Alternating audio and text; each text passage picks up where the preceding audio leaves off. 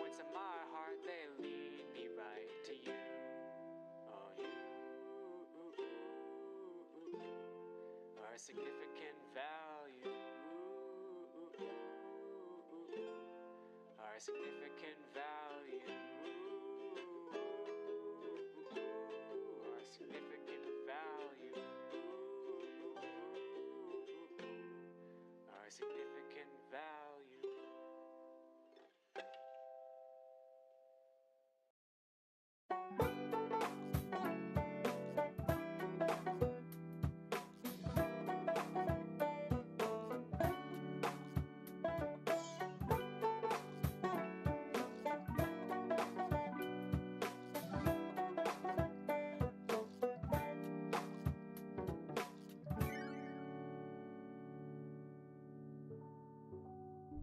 Feathers don't shine brightly in the moonlight.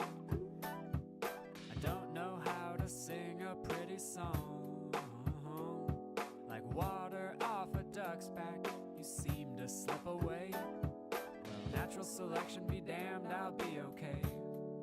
I used to think I'd wanna be a bird of paradise, but now I'm happy being just a quail. I think I'd wanna be a bird of paradise, but now I'm happy being just a quail.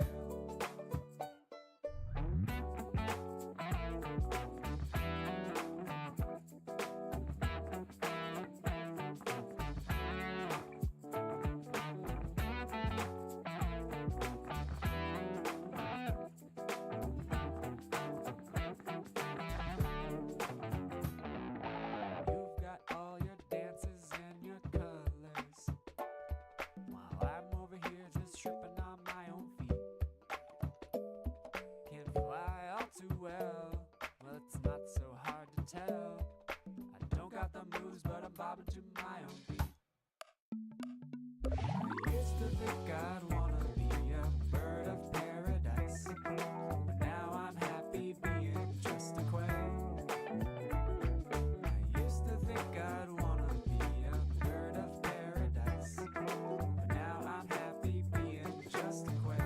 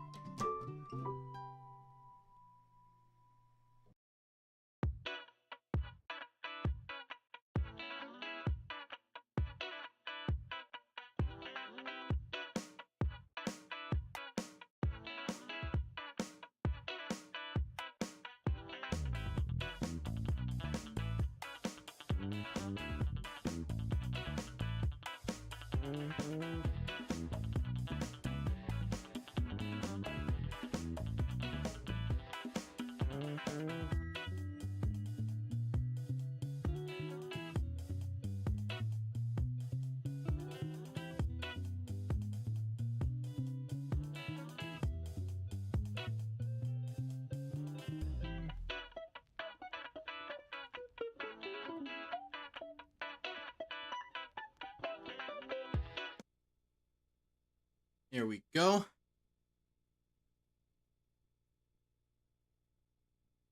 Let's say something real quick. I just want to make sure. Oh. Oh, yep. Nope. Audio. Hang on 1 second. You're not coming through. Okay, restarting. Let's see. I mean encoding overload. Why is there an encoding overload?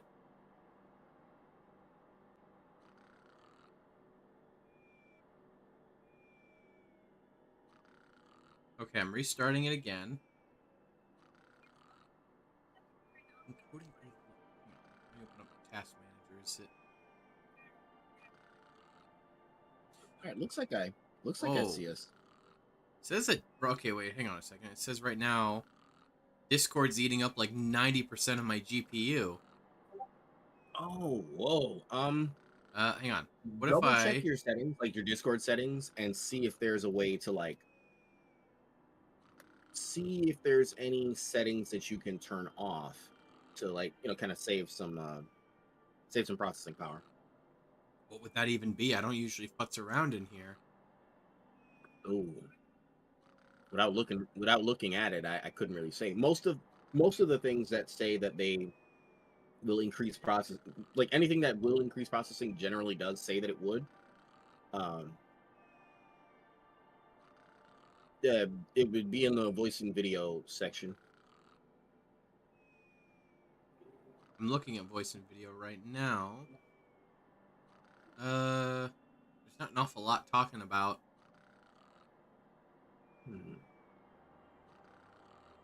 It really shouldn't be an issue. It wasn't before, and I would imagine that you haven't made any drastic changes. So I don't know. Let me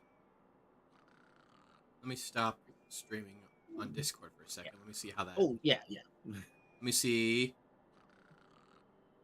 Okay, yeah. Now it dropped back down to like 20. Now it dropped back down. My GPU was maxed out. Now it's not. Okay, yeah. Now the stream seems to be running okay now. Well, it still says on poor network connection detected. I'm not getting. I mean, OBS says everything's fine, and it looks like it's coming through fine on the actual like stream manager itself, but at the bottom there, it keeps saying my connection's unstable, which. That's weird. It shouldn't be. I mean, when you look, isn't. I mean, look at this. You're looking at the stream on, like, on your browser right now, right? Does everything look like it's going through okay? Yeah, I see us on there just fine. Yeah, everything looks and sounds okay. Like, I just unmuted myself a second. It looks and sounds like everything's running. Looks like it's running completely fine. Yeah, that's what's got me so confused. Okay, I'm going to try streaming the thing one more time and we'll see what happens. Oh, we got a posture check from Viv. Hi, Viv. Hello. Give us 1 second. I'm going to try something and... Wait, what do you mean at... Wait, oh, right, because I just restarted the stream, so it restarts... So it restarted the freaking ad break. Isn't that lovely? Oh, no. But okay, hang on. I'm going to... I'm gonna try. Normally to get rid of the the lag. Yeah. I usually stream it on Discord directly to Lace, so he sees it more or less in real time. I'm gonna try it again, and we're gonna see what happens. Right. Okay. It looks like it's it jumped right back up to 100% GPU. Oh, jeez. That is weird. Yeah, that's unusual. Okay, I have an idea. Okay, I'm gonna try closing Discord. I'm gonna just close it in the task manager, and then restart it, and see if that fixes it. Since Discord seems to be the problem. All right, I will be standing by. Yep, give me 1 second, Lace. Yeah, hope you're doing well, Viv. Always appreciate. Yeah, ignore these. Don't worry about any of those. Interesting to know that if I fully disable Discord, that all the Discord reactives pop up. It's actually very good to know.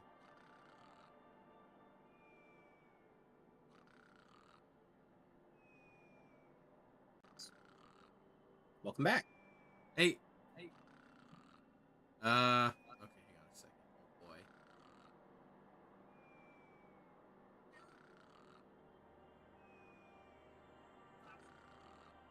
This is okay. One sec. Need to... Oh boy, this futzed with a lot of things. Oh.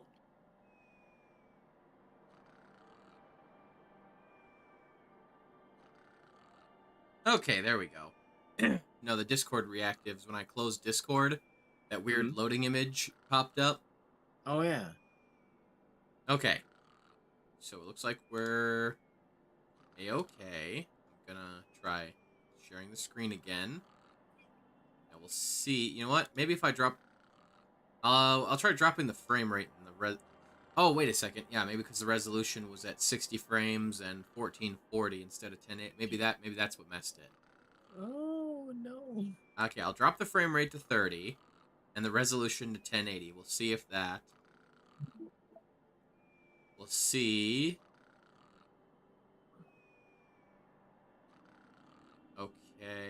Okay. I don't know if it's because I lowered the thing or because I restarted Discord, but whichever one it was seems to be working. GPU is now hovering around 50% instead of maxing it out. So, all right, we should be good then. You can. I assume you see and hear everything okay? Yes. Yep, I see everything perfectly. Okay. Man, I hope the silly bit me singing earlier got picked up and didn't go wonky. I'll have to check the VODs later. I hope so. That was really good. But all right, so now that the game is actually working again, last thing I remember us doing, we were running through this dungeon. Then we came over and we fought Gloomtail, Hooktail's older brother, I want to say. Hooktail was a woman. I want to say Gloomtail was her brother. Yep, her brother. I remember that. And then we fought. Then we fought Grobus, the leader of the Xnauts. And then we fought Bowser. Oh man. That was quite a gauntlet. I mean, I'll just say, I'm glad we didn't at least there was a pause between us fighting Gloomtail and Yeah, that was a little wild. I wasn't expecting to just kind of run that gauntlet like you said. Oh, whoopsie. I mean, to be fair, it's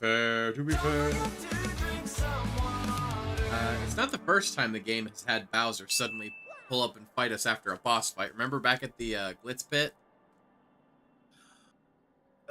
Oh, yeah. After we fought the Adonis twins? Also, I did forget about that. Also, Viv redeemed a hydrate, so get yourself some water. Oh, yeah. I happen to have a drink on hand. All right, I'm going to hit snooze one more time here, because I do want us to see what's going on here a little bit before we... He's still KO'd. It was a hard fight against him. Hello? Oh. Ooh! We take these. What do I have for items? Oh boy. I've got one life mushroom. Yeah, we used a lot of what we had for that fight. Okay, we got a shooting star, thunder rage, some healing items, jam and jelly, 1 life shroom, and a meteor meal. Will we be okay with that, or should we maybe like Do restock? you know how far we would have to trek to get back to the surface at this point? Yeah, that was the part I was worried about. We already backpedaled once for that. Mostly just because we didn't I forgot that I had a bunch of weird items on me at the time. All right, But so okay. then we're gonna do the best we can with what we got, Ooh, hello. and we are going to truly test our survival skills now. I mean, we got a decent number of healing items. I'd like us to have a few more items on hand, but Yeah, a few more would be nice, but I don't think that we're gonna be like completely out of sorts. what? I'm gonna check something real quick. I'm wondering if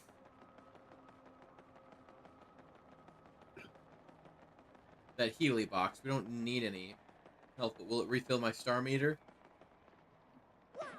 Uh, No, it will not. oh, Okay. Worth a try. yeah, it couldn't hurt. Alright. Oh, you want to hear a bit of a funny story? Oh yeah, what you got? So, I was earlier this. I got this one. I clean at the post office. Yada yada yada. I got this one regular guy that likes to come in, and we were chatting a little bit while I was cleaning the lobby this morning. And I remember we were talking, and he reminded me of this story back when I used to be a clerk. And I remember because he was talking about stuff getting mailed on eBay and yada yada yada. And it reminded me of this one time. Oh dear. Hang on one second.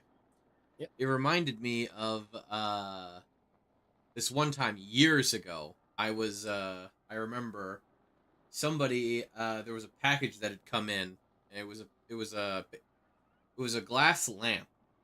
Like like those glass lamps that where you tap them and then like it's all made out of glass and you tap on it anywhere and then it turns the light on. Oh They yeah. got the various brightness. My grandma's got one of those in her den. It's very nice. We got it at an estate sale. I was the one that carried it the entire ride home to make sure it didn't get damaged. But anyway, so this lady had ordered one on eBay, and ooh boy, like I said, this whole thing was made out of glass.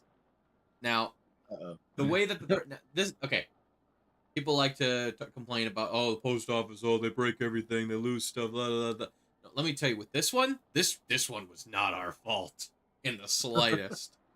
This person on eBay just took the lamp, wrapped it in like a layer or so of bubble wrap, and then stuck it in a box that was big enough to hold it, slightly bigger, Yeah.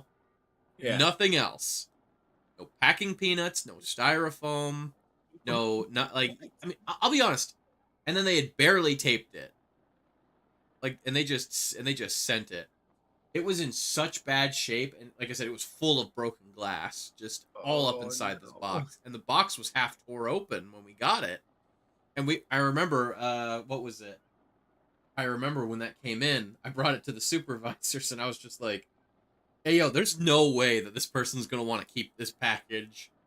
And so they told the mail carrier, "Yeah, don't even bother taking it out.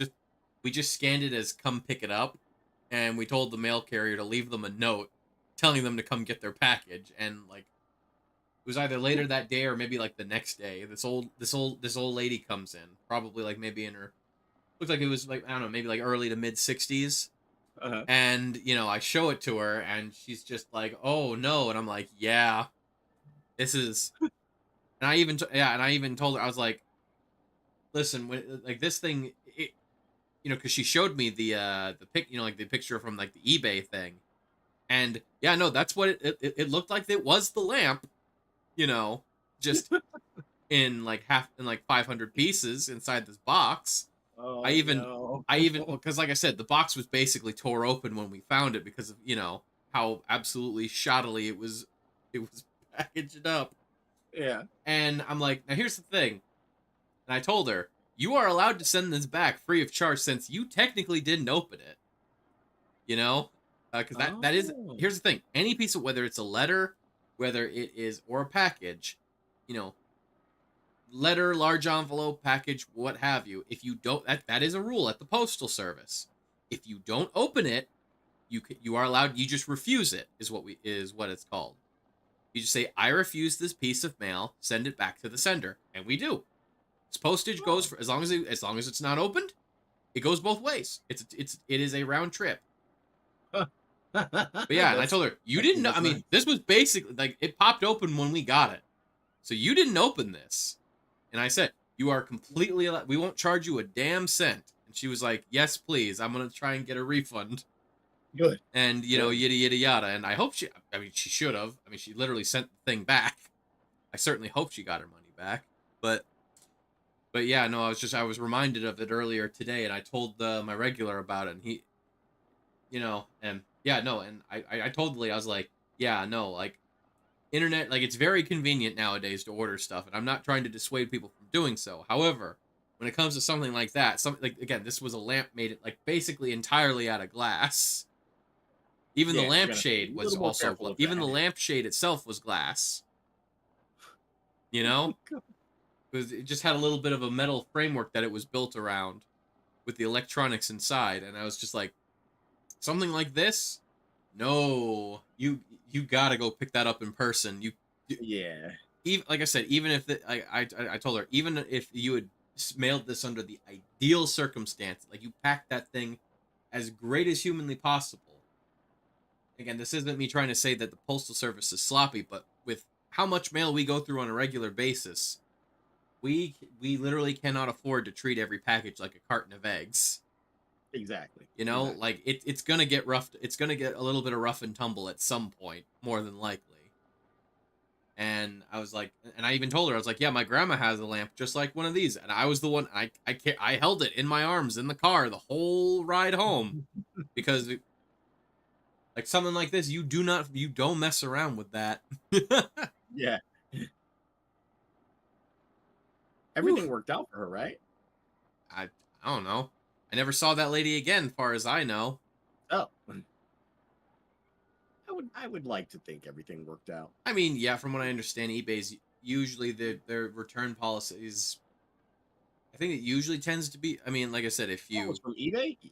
yeah, they tend to be pretty Yeah, they're forgiving on really good the about that. buyer side when it comes to. They usually tend to be pretty. They tend to lean heavily on the buyer's side. Yeah, yeah. eBay is really, really good about that. I that's one thing I do love about them. All right, one second. The ad timer went off. The ad's gonna start any moment, but we can chit chat a Oh, little bit in uh-oh. the meantime. I just want to wait for the ad to go through. That way, we can proceed with whatever's about to happen. No problem. But yeah. How have you been? How have you been since Saturday? What have you been up to? Not very much. I've been just kind of following my usual routine. I do have some mildly good news. I mean, for those that keep up with it, I've been on a mild hiatus from my creative space streams on Sundays because I just didn't have the creative spark. And I finally got back to building today. Like I'm just playing around in my personal builds, the ones that I don't stream. But at least like now that drive, or what's the word to yeah, I got my creative spark back. So I'm confident that come Sunday I'll be able to do my usual like building stream. Hell yeah. Kiki It can was fly our broom again, everybody. it Yeah, was fun to take a break from it though. I mean, just those the I mean, I do enjoy my build streams, don't get me wrong, but just kind of taking a break, playing some retro games, laughing and joking with everybody. Like it's the bigger, what's the word? The bigger goal, is that the word I want? Bigger focus of my Sunday streams has always been to just relax and unwind. Like it's sort of the end of the weekend, or I'm sorry, the end of the it's the end of my work week. Uh and for most people, they're off on the weekend, so it's my big chance to like just relax and chat with everybody, catch up, laugh about stuff. You know the deal. I So prefer to it was mustard nice. with It was everyone, to nice be to do something a honest. little different, but I am excited to get back to building. Hopefully. Valid. All right. Looks like the ad break is over, so we're good to go. Let's. Sweet. Too bad for you, Mario. You're too late. What's going on? Look well. In the coffin behind me sleeps the legendary treasure. Oh. This tomb holds the soul of that ancient demon, the wielder of destruction. I was gonna say nobody hides treasure in a coffin. Gravediggers would beg to differ. Oh, good point. Good point. Wow. Sorry, I meant to say grave robbers, I should say. Yeah. And the crystal stars you brought here will undo the seal. The demon's soul will possess Peach's body and bring life to the most powerful witch in millennia.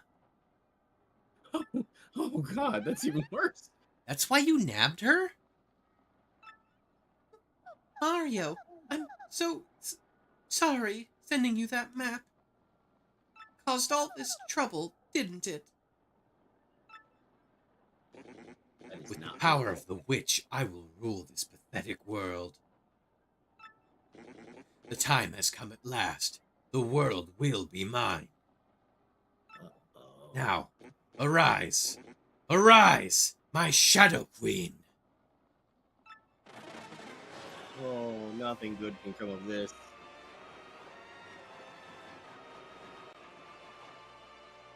Well, Everyone knows you don't mess with ancient evils. You just don't. It is Well- like totally a rule. guess we're fighting ancient evils for today. Peach getting possessed by the soul of the damned for today. I won't lie, that's kind of rad as fuck. Yeah, her appearance is actually kind of cool.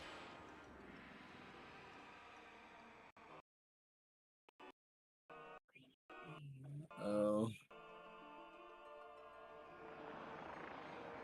Oh, wow.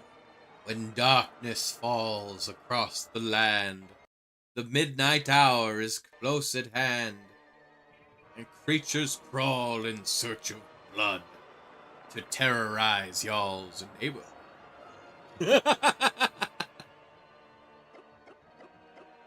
I love that. Oh, that's you, buddy. Huh? Huh? What? What's going on? Oh no, it's everywhere. I mean, yeah. I mean, I can understand roll court because it's like right there under the city, but no, it's like everywhere. Brother? The sky. It's...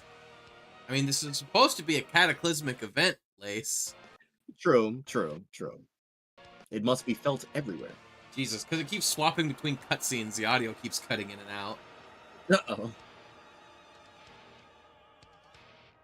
Man, it even What's all reached lifted this? in the sky. The sky, it's turning dark. Me doing my terrible Ray impression.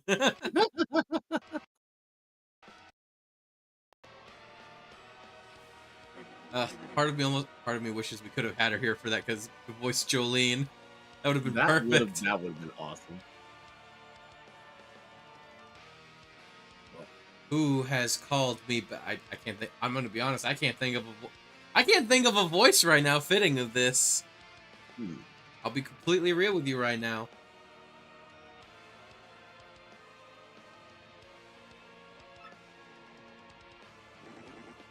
It is I, my Shadow Queen.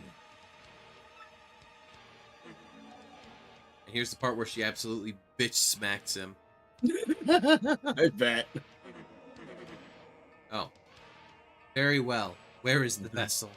Oh no. are you people? Oh!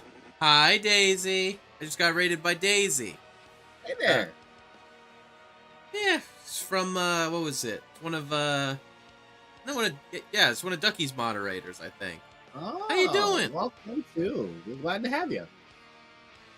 showed up right. You showed up at just the right time. We're about to fight this. We're about to fight the evil demon shadow witch queen. Yeah, I think that's all the. Yeah, I think that's all of the adjectives that describe her.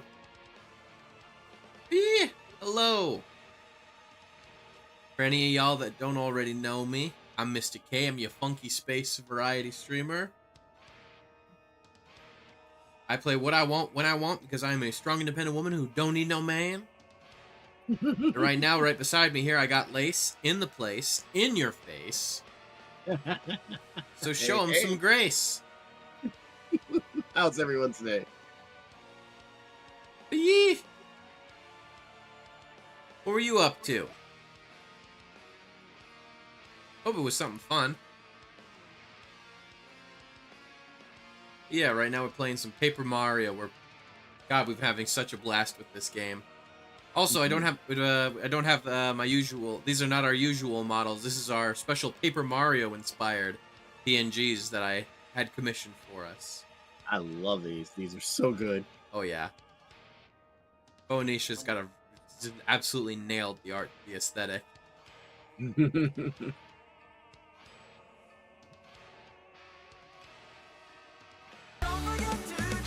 Oh, another hydrate. Drink your water, Lace. I'd gladly take it. Well, all right. If you need to get going or if you need to do some post-stream care or what have you, by all means, go right ahead. I appreciate you. If you are able to stick around, well, hell yeah. Showed up at a great time. All right.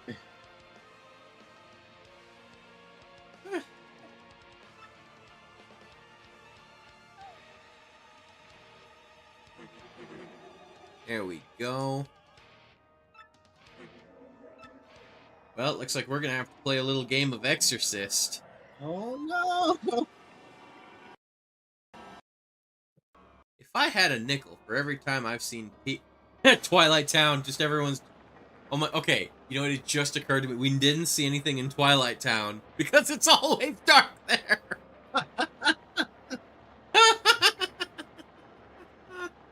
It just occurred to me. Oh, no. We're like, oh, now that they noticed. Yeah, no problem. Thank you for the lurk, Daisy.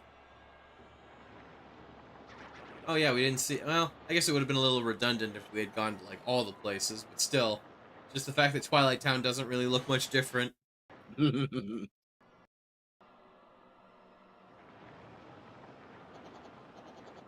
all this saying? Am I to deduce that this is the end of the world?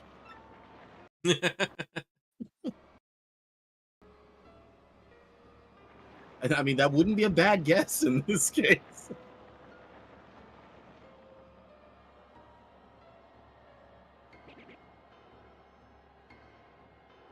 What was that? Something terrible has happened.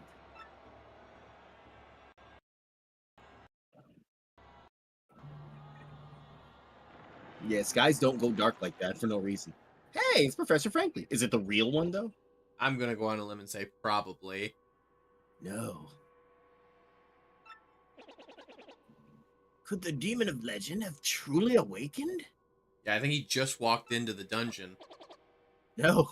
This is unthinkable. If I remember, I believe that's the entrance. Even Oz is shocked. What's up, buddy? Oh, are you mad at me for... Oh, I'm sorry. Oh.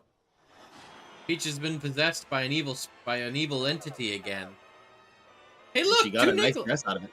Hey, look, 2 nickels.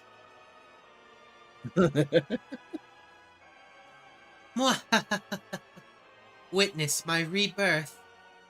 My soul has not yet fully accustomed to this vessel, but I will learn to control this body soon enough. Peach? Yes, my glory is Shadow Queen. Destroy these impudent fools. Yep, oh, here we go. Uh-oh. Who are you that would command me? What sort of being are you?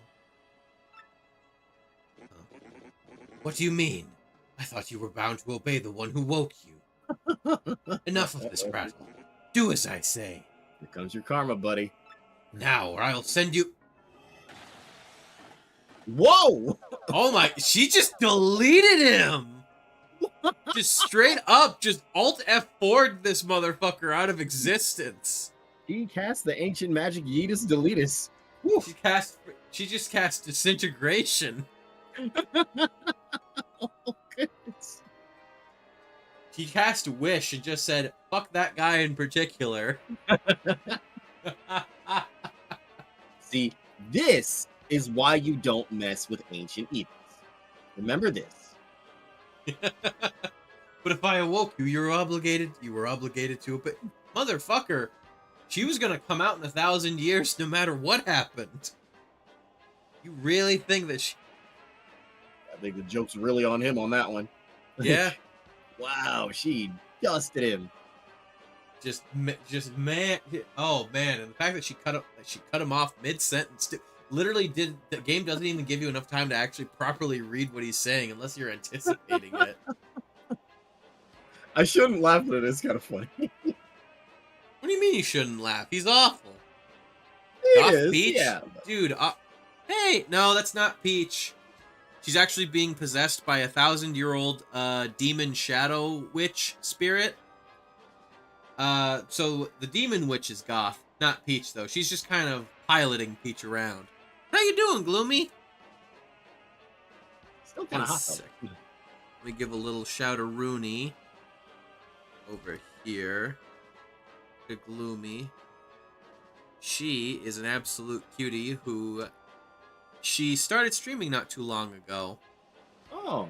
Yeah, she got affiliate a little while back, relatively recently. But yeah, Hey, she's an engineer by trade and absolutely adorable.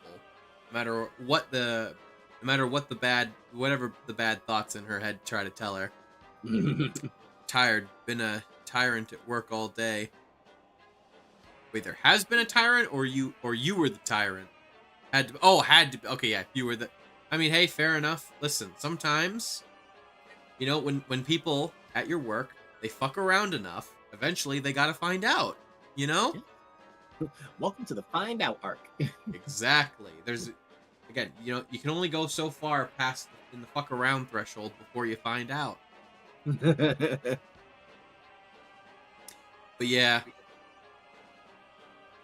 Oh God, what was it in the freaking No Way Home movie with Spider-Man, the Green Goblin? What was it? Oh yeah, no. Princess Peach is on sabbatical. God, I fucking love freaking Willem Dafoe so much. Oh, He's good. God, he was so perfect for that role. And the fact that He really was. I can't imagine anybody else playing Green Goblin now. Like, here's the thing. Like, when Alfred Molina showed up in No Way Home first, you know, Doc Ock. Yeah. I was like, well, we officially, and he was doing stuff for a bit. I was like, damn, we officially have the best character in the movie. But then Willem Dafoe just popped in and said, "Ayo, hold my beer." And then he just absolutely just yoinked it from right under Alfred Molina.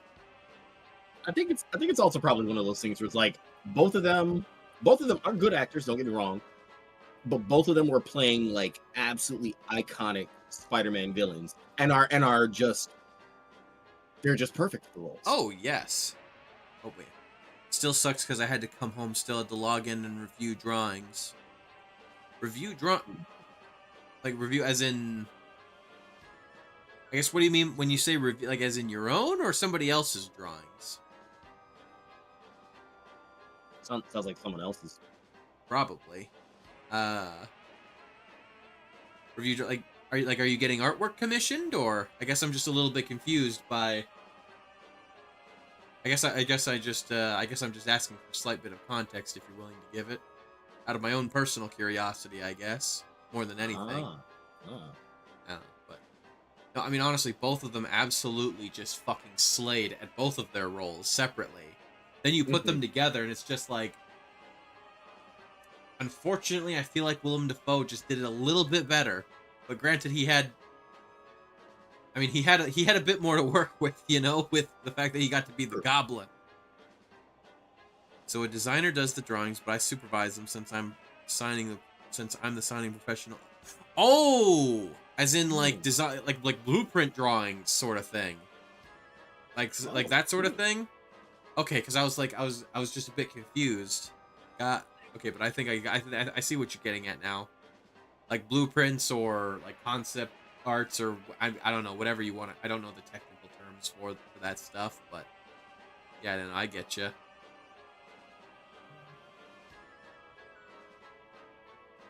No, fair enough. You got a rough day at work, then you got to go home, do a little bit more work after that. Like, ugh. Just sounds unpleasant all around. Mm-hmm. Well, don't worry. You've got me and my dulcet tones to listen to soothe and relax you for the rest of your day. We call them CDs or construction documents. Blueprints were back when they had to use chemicals to copy drawings because they didn't have copy machines. No, makes sense, makes sense. I knew there'd been plenty of innovations and such. You know, I figured I was using outdated terms, but I mean, it's what I, as your average layman, know. You know? No, construction documents is what they call it. No, fair enough then. Very fair. But yeah, so we gotta fight an evil demon that's possessing Princess Peach. That's gonna be fun. Uh-oh, yeah. That's a... Oh, man. I don't know if you saw it, but she literally just fucking smited this man who had the audacity to try and boss her around. Because he thought just because he really mess with ancient evils. See, homie thought that just because he opened up the genie bottle, but with the demon inside, he thought he was gonna get his 3 wishes. And that was his first mistake. If I awake, yeah, exactly. You would do well to learn your proper place, slave. No one commands me. Oh man! Oh, just to add it, the helmet at the end. Oh man, just to add insult to injury. I mean, like quite literally, I don't think you get any more injured than just being deleted wholesale. Yeah, I mean, I expected a little more. I figured she was gonna yeet him across the room or something, or like, you know, I don't know, like Yeah, Palpatine unlimited power him or something. Immediately, like, wipe him out. I just didn't think she'd just delete him like that. Honestly, that's the part that got me. I mean, it's kind of terrible, but he was a bad guy, so. Oh no, I mean, my goodness gracious, he was absolutely awful, borderline Machiavellian even. Yeah. Which is funny because from what I understand, in actual historical context, Machiavelli actually wasn't as much of a schemer as history likes to paint him as, from what I understand. No, he really wasn't. No, he just, I mean, what was it? If I remember correctly, I believe he just came up with the book, you know, like with the ideas. I don't think he actually really implemented them all that much himself personally, but you know. Yeah. He just wrote a book about how to be manipulative. He was definitely more the idea guy. Not really one for actually doing it. Yeah, he just wrote the book on how to be a schemester. He literally only wrote the book on it.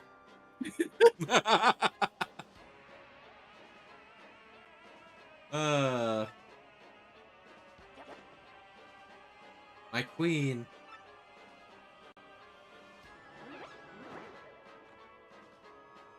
Oh shit. Guys.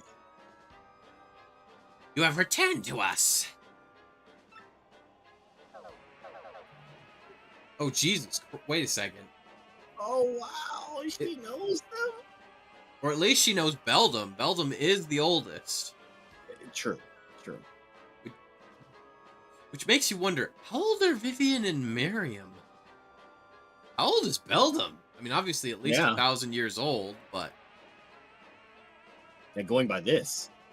Ah, Beldam. What ages have passed? So, you are the one truly responsible for calling me back, yes? Yes, my queen. I searched for a pure so it was Beldam at the beginning who gave Peach the map. Oh.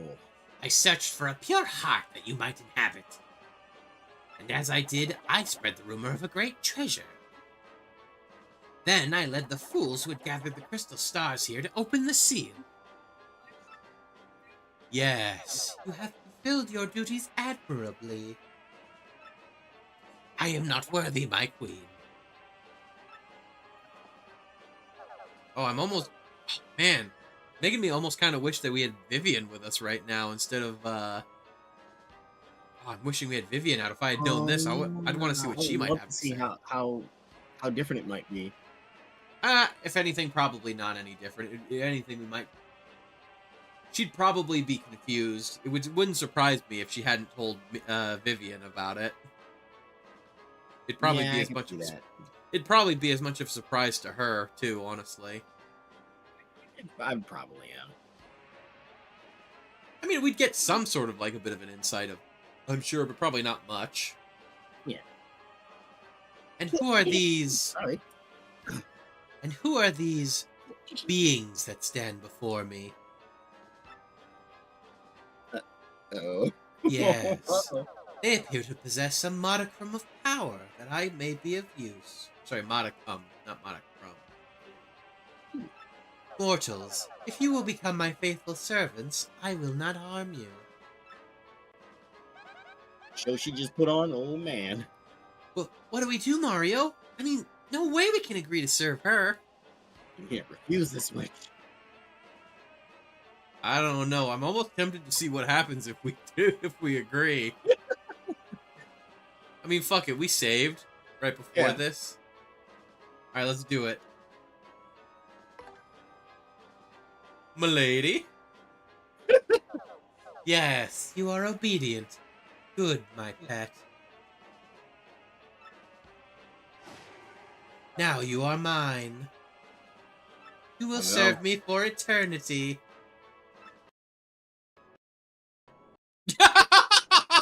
They actually just give you a fucking game over. And so the Shadow Queen engulfed the world with her foul magic. For Mario, for Peach, and for the world it was. The end. Let me guess, game over? Yeah. Yep. Yep. I had to see. They actually let you do it. It was worth it. It was worth it. Oh my god, this is literally like what happens in freaking Cuphead. Oh, okay, here we go. Yeah. There's a skip button now. Refuse this witch.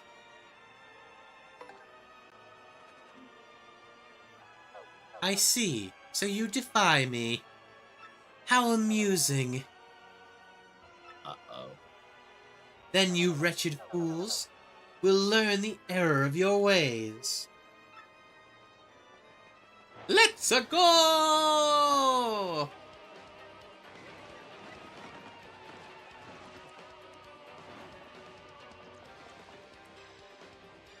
You are foolish to oppose me. Yes, and that foolishness will have to be punished. And not in the fun way. Mario, if we don't defeat her now, the world is lost. So don't even think of it as Peach. We gotta fight with everything we have. Let's go! Can't flee this fight.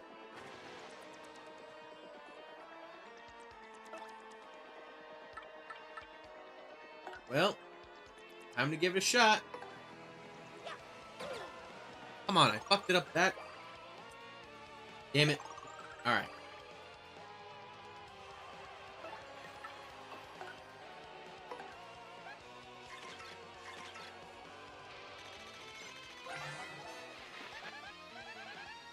Shadow Queen Peach. Let's go. Oh my gosh, what happened? I can't believe Peach got possessed. That's awful. Now she's the Shadow Queen? The demon that destroyed the town 1,000 years ago. Max HP is 150, attack is 7, and defense is 0. She'll unleash big lightning attacks. She'll also use magic to raise attack and defense or absorb hit points. She might even try to drag us into the darkness. I don't feel good about attacking Peach, but we have to do something. Don't think of it as Peach. We have to... we just have to fight to the end. Come on!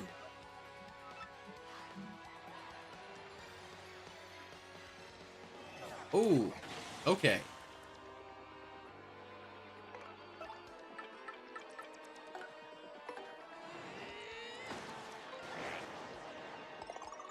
Oh, she can actually be set on fire. Nice. Oh, here we go. Come on, come on, come on. If I can get the star on this, it'll top up my star points. As well as my flower points, which are doing okay. Okay, hang on.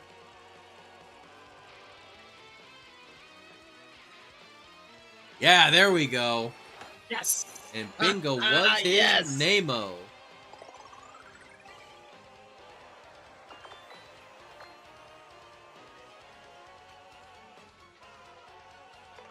Ooh, yes, please. I'll take that. Gimme, gimme, gimme. Alright, let's try... She's got no defense. Let's try Egbert.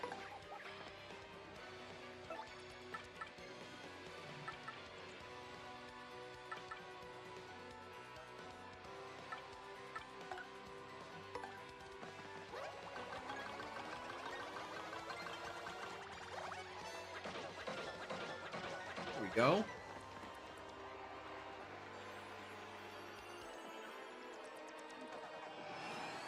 Uh-oh. Oh no. That's fine, that's Well, at least fine. she's still on fire though.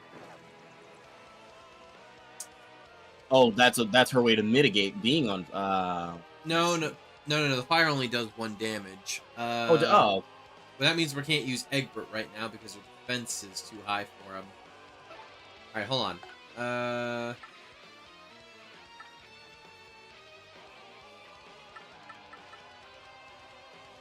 Let's see, I want to say Oops, I think ought to be able to help us out here.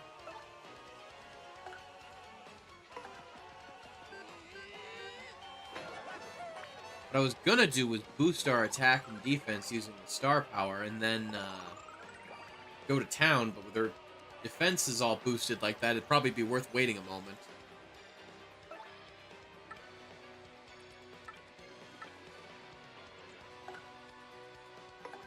Alright.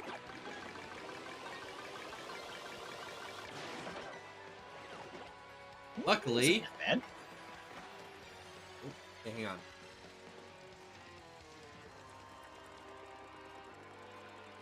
Hey, 2 in a row. Let's go. Oh, it gives me my flower points back. Not much, but we'll take it. Yeah, better than nothing.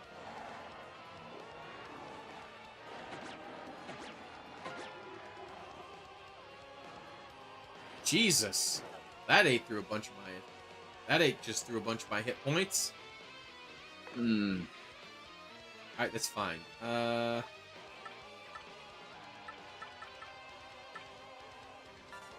What is that? I hope it's something good. Nope. It was a can. Fuck.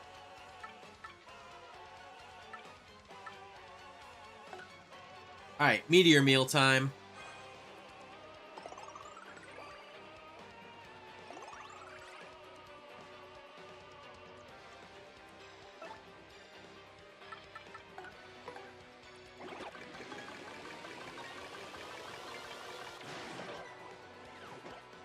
Ooh, we're obscured by fog. Okay. We might not get damaged this round.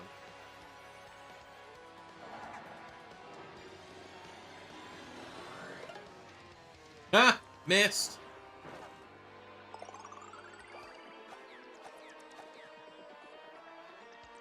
Alright.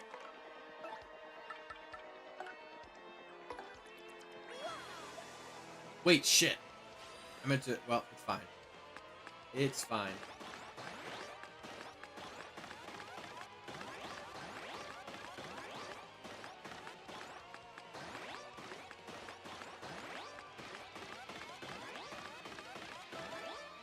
I meant to give it to our boy Egbert, but you know what?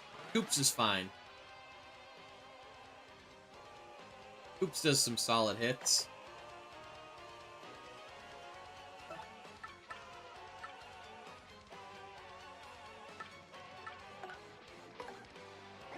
Come on and slam, and welcome to the jam.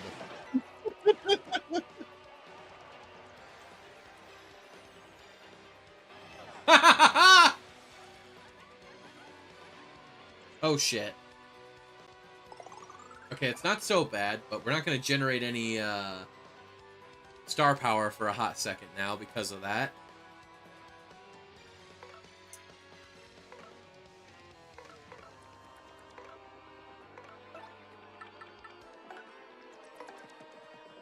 Come on! Why can I never get the multi-bounce ones right? I can get all the normal stuff just fine, but that one I always fucks it up somehow.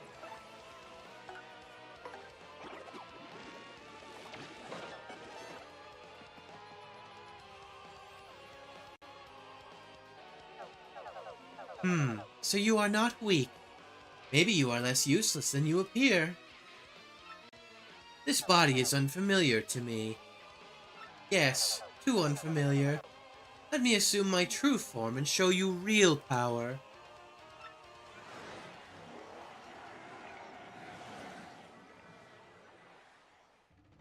In this form, your attacks are like those of a child to me.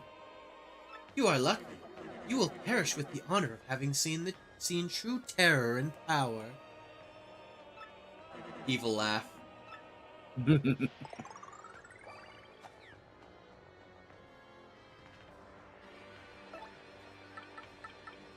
Oh, attack. Oh, that's right. It's multi-bounce because I have to... Right, because I hit multiple targets. They're not on the... Whoopsie. Oh! Well, that's no bueno. That's no bueno at all. Okay, wait. Maybe... Yeah, that's... let's try this.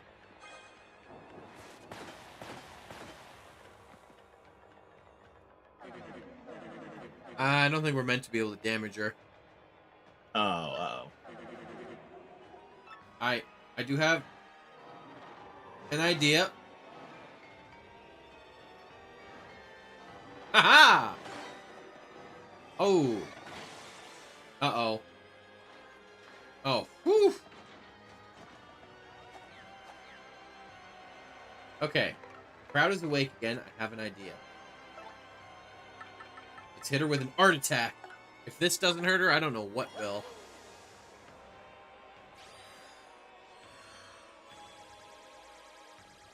Are you serious? Oh, man. Manor, I think...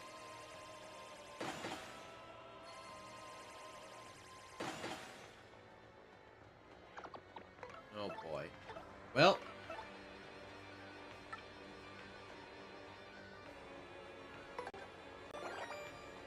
Start building up that popularity. Yeah, might as well.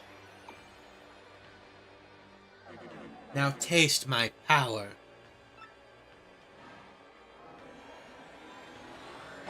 Oh, come on.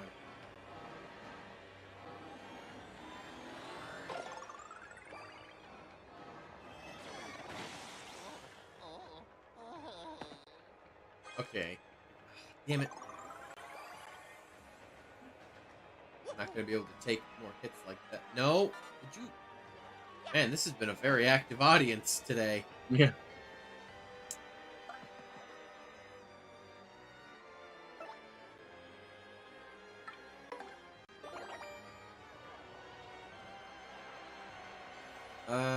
Boy, what did I do here?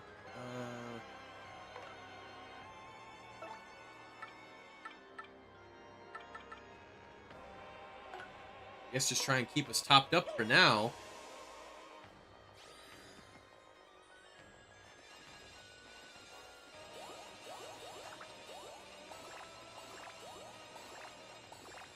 Oh, shit.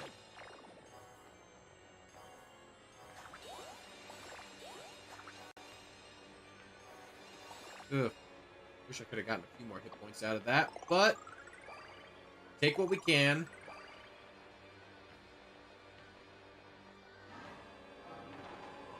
Son of a bitch. Oh, man. Wow, okay, that's... Yeah, I just gotta get... Oh, come on! I put him in the back! Alright, it's fine, it's fine. We're just gonna have to Hmm.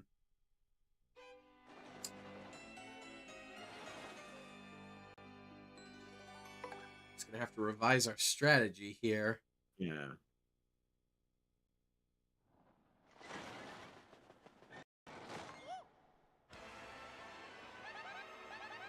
Refuse this witch!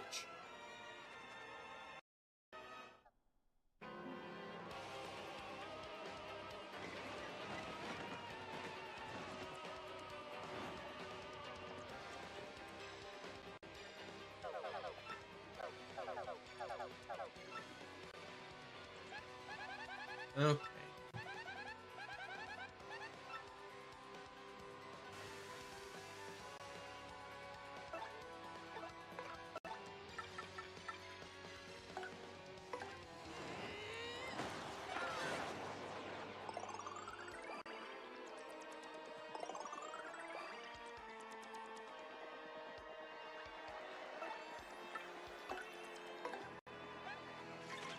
Alright.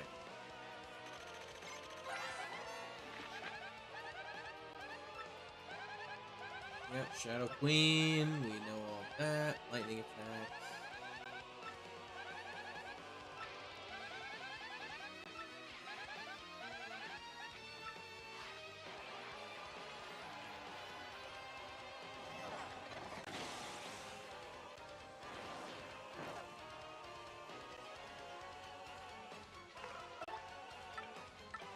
Probably. If we don't win this time, I'm gonna go back to the save point and swap around some badges, I think. That would be probably a good idea.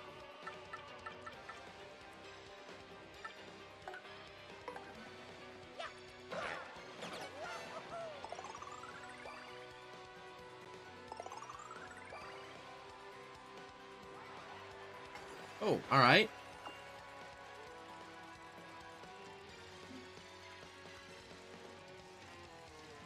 Hey, there we go. I'll take those hit Sweet. points. We take those here.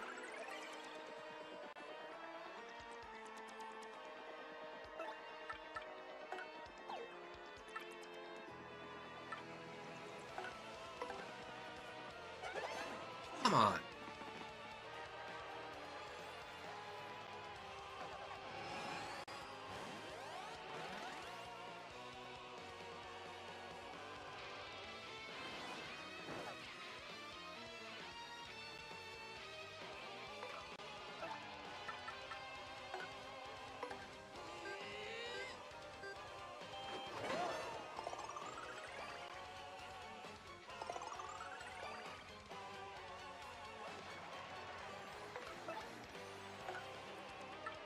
Alright.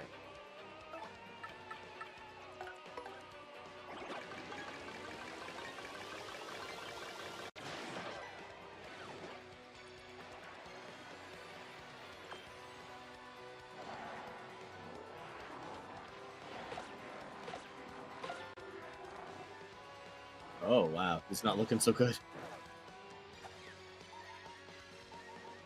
Yep. Give me a sec here.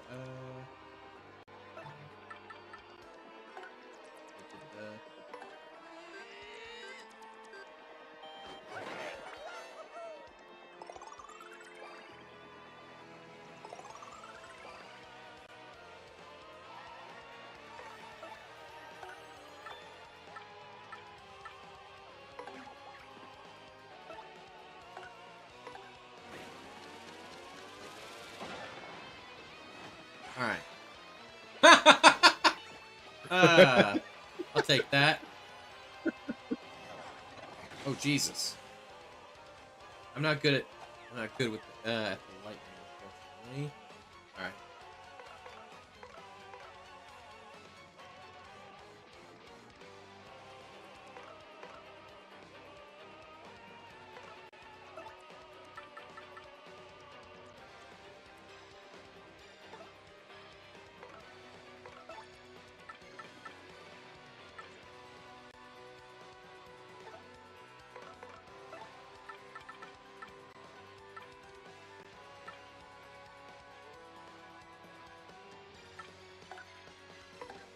All right. Take some of this.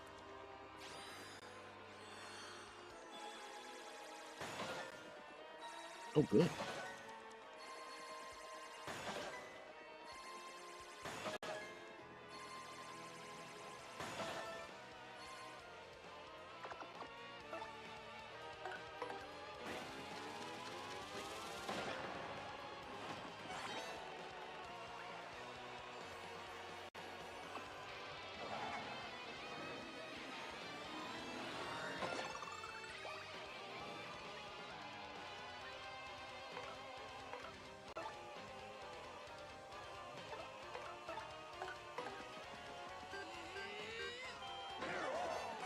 Go.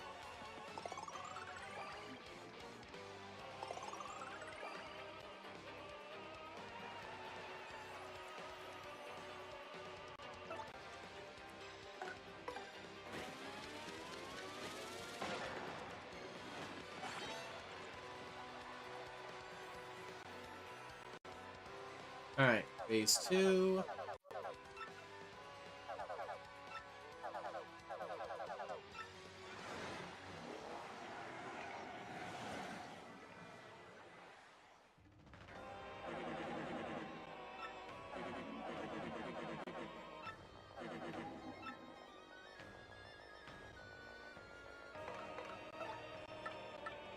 Alright, let's try fence.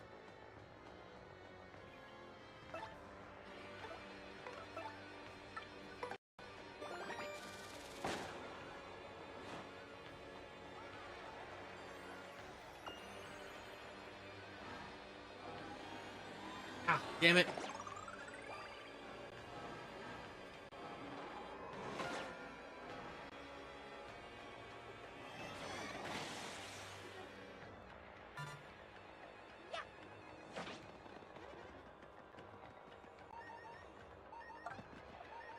Okay.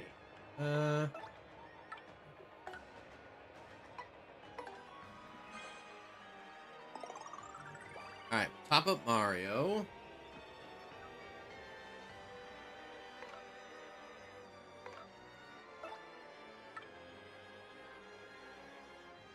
I guess current objective, survive.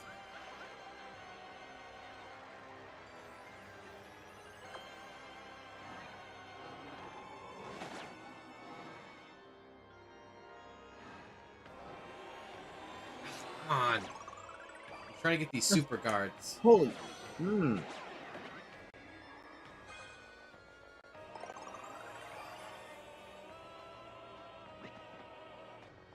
Can't be affected by status changes.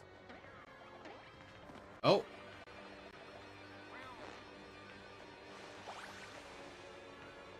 Oh, I think that was just a random stage event.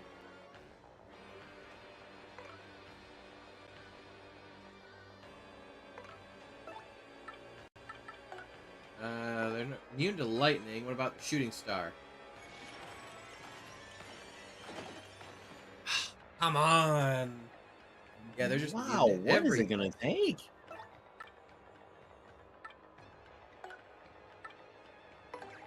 I wonder if there's like that one thing that is like a weakness of hers, and we haven't found it yet. No, here we go. Yeah, no, I think we just gotta wait this out. Oh, If I could just get these timings right.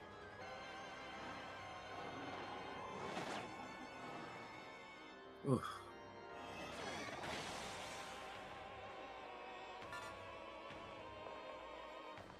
Bitch. Okay.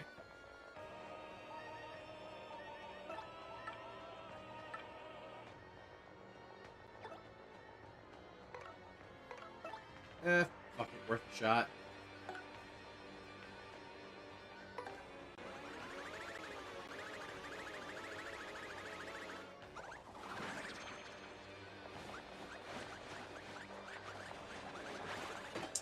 And they're immune. I mean, I figured, but it was worth a Oh. shot. Yeah, it was worth trying.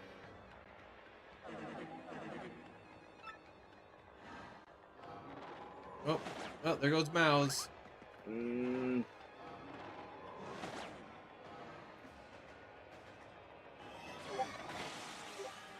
No. Okay. That would have been a death sentence. Oh man.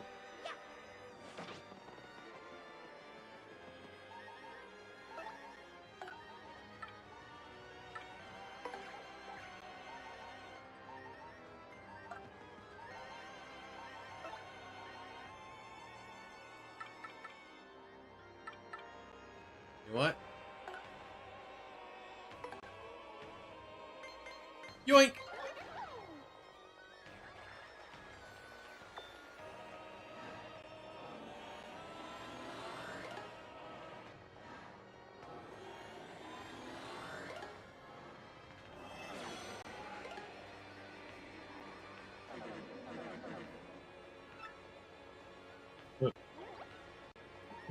Wow, she was even keen to the fact that you were being evasive. Yep.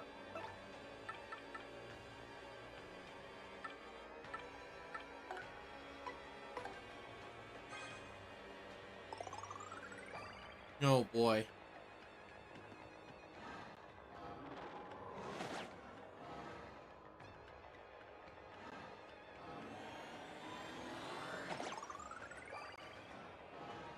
Hey, there we go.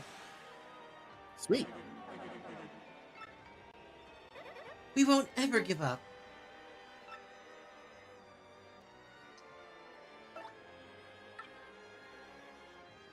Well said.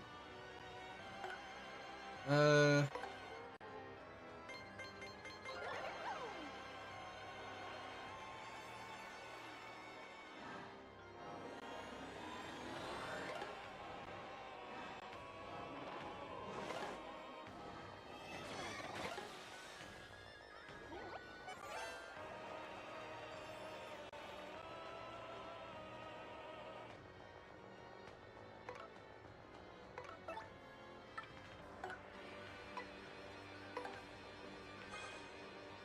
I don't know what I need to do here other than just try and hold out.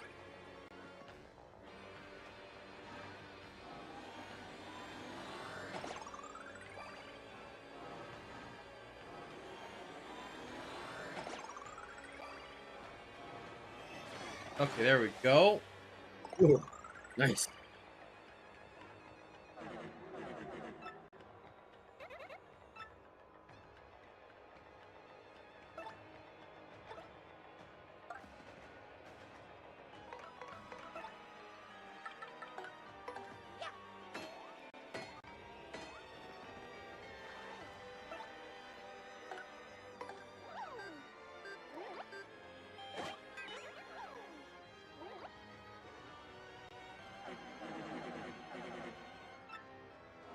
Oh. Oh, Jesus. Did she just absorb the crowd? Yes. Oh. And she healed herself up to max. Holy shit. Like, really? Oh. Mario, what'll we do? We could be done for. Okay. Oh, okay. Oh man, this might not be... Yo, are we... Wait. I honestly have no idea. There's a number of ways this could go. Yeah, we just had to man. survive, it would seem. Oh, man. I will ask you again. Will you serve me? If so, I will forgive you for this. Forget it. I know we'll win. Very well. Then you will perish. Yo, this is the part where Professor Frankly shows up with the Deus Ex Machina. Let's go! Please. What? What is this? Oh, it's the Crystal Stars. Oh, we still had them? Yeah, we've had them the whole time. I thought they were stuck in the door. No, we just used them like a key. Ah, okay. Crystal stars? Ah!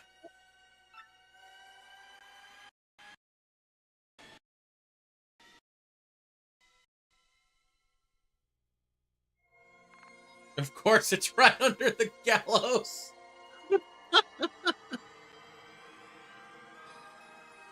I love how the town's all gathering to see what's going on. I mean, that's exactly what people would do in this case, but Well, yeah, of course everyone's going to go to town square when the apocalypse starts. true, true. The stars, they just said, fuck that shit, we out.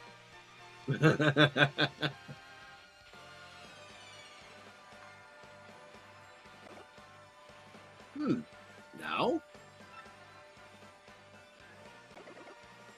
What's this shiny thing? Mayor, it's the Crystal Star. I thought Mario had this thing.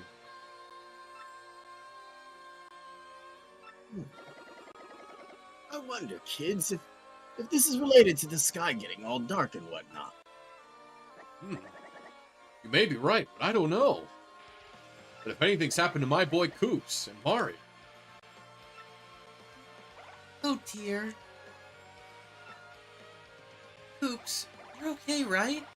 You promised me you'd come back okay.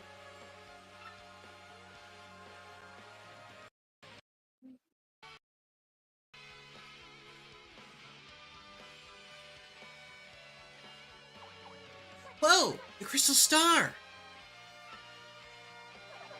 What in the world? What's that doing here? This is very mysterious. Yes, a mystery, that. Snap out of it, Elder. Brother, Mario's in trouble. That's what the Crystal Star's here to tell us. I just know it. What? Could it be? Hey, you're right, Batoonie. I can hear it. The Crystal Star is speaking to us.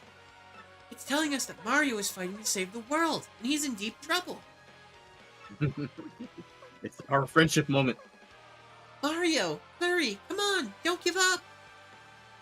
This is the moment where we gotta ask the whole world to give us the Spirit Bomb to defeat Majin Buu. Right? Shit, and if only we had Rock Hawk, he'd be able to convince everybody. You know, I have a funny story about that. I'll wait till after this. What about Hercule Satan? No, about the spirit bomb. Ah. Gonzalez. I mean, Mario. I know you're fighting far away right now. For us. For all of us. This Crystal Star has told us of your last brave stand. Maybe we can't do much to help you, but we're thinking of you. All our wishes are for you. For your victory. Yeah, feel it. Rock out, Great Gonzalez. Rah! Listen to me, Gonzalez. Anybody who's beat me is not allowed to lose. That's right, you, Star. Tell that shrimp that beat us to never give in. Bye! We're sending y'all our strength, G-Man. You feeling the love out there? Gonzalez!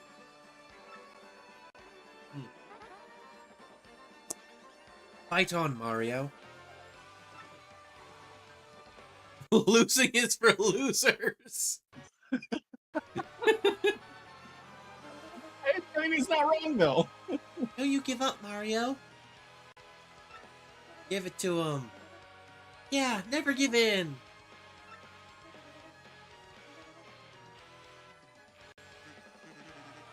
Mario, you may feel like it's going rough, like the tides have shifted against you. But if you lose, the world will be plunged in darkness forever. Please, don't give in. Vivian was her name, right? I'm a bit worried about the girl that was with Mario. I hope they're both okay. It'll be fine, all of you. Mario will never give up. Mario will stand true. I still remember how easily he took care of that monster who cursed us. We must have faith in him.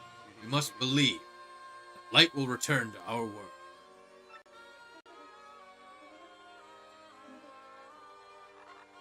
Even the crows.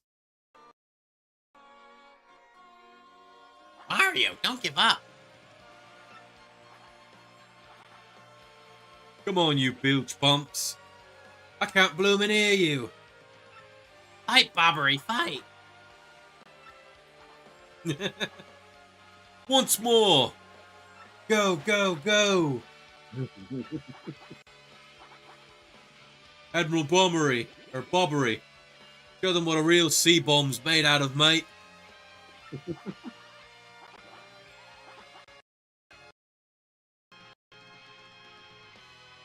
I do hope they're all okay.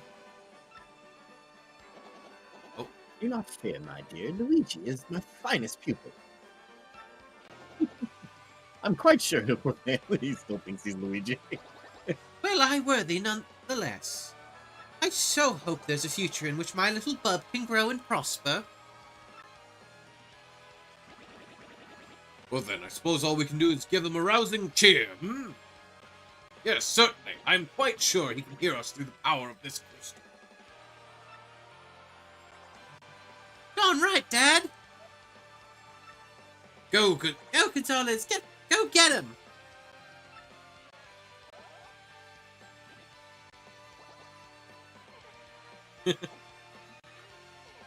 That's you, Lace.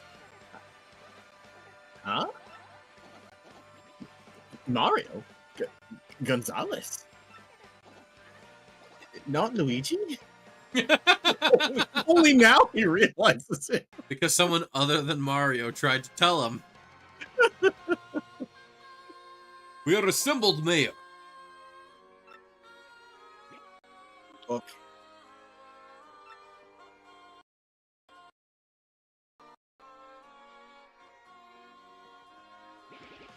Good work, my comrade. Now let us do it. Don't be afraid to really project your voice, Lace. This is a dramatic moment. Mario! Shabooby! Shaboomy! I love that. Mario, you can do it.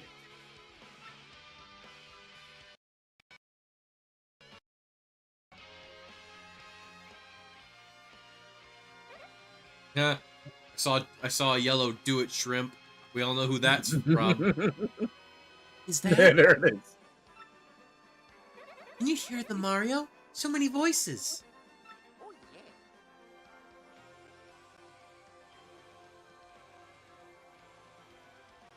They're all sending us their wishes and positive energy. That's so sweet. Literally sending their energy. Just straight up powering our spirit bomb. What are these vile voices? Mario, look at that! What is this light? Oh! Oh! Oh!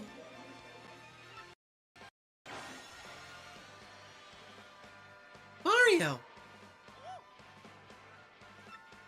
That voice! Princess Peach? Mario, What? You wretched little girl. You disobey me? Mario! Take the last of my power.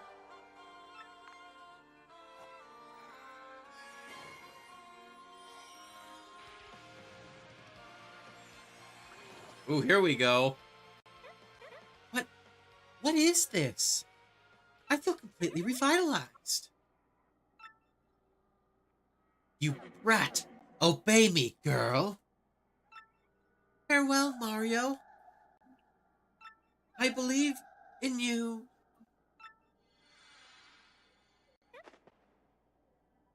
Somebody yelled Peach. I don't know who.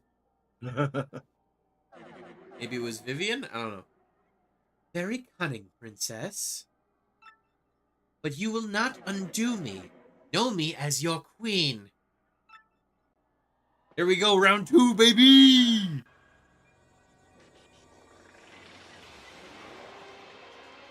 Mario, this is our moment. We're almost there. Enough. This ends now.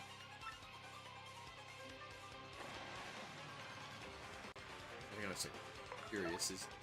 Yeah, everyone's back up. Let's go. Nice, nice.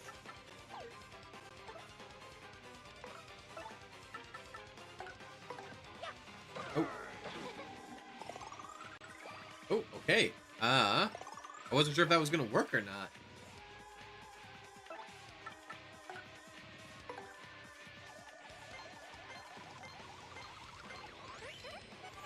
There we go. Nice. What? How is it that you could hurt me? Now we've got her number. Time to suffer, Queen. Fools. Ooh. Alright, I'll admit I wasn't prepared for that one.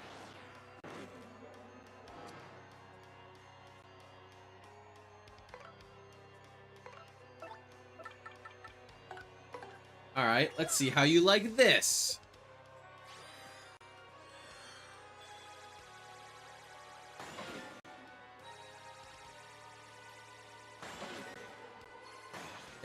Nope, come on.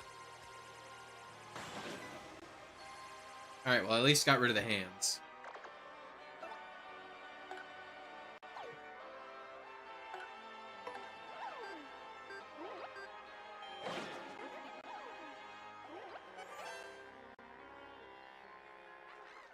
Oh. Alright.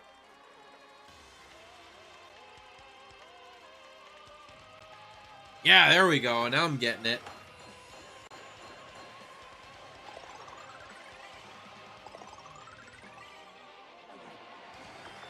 Oh, boy.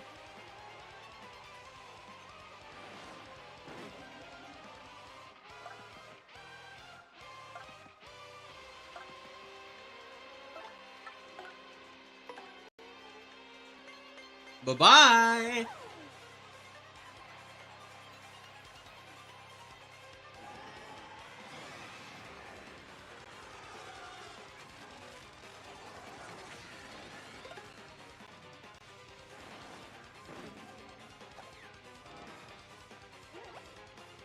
Yeah. Oh, I just realized something. Oh, we're gonna have to tattle on her again. I just realized. Look, her health bar's not there. Oh, oh, yeah, yeah. Furious. Oh boy. There we go. Ooh. Uh-oh.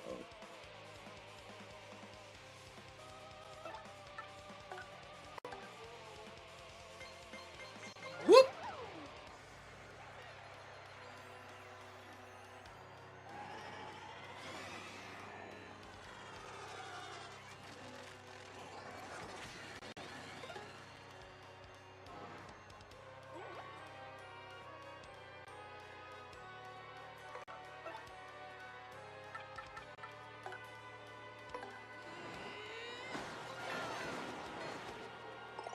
Alright, that hand at least will die on the next turn. Good, good.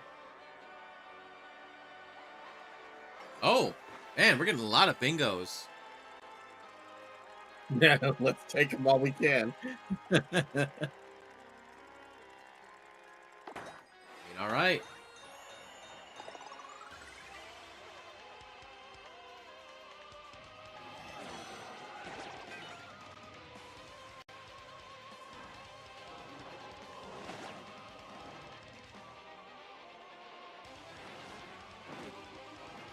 Ah, come on. Alright, that's fine. We need to swap the Bella real quick. Oh! Well then. I guess because she's confused, the game said no. Oh man, Alright, that's fine. you can't switch her out while she's confused. Oh wait, no, never mind. You did. No, but the thing is, she's confused, so she might not do what we tell her to on her turn. Ah, gotcha.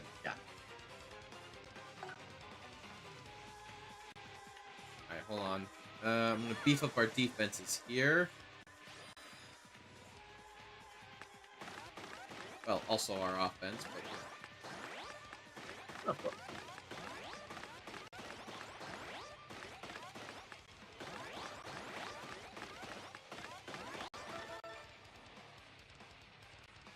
Alright, there we go. That ought to help with our survivability a bit here.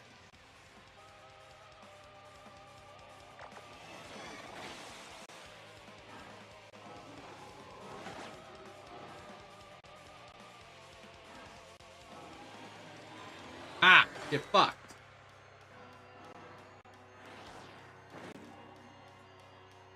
Okay, first things first. Paddle on the Shadow Queen.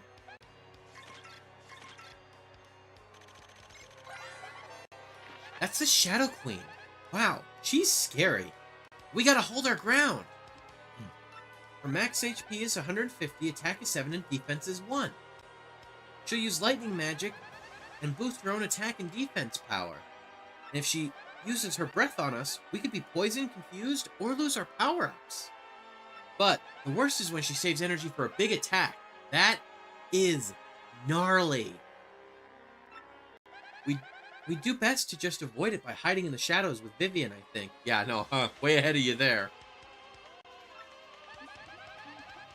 Boy, not only is her body scary, but her hands are pretty mean as well. She has several attack patterns, so watch closely to see what's coming. Now, Mario, let's do it. This is it. Our final battle. Let's give it all we got.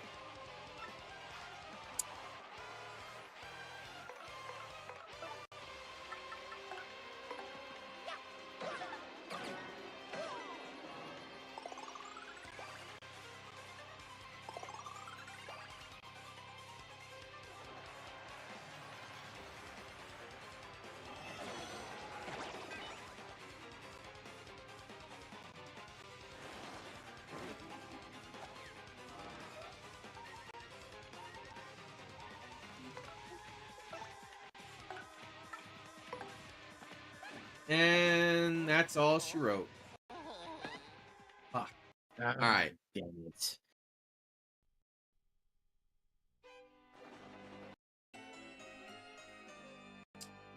I wonder, it's from last scene, does that mean...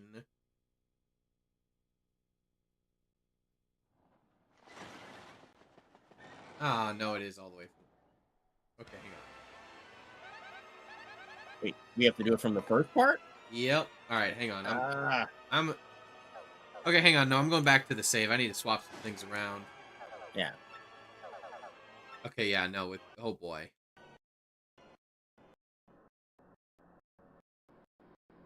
God. Audio's cutting like mad in this.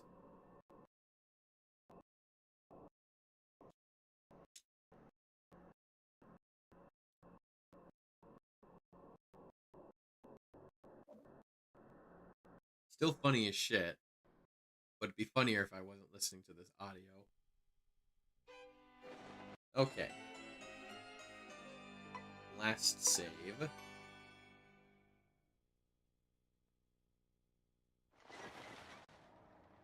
Hey, wait, was there always a pipe there? Oh my god. Ah, they knew. Of course Nintendo knew.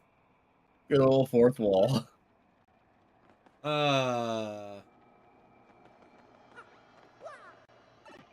Oh, please tell us it just takes us to the beginning of the dungeon. Yes, it does. Oh, thank Christ.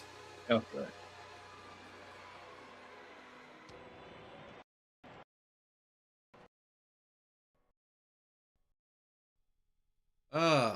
Well.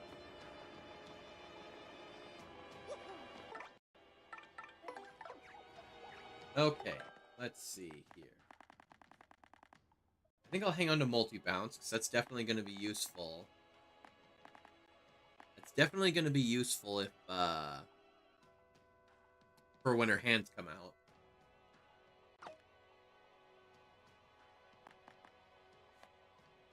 Let's see.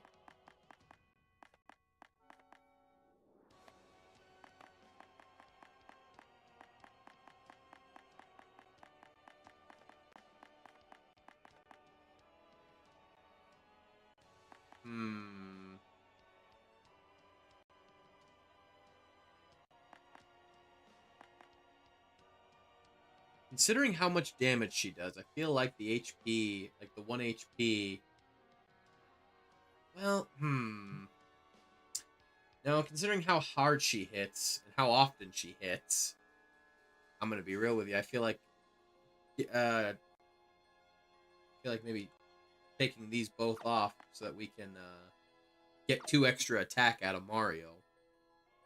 That's 2 extra damage per attack we'll be doing now. Yeah.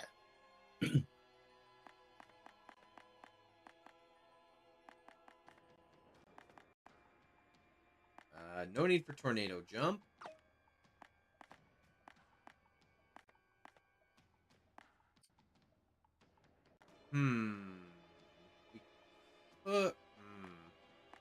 Okay, so we just got 2 attack back from Mario. We could reduce Mario's attack by 1 to get our defense back, because he takes extra damage, remember, because of this. So maybe...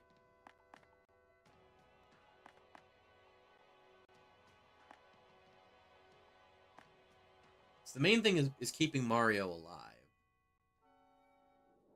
She does hit pretty hard.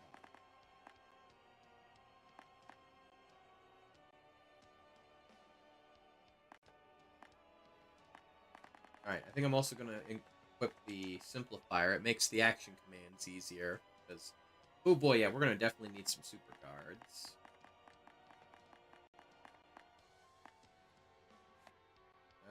You know what? Let's try, we'll grab Power Bounce, so I can potentially bounce on her multiple times.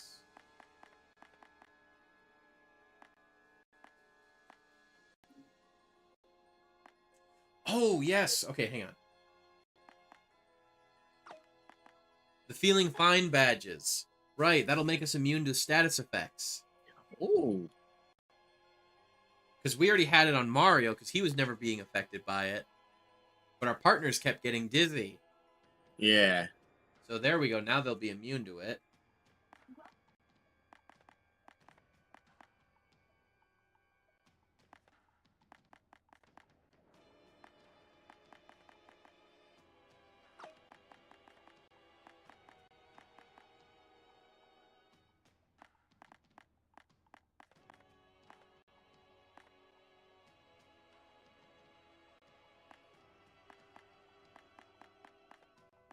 Ooh. Oh boy.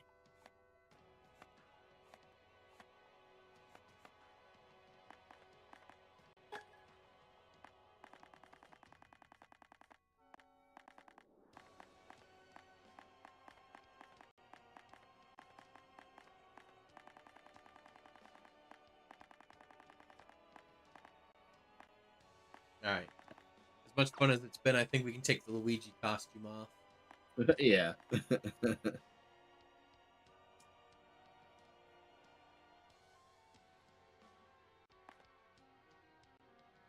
Okay.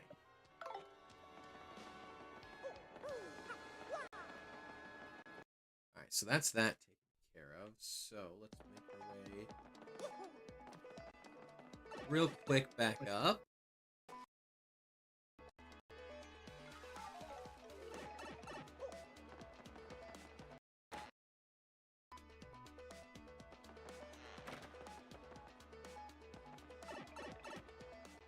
Whew. Okay, first things first. Let's see. What do we have on this?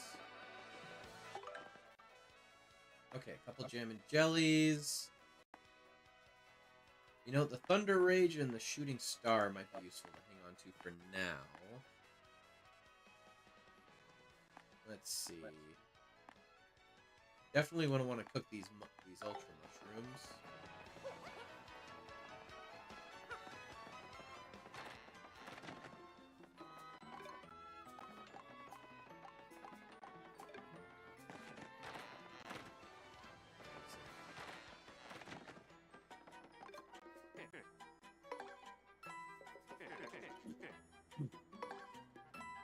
Remember when we cook the syrup and the mushroom together, it gives us something good. I'm just trying to remember how good.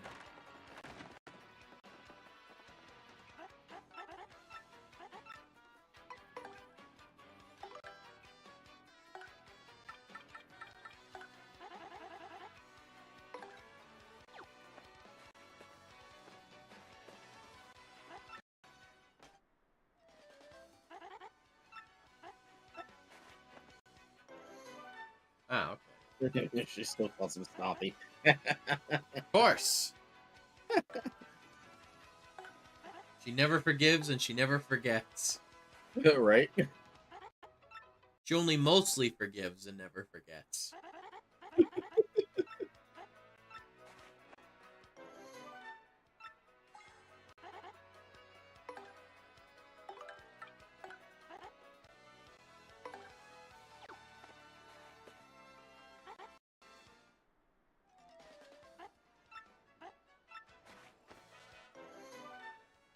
There we go. Okay, so for healing items, we're going to want to go with the Ultra Mushrooms for sure, since that can be enough to top us off when we get low. And it can give us a little bit of flower points back.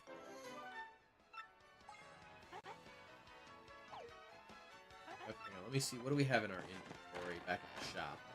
In storage.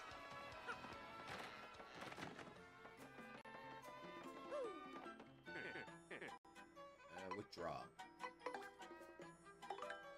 Oh, perfect. 2 Ultra Mushrooms.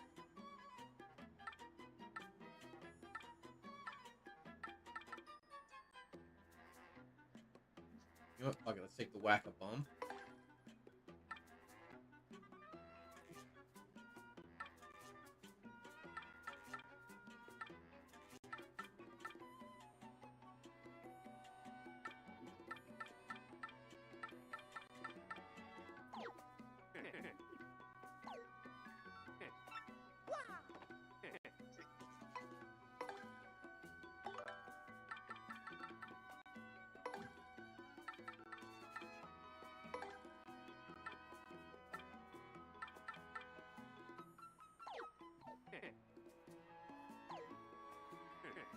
Alright, we just need to get a couple more Ultra Mushrooms and some of those Life Mushrooms. Sounds like a plan. I know we can get the Life ones in Twilight Town. They might have more in... they might have Ultra Mushrooms there, too.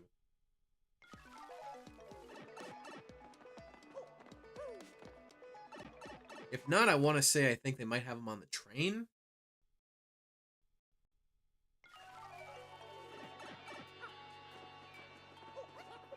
New.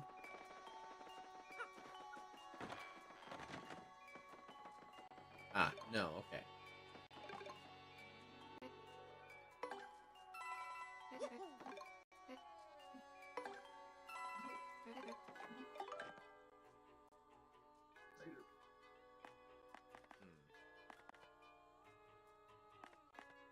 Okay, yeah. Alright.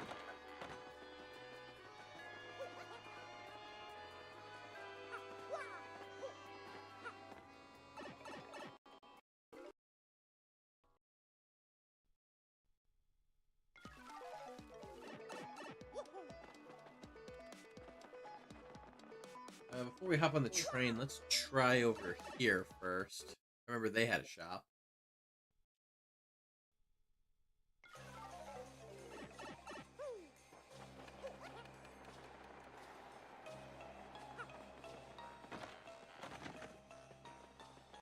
Oh, also alright.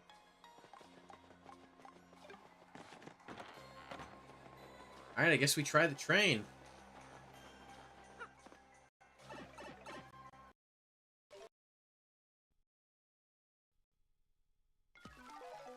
Alright, it's the training arc.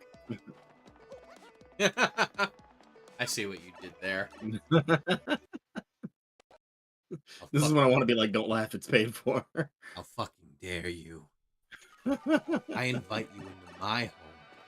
This is how you repay me.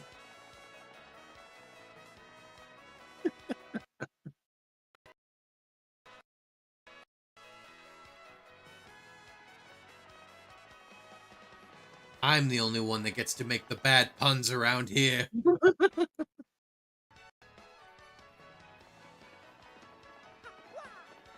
I would expect no less.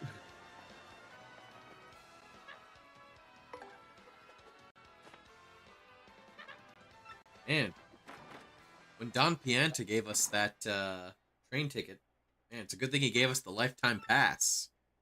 Yeah, right? It wasn't like he was going to need it anymore, though. He's enjoying his retirement. Give it a little more time, and he'll get to be a happy grandpa.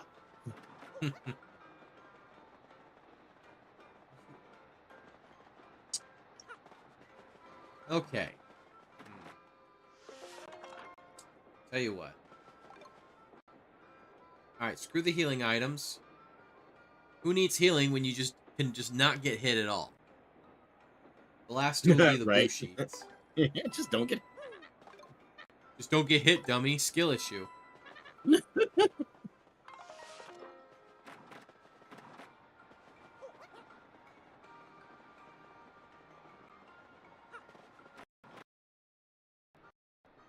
Oh!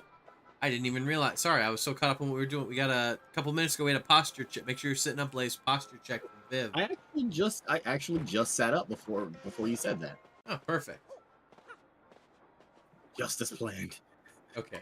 Posture heights. Yes. That way we can get out of here. Sorry. Thank you, Viv.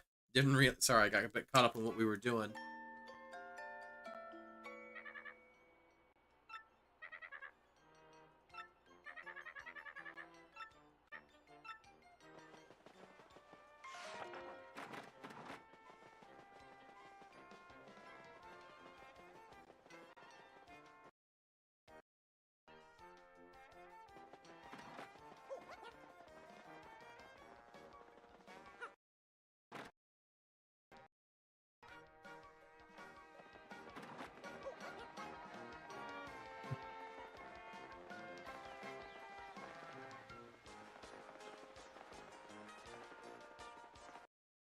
Okay, now we just gotta cook these last couple of mushrooms. We should be good to go.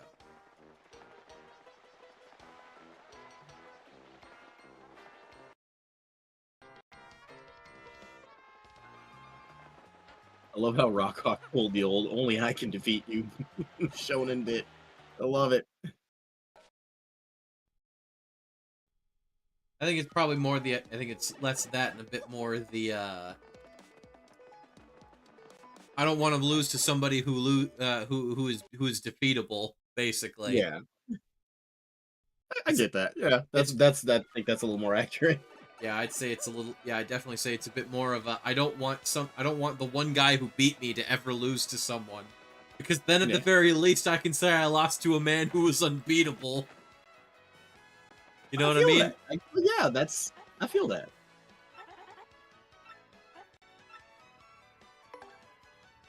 That's the last thing he can try and claim is, oh no, it's not that I'm not great, it's that this guy was unbeatable. Yeah. He's just that good. Exactly. Even I couldn't beat him. No one could. But if he loses to somebody, then he lost to someone who can lose.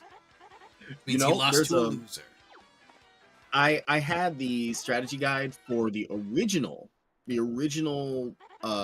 like before Soul Calibur there was Soul Edge. Right? They called it Soul Blade over here. I had the strategy guide for that, and they had some really, really interesting just, extra content in the back of it. Like in the area with like the character art, they had these little, lore bits. Not really canon, just extra bonus things. And the one for Voldo was one of my favorite ones because it was this whole ass story. Oh, you gotta be fucking me. What? So I wanted to see what would happen if you cooked the jam and jelly, which gives you 50 flower points. Uh-huh. And it turns into fresh juice, which gives you 5 and cures. Man, what a big old fuck you. Yeah, that's not cool. Man. Wow. Oh, anyways, the story went. A man was caught sneaking. I'm paraphrasing a lot of it. A man was caught sneaking into the the king's palace. Right. And he was he was caught and he was sentenced and sent to the king's like torturer. Okay. And the next day, the next morning, the torturer comes back to the the king. The king asks, what happened? What happened with him? He says, well, at first I put him on the stretching rack, my lord. And, the king's very interested and goes, well, what happened? The guy said, is this all you got? I've survived, insert name of famous torturer here. Yeah. He goes, well, what did you do then? And he said, well, I set upon him with hot brands, my lord. And he goes, really? This is it? I've survived Vlad the Impaler. now the king's getting more and more into the story. He's like, what did you do then? He says, well, I began to whip him, or he started with whipping, then he stretched him out, and then he did the hot brands. The third time was the brand. And the king is just like on the edge of his seat listening to the story now.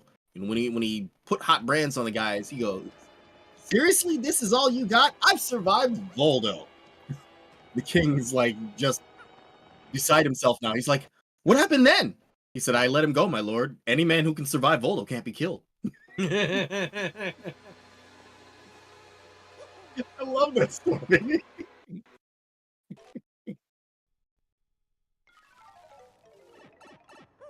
I also love the fact that, obviously for the sake of the game's story, the money pit, the place that the treasure that Voldo was guarding, it became so infamous for being a place where no one who tries to sneak in ever gets back out alive.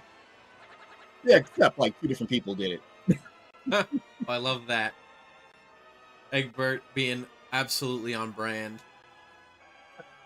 Gonzalez serves nobody, lady.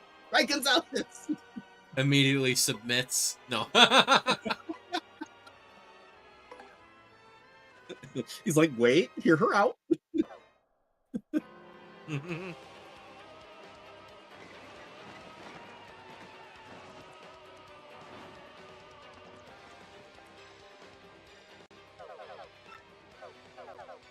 Oh yeah, the spirit bomb thing. I can't remember which raid it was. I was back when I used to raid in Final Fantasy 14. My static was we were getting closer to clearing whatever that raid was, and it just we were at the point where we knew what to do. We just needed that one perfect execution to get it done, and just for the sake of trying to ease the tension or ease my own tension, I turned to a Discord I was in at the time, and I said, and I posted a picture of Goku holding the spirit bomb, and I said, people of insert whatever the name of the Discord was, like, we're so close to clearing. People of this Discord, lend me your energy. And I love that somebody responded with the picture of everyone lend me their energy. And then we cleared it. Hell yeah. Oh, that was a wonderful moment. I love that.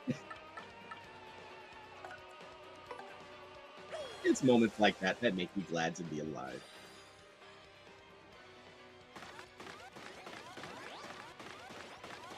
I assume, given the fact that you are an FF player, you've heard the legend of Himbo Prime. Yeah. Oh, God. I saw that video. Well, like a highly sped up version of it. But yeah, just the fact that, man, my God, he actually did it. He fucking soloed an entire, what was meant to be an 8-person boss fight, and he soloed as a tank. Truth is stranger than fiction. I've seen before a lot of the drastic changes that came later. I'd seen scholars solo stuff that they probably shouldn't have been able to, but it just really spoke to the merits of how good Scholar actually is. And my former co-healer, that same group I used to raid with, I came in as a healer. My co-healer was a lady from Australia who was she was actually in her final year of school to become a doctor. Best healer I've ever seen.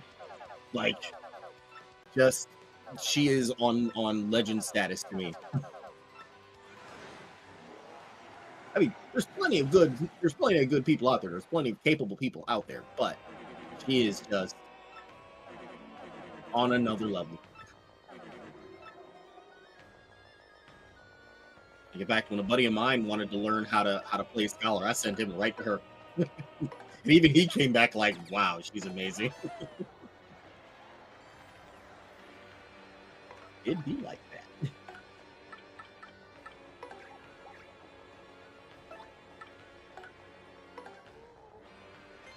Yoink! Now you see us, now you don't. I mean, considering how low her crown is sitting, I mean, I would assume she can see just fine. But if she did have to actually physically see us, she would not be able to because of the crown blocking her vision. No. Oh, a little too late on that one. A creepy magical caress or something. Actually, it is what that is, isn't it?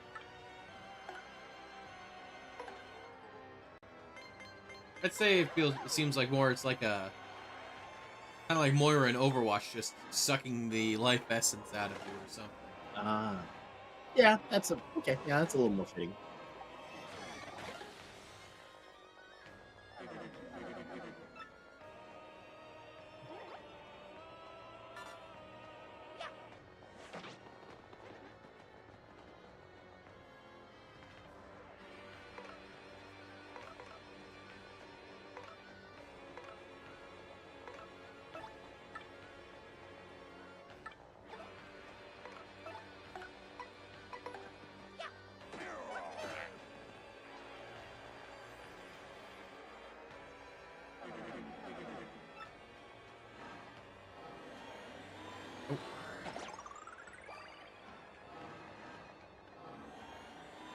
Damn it! Come on, boy.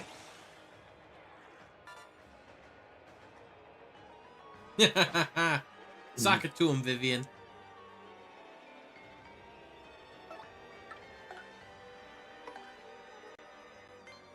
Literally, take us home.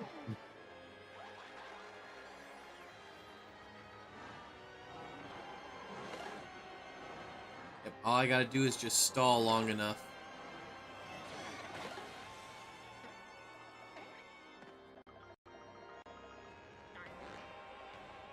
Oh, money!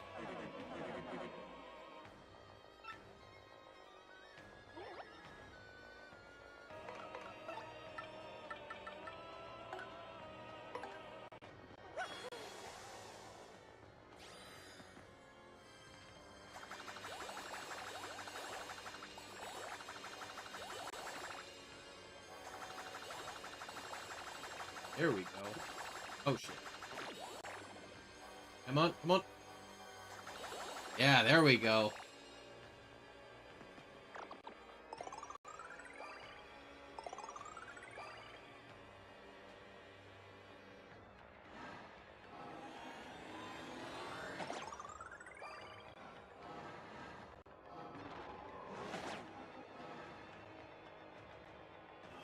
Oh, well. Jesus. Alright, I'll admit I didn't think she'd go for all three of them on Vivian.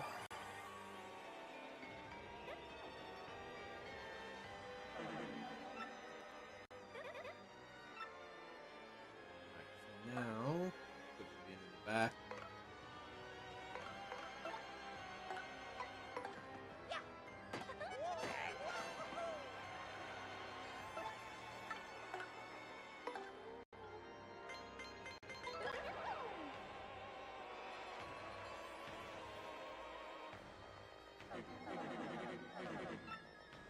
Ah, here we go.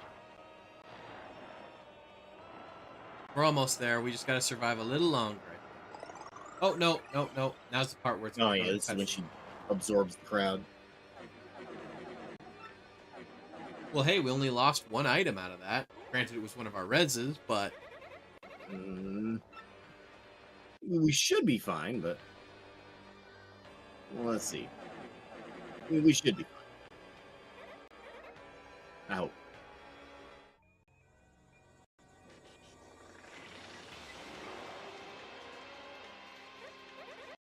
Mario, this is our moment. We're almost there.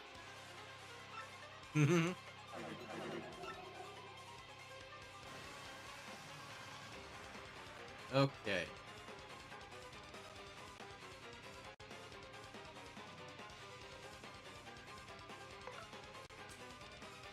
Ah, I know. Well, no, yeah.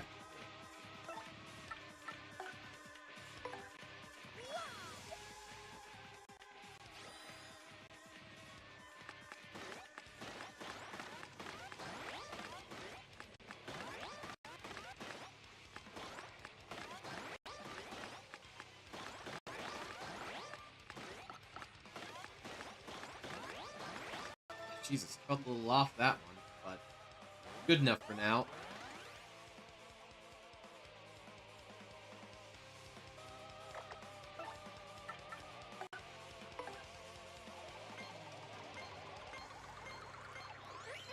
Ha ha! There we go.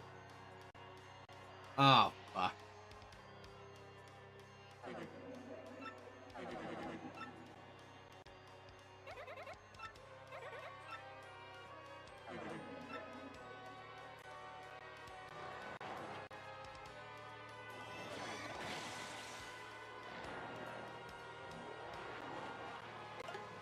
Oof, alright, well at least that one missed.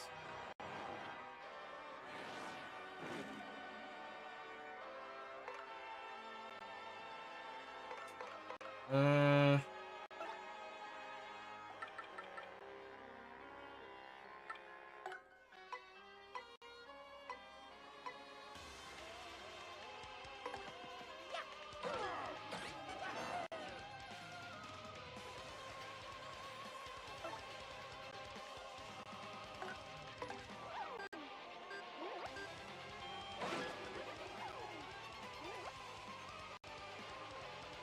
Oh, alright, here we go.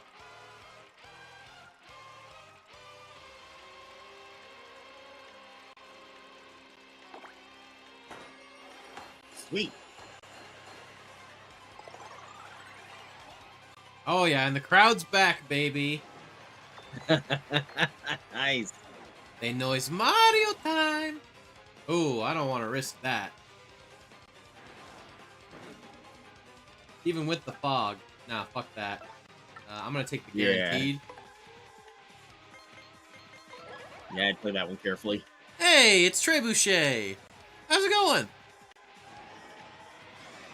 Oh, hey there.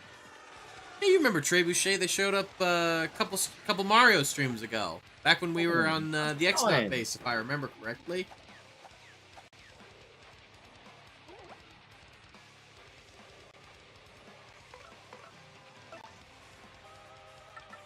Let's see.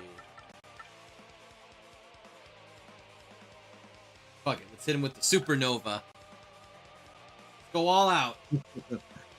Right?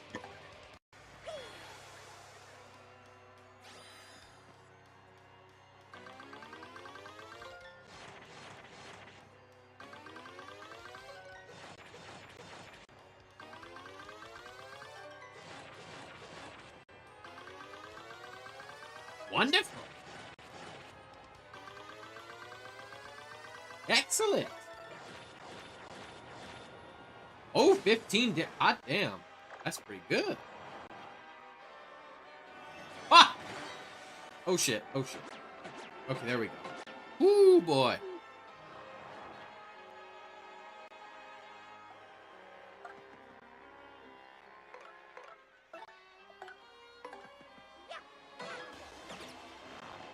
Okay. Now let's real quick switch over to Goombella. We can get that tattle in. Actually, what was it? This is our, I guess technically what, third time fighting her? Yes? Does that sound right? But yeah, so we had, yeah, third time. yeah, third time, so we had yeah, we had to go we had to run back and because we were not equipped. We did not have the right amount of healing items for this fight. Yeah, we were just a little underprepared.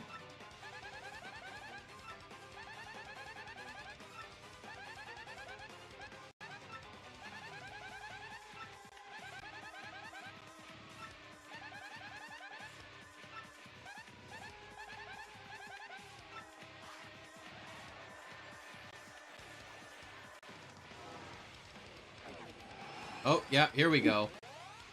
ERB. All those hydrate redeems are coming back on me now. I'll be right back. Damn it.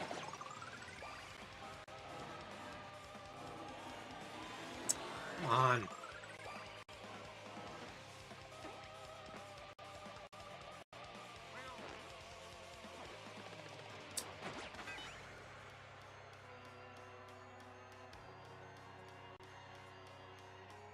Ooh, you know what? I know what to do.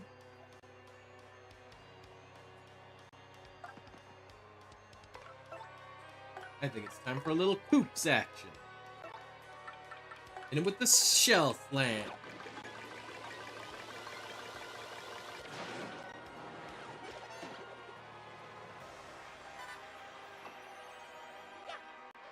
Oh shit, was that something nice? I don't know. Couldn't tell, I didn't want to risk it.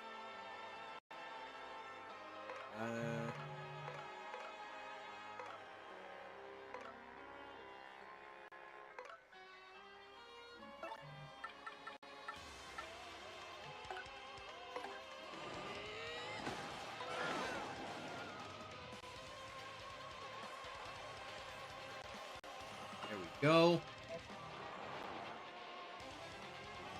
Ooh. That was nasty damage there.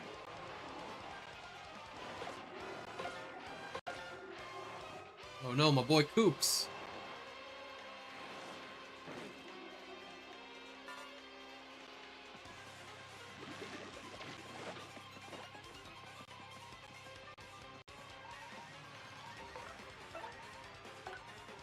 Okay.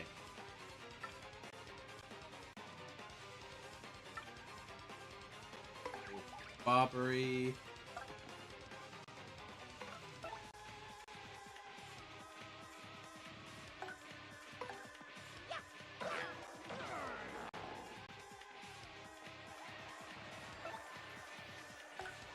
And ba-boom!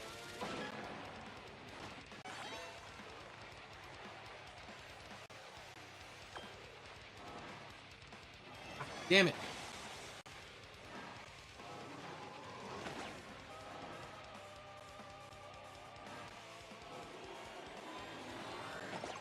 Come on.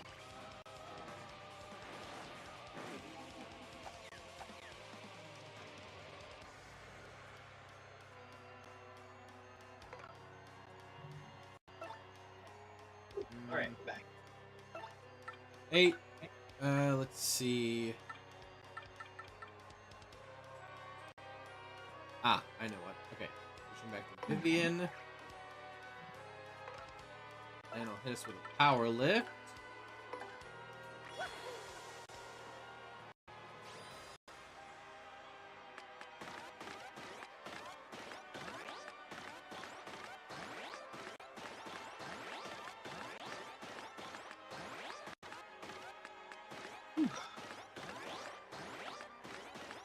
Throw on a hoodie. It's getting cold in here.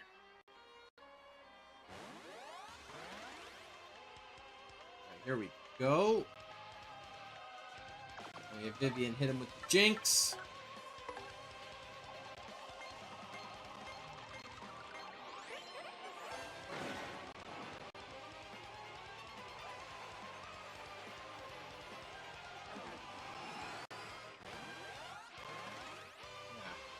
Alright, well, she just re-upped her stat boost. That's fine.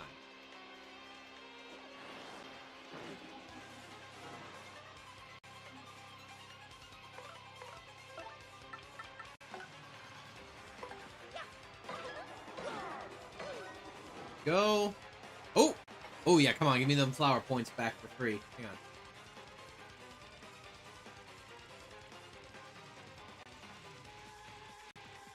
Yes!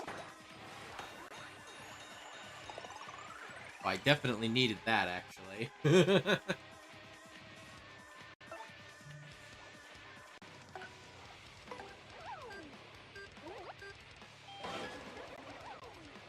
Hey, it's Bo and Nisha! The artist, that's the artist that made our PNGs, Lace. We were just talking about her earlier. Great to see you. Oh, shit. Hey, you showed up just in time. We're inviting the final boss. Oh, boy. Okay, hang on. Let's see. Oh, we might be in trouble again. No, it's fine, it's fine. Let's see.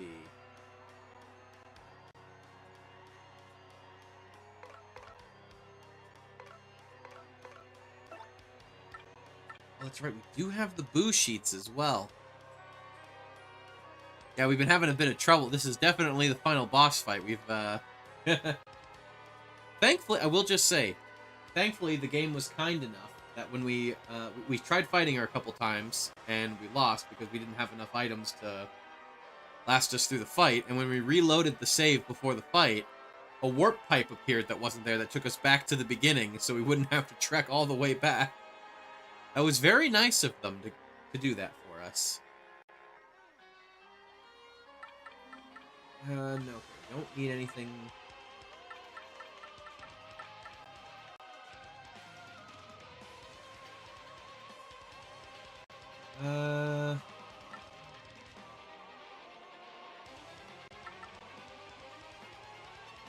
Okay, let's try.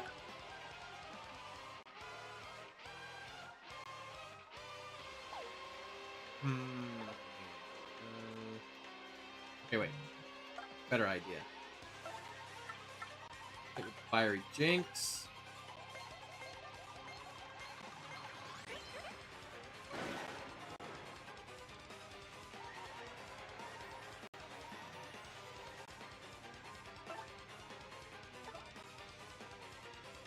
And then we'll hit him with a sweet. I'll hit ourselves with a sweet treat. Hopefully, I can use that. That'll be enough to top us off at least a little bit.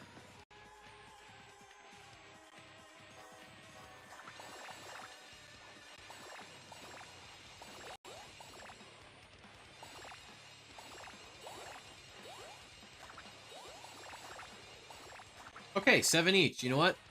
You know what? That's serviceable. Yeah, we'll take it. We take what we can get. Oh, come on! Ah, I even have the simplifier on. Of course she hits Mario with the lightning strike. Alright, we got one more. We have one more res mushroom.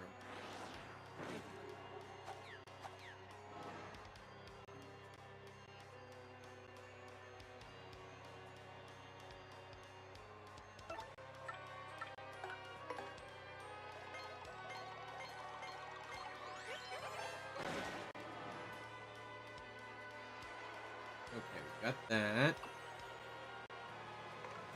And, alright. Eat the mushroom steak, because I'm definitely gonna need it.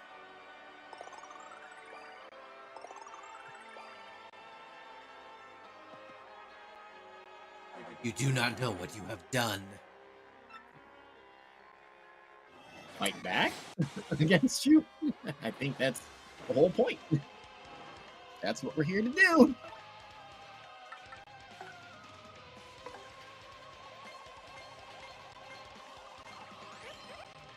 Here we go.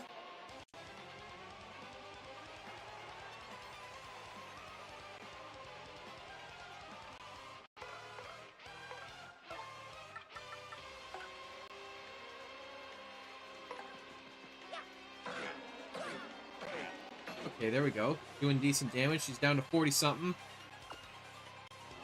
Ah. Oh, hey, all right. You know what? I like this. I accept this very much. I approve of what just happened right there.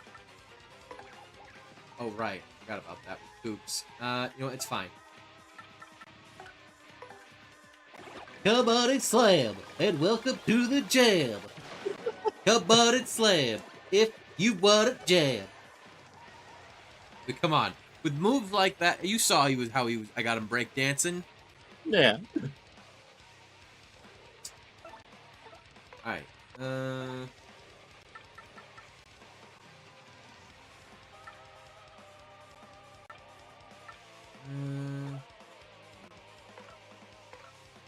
You know what? I have an idea. Egbert, we need you to eat a hit.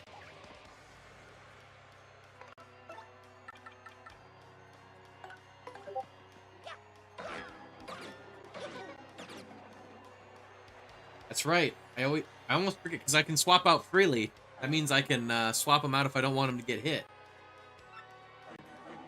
No, it cannot be. How?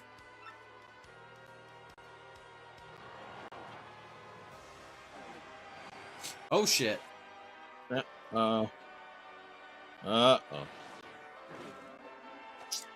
Nope, that's fine. We know what to do here. I was wondering when she was gonna do that.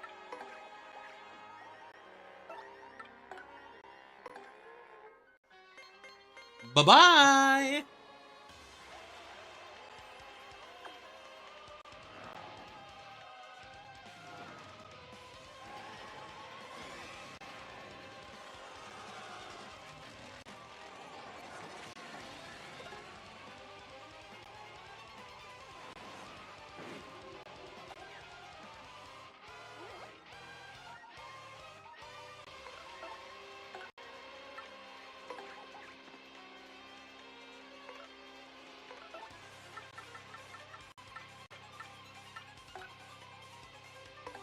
Just get rid of those hands.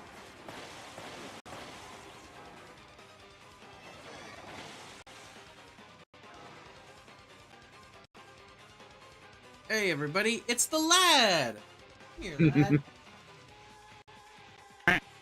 Hey, and Zafiel's here as well. It is my boy. Everyone, the lad is here, and he demands his nightly snuggles. He is sad because his mother kicked him out of her room. Oh. Well, I mean, the lad is kind of a bastard. Look, as soon as you start lying down in a bed, he will start demanding snuggles, especially when you're trying to sleep. If you don't give them to him, he'll start yelling at you and then start bapping you in the face until you do. He's quite the selfish bastard like that. Okay.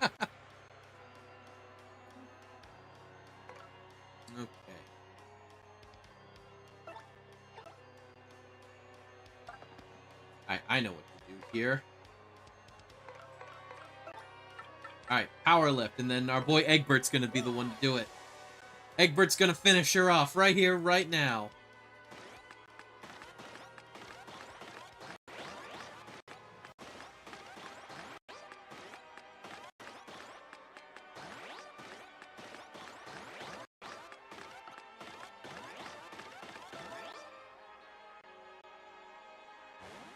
Our son, our precious baby boy.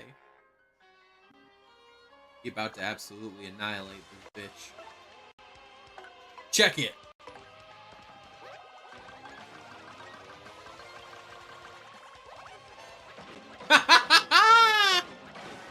Oh god, Egbert is so busted when you boost his offense. Because he hits so love many to see it. times. That's the thing. If you can boost his You damage love to see output, it. it's absurd. Woo! Yes. Money, money, money, Yes, money, he money, did. money, money, money, money, money, money, money, money, motherfucker. Let's go. Impossible. Unthinkable. How could I? I cannot be beaten by lesser beings such as these. I've just been reborn into this world. I cannot. I must not. Scream. My queen! Gah!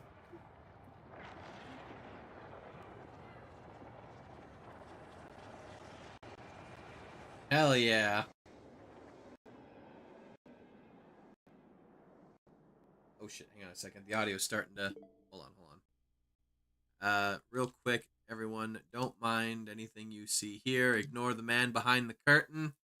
Ignore the Team Fortress 2 background. You see nothing. I'm just there. We go. We went for over 2 hours, so the audio will sometimes cut out a bit. At that point, let me just. There we go. Okay, if we're watching this, I just want to make sure the audio isn't cutting out any more than it normally does.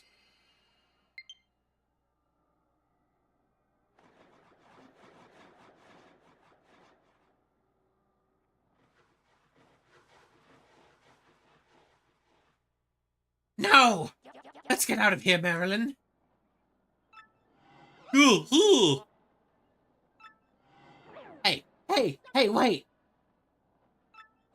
He just books it. That's you, buddy. Princess Peach.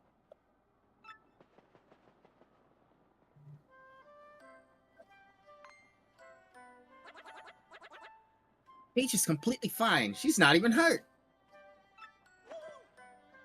That's good news.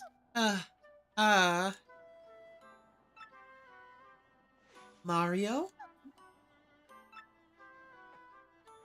So, it's all over then? I'm so sorry, Mario. Who knew all of this would happen? Man, it was no biggie, Peach. Nothing we couldn't handle. Thank you. All of you.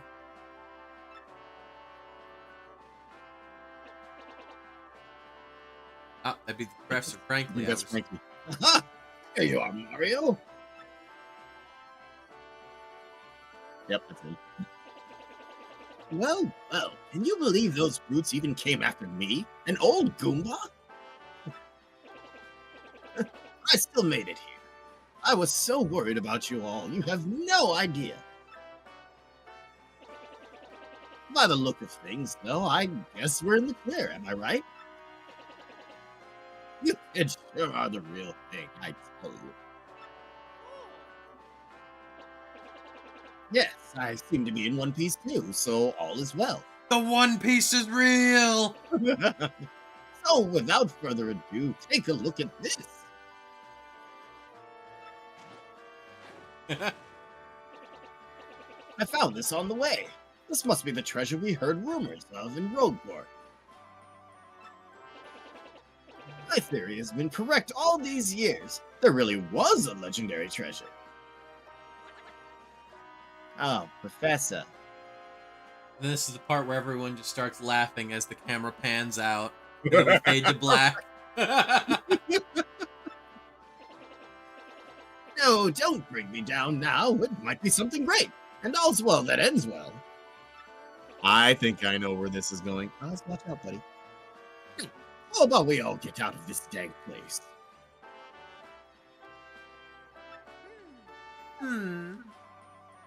Let's go home, Mario. Back to everyone.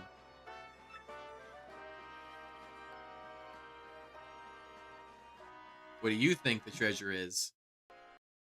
Was it the friends we made along the way? Probably. No, you know what I think it is? Remember the thing that cursed us? Yeah, but those were black chests, though. This was gold. Oh. So, wait, I don't know who's saying that. Yeah, I'm not you're sure he's leaving saying them? that. Yeah. Probably the professor. Oh, it's Professor Frank. Oh, that's too bad. Having you around really did wonders for my research. Ah, Professor, we'd never let you monopolize Mario for your... Oh, wait, sorry. Ah, Professor, we'd never let you monopolize Mario for your research anyway. Besides, you said I could be your research assistant for next term. Yes, that's right. And I thank you, Goombella. Mario, even after you leave here, please don't forget about us, all right? And we, in return, will wish that you find all the best in the future. Never give up, Mario. That's the most important thing I learned from you. Thanks, Mario. Just promise me you'll think of me now and again, okay? Mario? Thanks to you, I found courage and inner strength. I don't know how to say this, but I think I like myself more since I've known you. It's like I've become a tiny bit more like my dad, you know? It's all so hard to put into words. My dear, dear Mario, I'm ready to make my comeback in the theater now. I found so many things on this journey that I can only express on stage. And with these new themes, I am so ready for that wonderful spotlight again. Please do come see me once we've finished rehearsing. Bring Peach too, dear. Gonzalez. Oh, yeah. Wait, I gotta stop doing that. It's Mario, right? I don't know, I feel like it almost feels wrong hearing him say it. Right? Well, you'll always be Gonzalez to me, man. Because I was born in the Glitz Pit, and Gonzalez is and always will be the champ. So let's meet again, Gonzalez. I mean it, man. Aww. Oh. Mario? I feel like I've grown to never mind. Yeah, I sure do think that you and Peach make a nice couple. I'll never forget my time traveling with you. So, don't forget me either. Well, old boy, it was most agreeable that I had the chance to meet you. If not for you, then my dear Scarlet would still gaze down on a broken bomb. But now, I'm off to sea again. I know Scarlet would have wanted it that way. Let's see each other again, Mario. And this time, let it be on the high seas, old boy. Well, I think it's time for us to part, my little cheese hunk. But I will not say farewell, because you're welcome here anytime. And since you're welcome, you should come anytime you please, sweetie. Now, be careful. Until we meet again, adieu.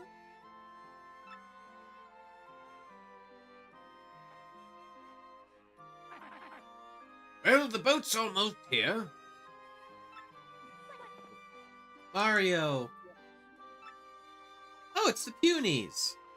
Aw, they brought mushrooms for the road.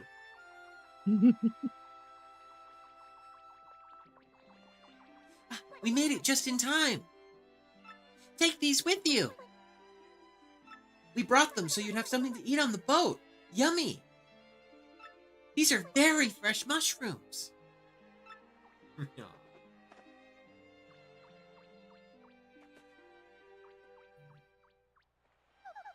Oh, how lovely. Thank you. Everyone.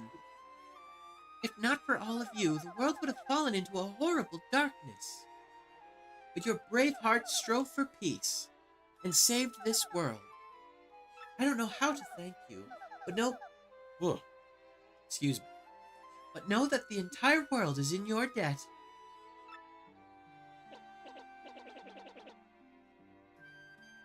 That's you, Lace. What? Nonsense. We're the ones who should be thanking you, Princess. If you hadn't come to our little town, we'd all be puppets for the Shadow Queen and Grotus. The thought gives me hives. Ah, look, Your Highness, I see the boat.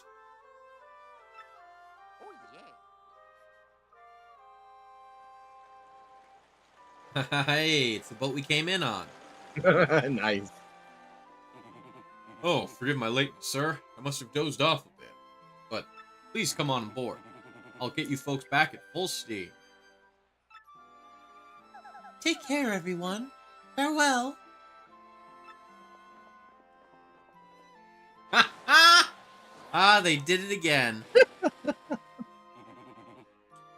Set a course for the Mushroom Kingdom.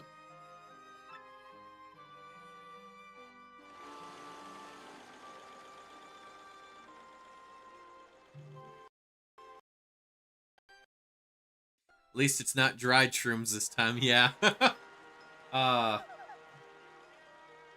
They are all such lovely people, don't you think? I don't have too many good memories of Rogueport, what with the kidnapping and all. All right. But it really is a vibrant town full of love for life, isn't it? Mario, I was very frightened when they took me. But, well, Tech was really there for me and helped me get through it all. And I knew that you would come to help me as well. I always believe in that. Thank you, Mario. Maybe I shouldn't wander off by myself quite so often. No, you shouldn't. No, you No. shouldn't. No. Like, hang on. Bring it. Just, hold on. No. No.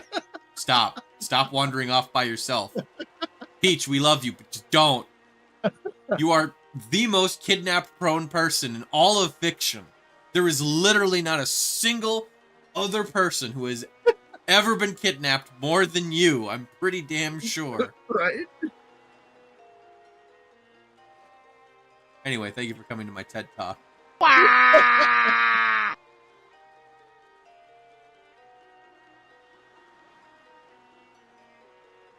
Alright. We just... Okay.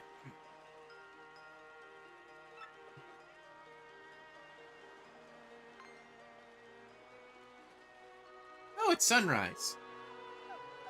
Mario, look out there. Rogueport's positively shining. It's so beautiful.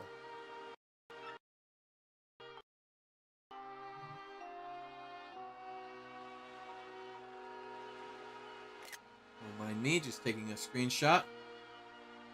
Because that is a very cute, that is a very nice image.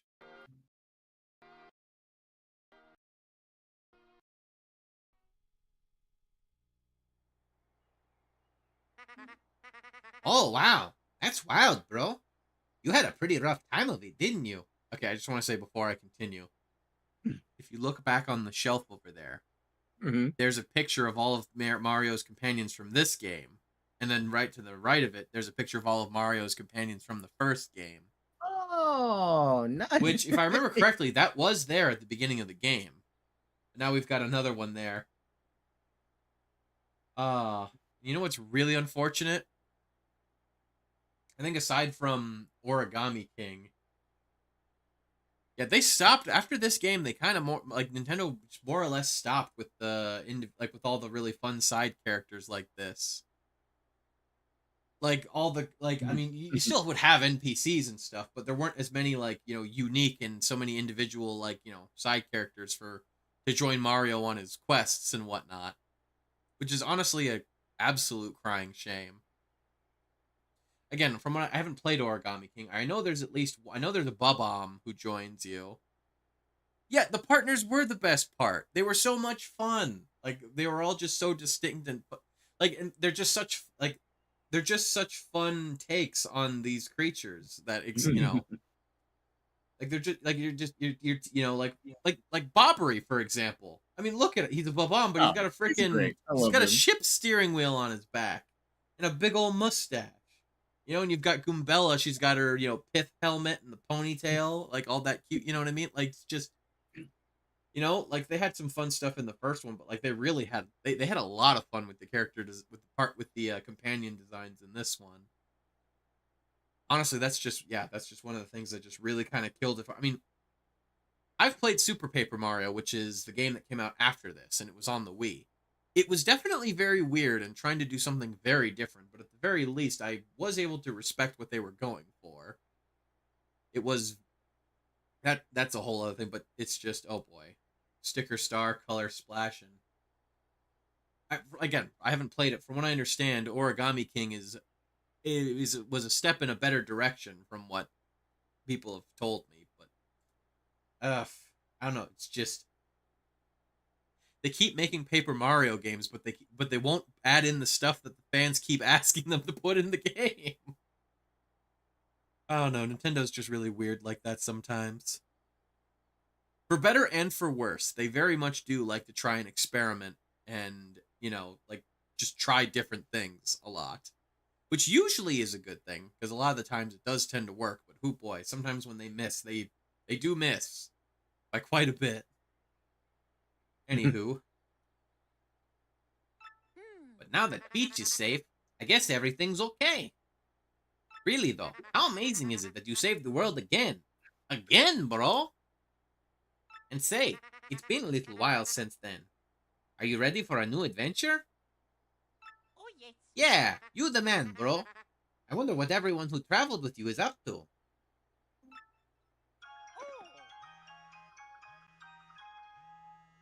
That's a new jingle. Yeah. Oh, what was that, bro? Was that your newfangled mail gadget? Dear Mario, what's up? Goombella here.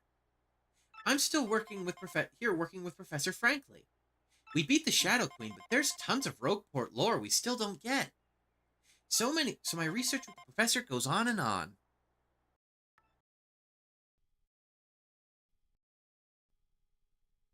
With the info I gathered with you, we have lots of great leads now, though. Mario, like I always said, every myth contains a kernel of truth. Speaking of which, know what was in the chest that Professor recovered? You're totally not going to believe me when I tell you. It's a secret. But I'll tell you next time I see you. She didn't. Yeah, she did. I get that though. It's a way to make him come see her. Exactly. As part of my research, I did go back to many of the places we visited. And I saw everyone we traveled with, too. Oh, hang on a second. The ad break's about to start, and I ran out of skips. Uh-oh. Alright, well, hang on just a moment while we wait for the ad break, and then once everybody's back, we'll continue, because, yeah, I want everybody to be able to see this. Yeah, we've reached the epilogue, so you gotta do that. Exactly. Whew. Gotta say, though, what would you say favorite moment so far that you can think of? Favorite moment? Oh man, that's a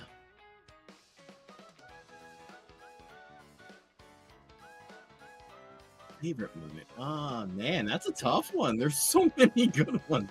The Glitz Pit was great. I absolutely love the Glitz Pit. Yeah, that's honestly Glitz Pit's my favorite part of the whole game. It's just what. Oh, good. No, go on.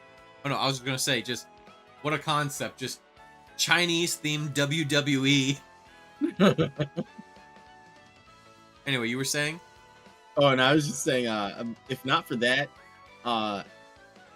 perhaps it wasn't as major, but I love the running gag of the curses giving you like new abilities. Yep, that is. I know. So many good running gags in Paper Mario, honestly. Or how every time you run into a new really old person, they never get Mario's name right. Right. Whether it's Murphy, they called him Murphy. Some called him Gonzalez as well. Like, yeah. Well, okay, but that's a stage name. That doesn't count. And I'm talking about like the old guy here. I think Proops was his name. He called us Murphy. The puny elder, she called us Marty O until she got corrected.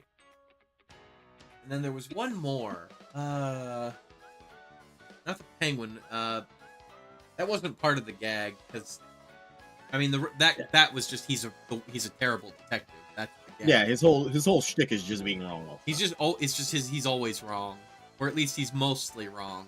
Yeah. He's always adjacent to the truth, but never quite on it. Yeah. No, there was one other old person that we had met. There was another old person, and they didn't get his name right on the first go as well. Who was it?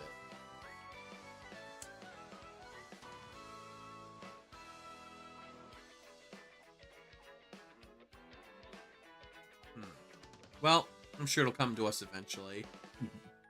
And the cannon was a great part. Oh yeah, and I will say for the outpost, for how briefly it's there, it's astonishing how fun that whole sequence is for how brief of a time we're in there. Like for real, like of all the, I mean, granted because the real place we were exploring was the X-Nut base on the moon, but still. Yeah. All right. Hoopless was fun too. I mean, just overall, like the idea of them. All right. It was a big surprise when we like won the fight, but actually lost it. Yeah. Alright, looks like the ad breaks over, so... Koops is living peacefully in Petalburg with his dad and Koopy Koo. And Mario, guess what Koops wants to do now? He wants to become mayor of Petalburg and live there in peace. Can you imagine? Still, it might just be perfect for him, come to think of it. He's so much more of an adult now than when you left Rogueport. Still, I think Koopy Koo pretty much has him wrapped around her little finger. Goombella's lack of discretion. Oh! Hey, look. It's our boy Dupless. Looks like he's taken up an acting career, which, honestly, good for him. Nice. Flurry's back on stage in a big way. The crowds are totally ecstatic. And the play she's doing right now is the story of our adventure. Yeah. It's called Paper Mario. I saw it twice. It was totally the best play ever. And somehow Dupless has joined the troupe as an actor. Who saw that coming? His transformation skills are serving him well, but it still kind of creeps me out. Funny thing is, I don't think we really even fought Boo's much at any real point. Oh, and little Egbert? Yeah, he's fighting solo in the Glitz Pit. Oh, wow. He says he's getting pretty close to a title match, even. Isn't that just adorable? Oh yeah, he's calling himself the Great Gonzalez Jr. in the ring, by the way. Of course he is. Yes. Oh, let's Keep go. that legend alive, kid. Yeah. It's sort of silly, but kind of cute too, don't you think? Oh, and wait, I have to get this exactly right, or he'll get, like, so mad at me. He said that he could totally take you in the ring now, so bring it. I guess he doesn't change. Isn't that too cute? Right on, little dude. I would expect no less from the Great Gonzalez Jr. Vivian's gone back to hang out with her sisters. She wants to give them another chance. Alright, that is her choice to make. He is a kinder person than I am. I will just say, if I had family that treated me like that, I probably wouldn't, but... Yeah, You know what? I think I'd be done with them for good.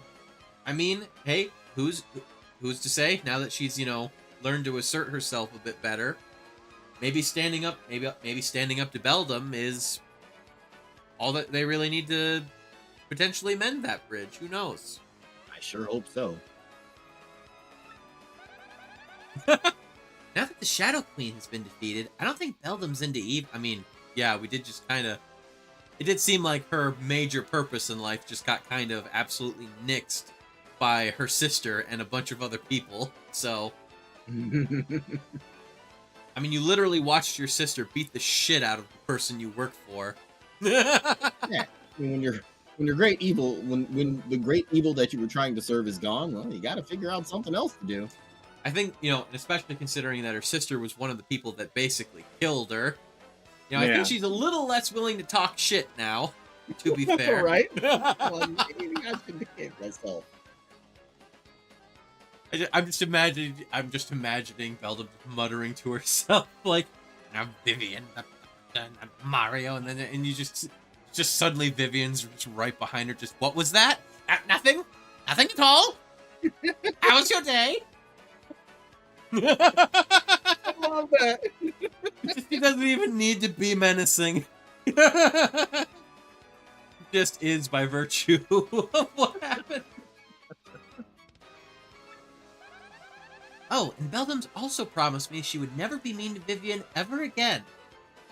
Good, because if she did, we would murder her. You're right. Just Vivian don't want that smoke. no, Nani just right behind her, just knife to the throat. Nothing personnel, kid, except everything personnel, kid.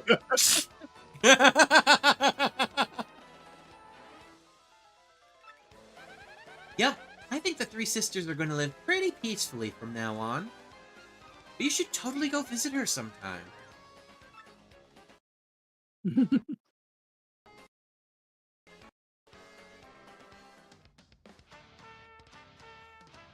Of course. I mean, if you had the opportunity to navigate on a ghost ship with an actual ghost, I mean, come on, Hell tell me yeah. you wouldn't. Aubrey goes out to sea every day now on Cortez's ship. I think his soul is healed. I ran into him on Keelhaul Key by accident the other day, which was nice.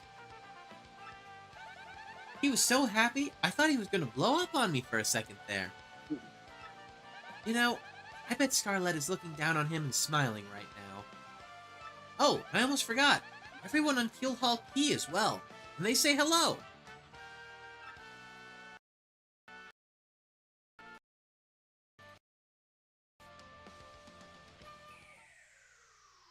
Miss Mouse is still running the badge shop in Rogueport, so she's happy. She comes over to Frankly's sometimes to visit. But as usual, as soon as she sets foot outside the shop, she turns into a badge ninja. She said just the other day that she had found some super rare badge, actually. That's our globe-trotting, mystery-making, flirting little badge thief, huh?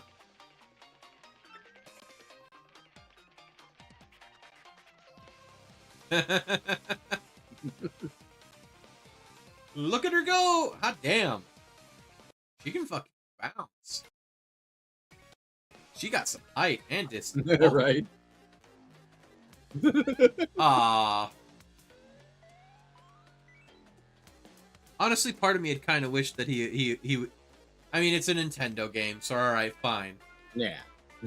But I'm just saying, she just straight up deleted the man. They Right. could, that is a that is just that. Look, that's murder. I think they could get away with. Just Yeah. she just In straight that up. one case, I mean, it's okay. she just straight up Thanos snapped him, basically. That's one of the few ways you can get away with murder in a child's game. Oh yeah, in my travels, I heard a rumor that Lord Crump and Brodus were both still alive. I guess that makes them pretty tenacious baddies, doesn't it, Mario? But they've mellowed out a lot, just like Beldum has, and I don't expect more trouble. Plus, I hear Brodus is just ahead, which really cuts down on the mischief making.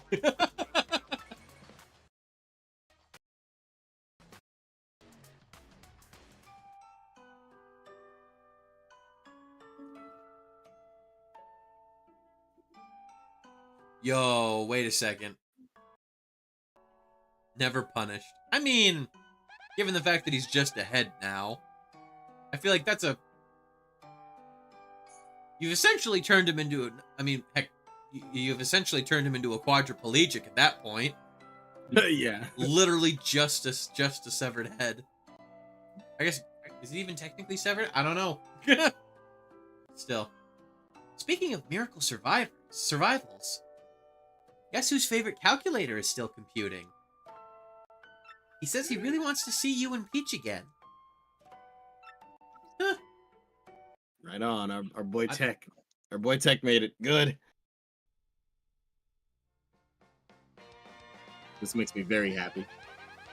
Well, I'm totally rambling at this point, so I guess I'd better wrap it up.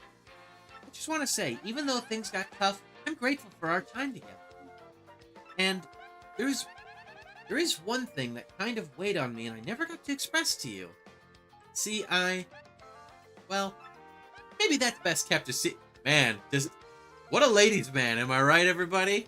Right? Mario Jumpman Mario just got all the ladies swooning.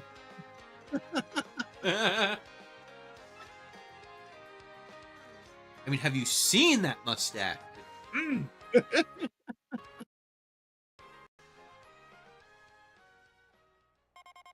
So please say hi to Peach for me, okay? Till we meet again, your friend Goombella. Hey, that's awesome, bro. Sounds like everyone's doing great over there. Oh yeah. Huh? Someone's here? Excuse me, sirs. Ah, I thought that was Toadsworth. Hello, Mario. Hello, Luigi. Please allow me to to apologize for coming unannounced, but I was cleaning out the storeroom in the castle the other day, and I found something rather amazing. Yes, Toadsworth found a treasure map. And I'm sure it will lead to real treasure this time. I just know it. So, Mario, you'd love to look for treasure, isn't that right? The boat's waiting for you.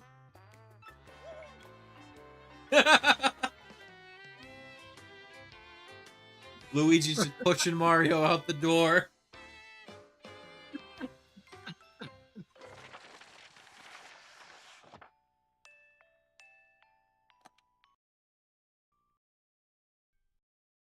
Okay, I love that ending. Oh, there's Luigi in the crowd for the credits. Oh, it's Parakarry! Yeah, he's from the first game.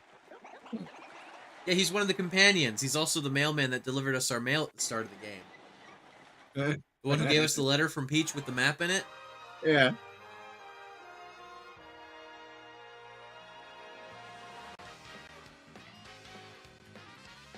Haha, let's go. Oh, I'm so glad they brought this game back. I actually do have a GameCube copy. Here's the thing, even if they hadn't re-released this game, I definitely would have streamed this. I absolutely would have busted out the GameCube for this. This was a great experience. Like, I truly missed out never having played it. This was awesome. Yeah, the first one's pretty good too. Again, I never got to the end of that. I got most of the way through that one too, but never quite finished.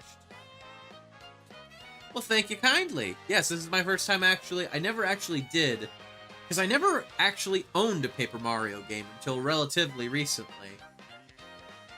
I mean, before I bought the Switch version here. Because what was it? I played the first one back on daycare. Because they had a Nintendo 64 at the daycare I went to when I was a kid. But again, I stopped going to daycare before I could finish the game. What was it? What else? And then, like I said before, a buddy of mine owned the Thousand Year Door on his GameCube.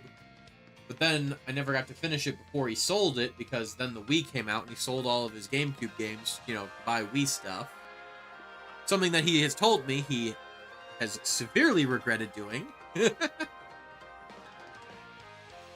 Oh. Personally, I preferred the first one. System crapped out during the Shadow Queen fight, had to restart. Oh, wait, I missed. Sorry, I played the GameCube version, but then the system crapped out during the Shadow Queen fight and had to restart. Oof, that's rough. Literally right at the tail end of the game, your game corrupts. Ouch. Yeah, that sucks.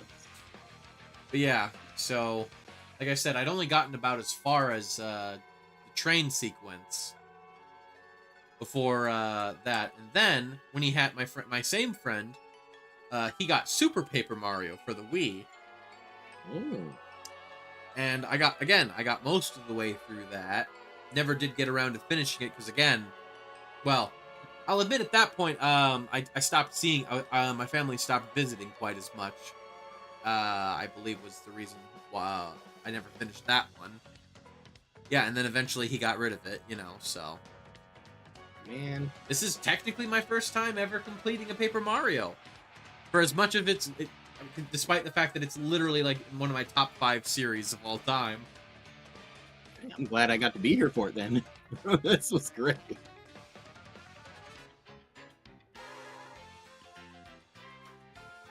Oh, that's cute. We got freaking Egbert sleeping on the top bunk. You deserve it, little buddy. But yeah, haven't played Sticker Star. I heard that it's just not good. Then there was, let's see. Then there was the Color Splash that came out for the Wii U. Because yeah, Sticker Star was for the 3DS. And then there was, like I said, Color Splash on the Wii U, which the the reason why everybody hated Sticker Star was because, so instead of leveling up and stuff like that, you would collect these stickers that you would use basically as, instead of having, like basically you'd use these stickers to do attacks. Oh. And, so essentially you were just fighting with all items, basically. And no, badges, no any of that other stuff. So... That doesn't sound like it would have as much appeal. Well, yeah, because the main complaint everybody had was, there was no point in fighting all of the little enemies because you don't gain anything from it, and if anything, you actually just lose stuff for it, because if you've got a bunch of good stickers, well then bada bing bada boom, you've eaten through most of them by the time you get to an actual, like, real fight, Yeah.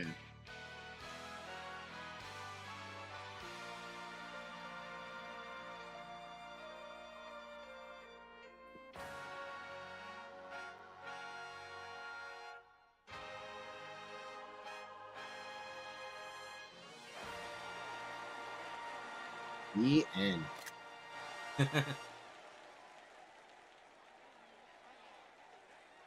You gotta love it.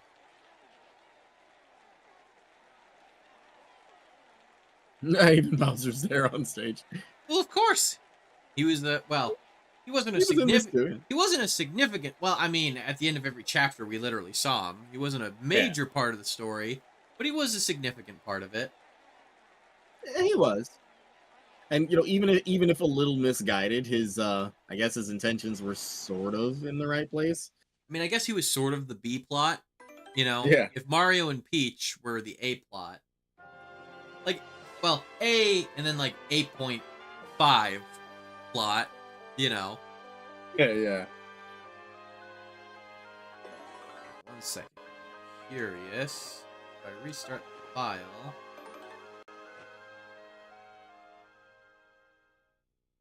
Curious. Is it going to... Oh, let's go. We got post-game, baby. What? You're a strange one, sir. Must be something special to convince you to return. Although if I had a Goomba that cute waiting for me at the dock, I might return too.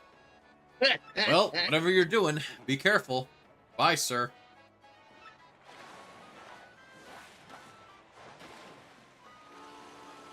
The gang's all here. Nice. Long time no see, Mario. I'm totally glad I got to see you again. This is awesome. Everyone's ready. We heard you were coming, so we've been waiting here for you. So, are you ready to go? Wherever you want to go, we are so there with you. Right, all right. The squad is assembled. Hell yeah. This is great. Ooh, we got somebody other than Goombella talking for us when I hit the hint button. We got Hoops here. Hey, Mario. Can we take out the Pit of 100 Trials beneath Rogueport? I'd like to try if it's okay. Adventuring through the lower levels might help me become even tougher, you know?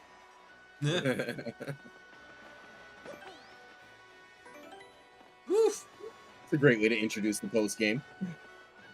Yeah. Makes me want... Oh. Oh, yeah, it's the investment guy. Ah, Mario. How's it going? Did you come to read my journal? Oh, right. This was the guy, basically his whole story about how he found the oil or whatever. Oh yeah. I forgot about him. Yeah, I honestly forgot about him. we gave him 100 coins at the start of the game, and then he came back and gave us, 300? Oh yeah. Yeah, he tripled our investment. Yeah, at least he was honest and paid us back. Ah, here we go. Finally, the W emblem. So you can look like Wario. Exactly. Might as well grab that badge, too, while I'm at it.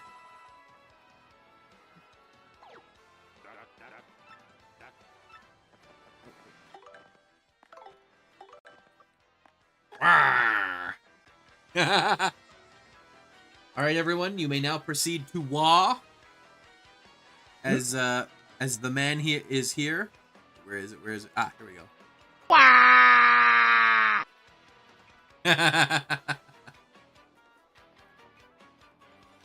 And of course, the best part, when you wear the W and the L together, we get Waluigi. Yes, they thought of everything. Hell yeah. Let's go. Ooh, actually, while I'm thinking about it, let's go check the lottery real quick, see if we won something. Oh yeah, yeah.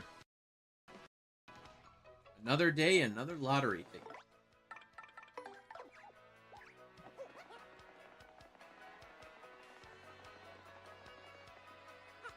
Wait, okay, one shine sprite, got it. Nope. No, okay, hang on. I don't want to change my ticket.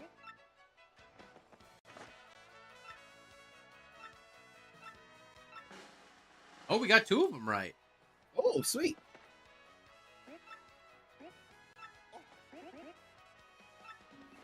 Hell yeah, free Ultra Big Mushroom. Let's winners. go.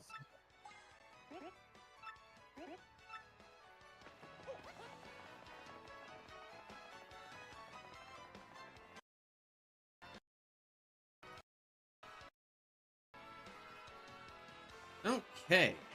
Let's go. Wait, hang on. Let's go to Professor Frank, please, because maybe then Goombella will tell us what was in the box. Oh yeah. Want to know what's in the box?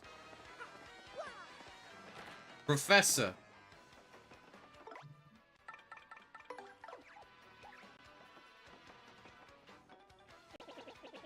You seem pretty cheery. And as always, I am happily busy with my research. By the by, do you know what was in that treasure chest we found in the palace? Oh, wait 1 second. Hi, Curb. Hey, good to see ya. Long time no see. Hang on 1 second. I want to give a little shout to Rooney here. This is Ju Curb. She is a French-Canadian streamer. She likes to play lots of, what was it, Dead by Daylight and Fortnite. That's what I often see her playing. Yeah, met her playing DBD once. I think was I the killer? Maybe I was. I forget. It's been a hot minute. I forget the exact circumstances. But yeah, how you doing, girl? Always good to see you. We actually just beat the final boss, and we're now well, I guess we're now post game. Yeah, we beat the final boss. We got the happily ever after. There was all sorts of there was. Sure, we probably had a little party. It was all sorts of fun. Got very busy, so we're about to find out what the treasure was. Since we beat the evil demon Shadow Queen, now we get to find out what the treasure was that was actually hidden in the place.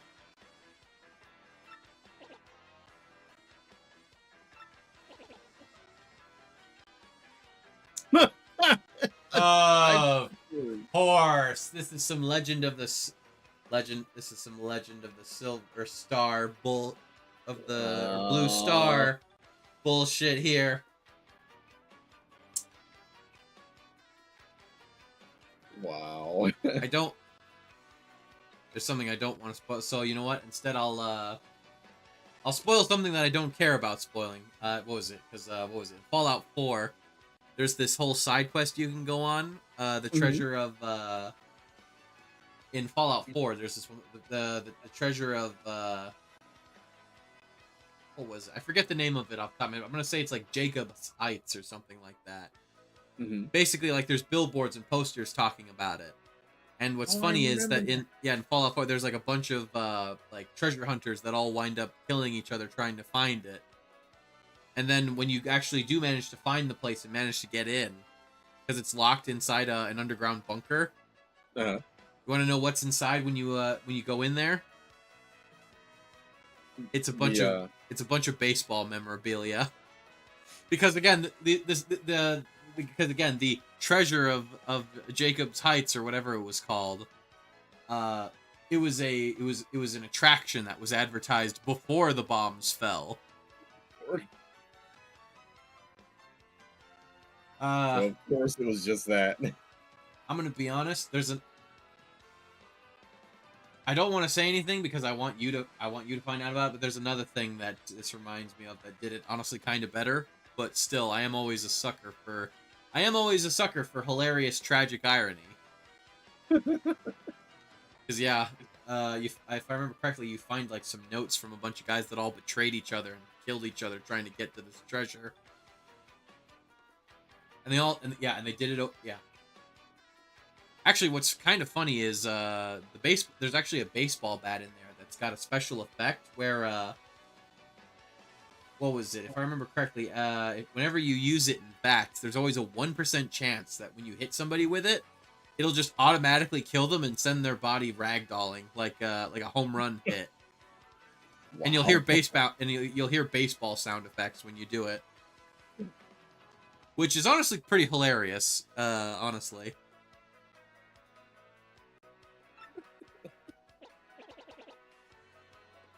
Yes, unfortunately, we're at the end of Paper Mario. Like I said, we beat the final boss. Now this is just if you want to go find all the collectibles and stuff, I assume. Yes, oh, no, it's nothing to be disappointed by. Now we know for certain that people indeed ate mushrooms 1,000 years ago. This is a groundbreaking anthropological discovery. Of course. You know, I appreciate his I appreciate his glass half full take on it. I do. Can't say I agree, but I get it. I get it. Oh, I wonder. What's this?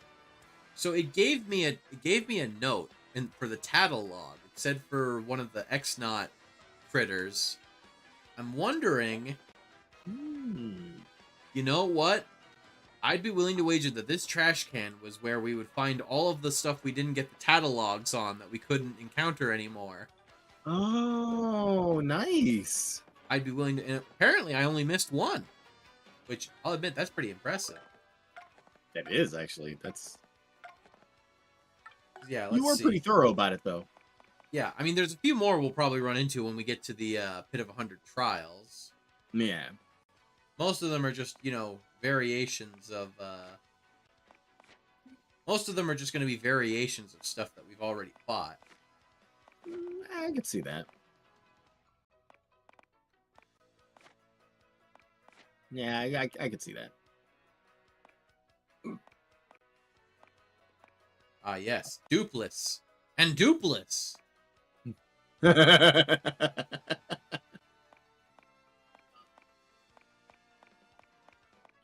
do love how they're literally identical, but just a palette swap.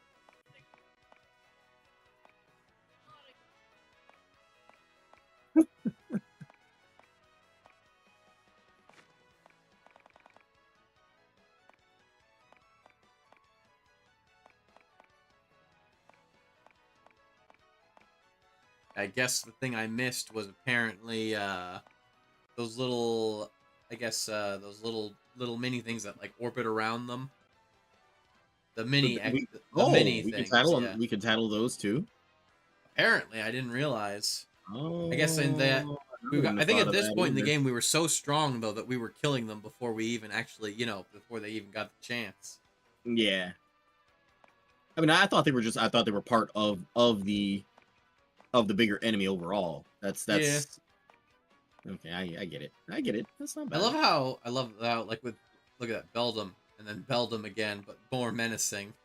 I do love how it's just yeah, it's literally just them but in a different pose. We got Prince. Ooh, what do you? Okay, interesting. Wonder what 133 is.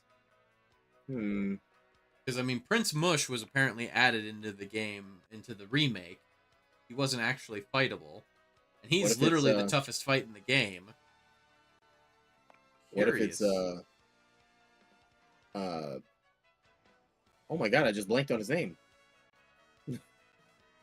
Gonzalez Jr. That would be hilarious, but he's in the party with us right now. Ah, right. So no, it wouldn't be him.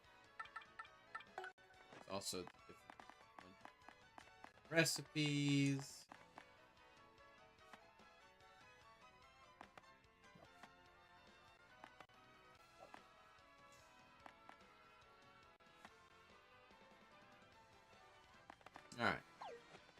got an art gallery too. What? Hmm? Hold the crystal star in front of the 1,000-year. Oh, okay. Hang on. We gotta go back in front of the 1,000-year door. It says hold the star in front of to unlock the art galleries. Which that'll be cool. Yeah, that sounds. That sounds like it'll be pretty interesting, to say the least.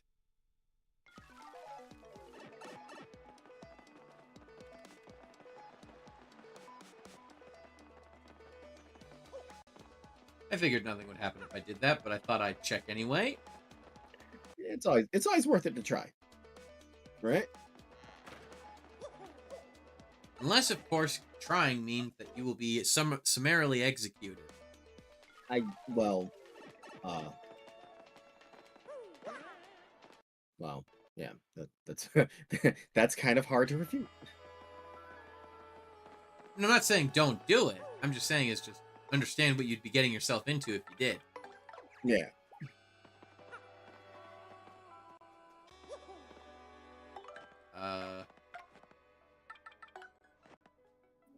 Collect all star pieces in and under Rogueport to unlock. For the 1,000-year door and collect all star pieces. Oh, okay. We don't just hold it in front. Collect all. Okay, hold the crystal star. So we have to. So we already did that part. But now we have to collect all the star pieces from all those chapters. Oh, okay. Okay, so if we find more star pieces, we get more art. Well, okay, let's see what art we do have then. Appreciate the lurk, Curb. Ooh. Oh wow, that's Okay, so it's actually really nice. yeah, no, I see. It's all the level, it's all of the different zones we went through, but like, zoomed out so we can see all of it. That is pretty cool. Yeah, because there's the dungeon we went through.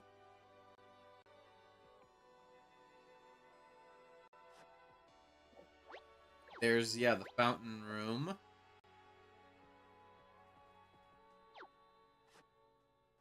Oh yeah, there's it with the different lighting.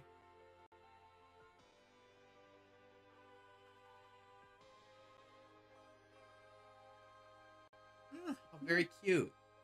There's the astronomy room. Yep. There's the chamber room where the demon queen was. Ooh, and there it is with the different filters for when crazy shit went down. And there she is. Honestly, like, it's a relatively simple design, but it's shockingly elegant. Yeah, I'd see what they were going for with it. I like it. Never, like, I'll admit, like, whatever monster was inside, I never would have personally, but I never would have guessed this. Yeah, I wouldn't have either. That's fun.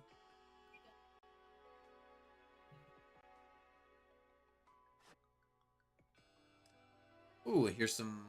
Okay, some concept art for when they wanted to. For the different some concept art for how they wanted to try and implement the scene.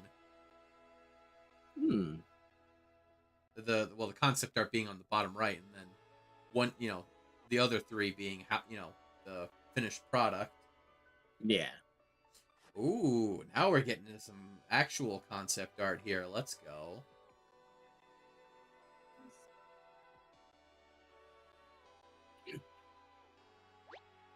Ooh, this is very lovely.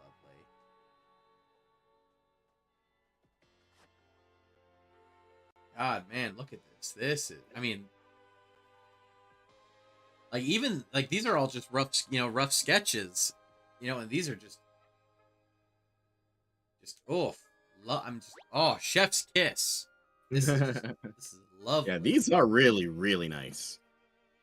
Like, I'm kind of surprised. They. I mean, I shouldn't say I'm surprised. No, but like, not everybody will put in, their concept art And so it's nice. It's nice to see when they do, but I also wouldn't have expected it to be so elaborate. Yeah, I know. For a game like this. I think that's just what getting me is that we'd understand that this is concept art and just the sheer amount of detail that went into it. Just the artistry. Yeah, that is impressive. And and what's funny is what was it? I got this buddy of mine who's an artist, and he was telling me a lot of time. Wait, no, that was for you know what? Never mind. I'm thinking of something slightly different. So never mind. Disregard. Oh, here we go. We're getting into the iterations here for Ooh. Oh, yeah, look at that. We got some That's actually pretty cool. Some concept art for X-Not designs. Let's go.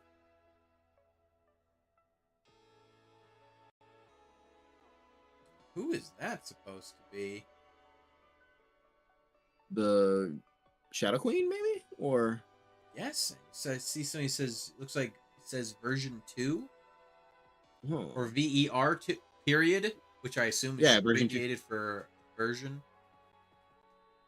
So maybe that's supposed to be the second iteration of that just never panned out.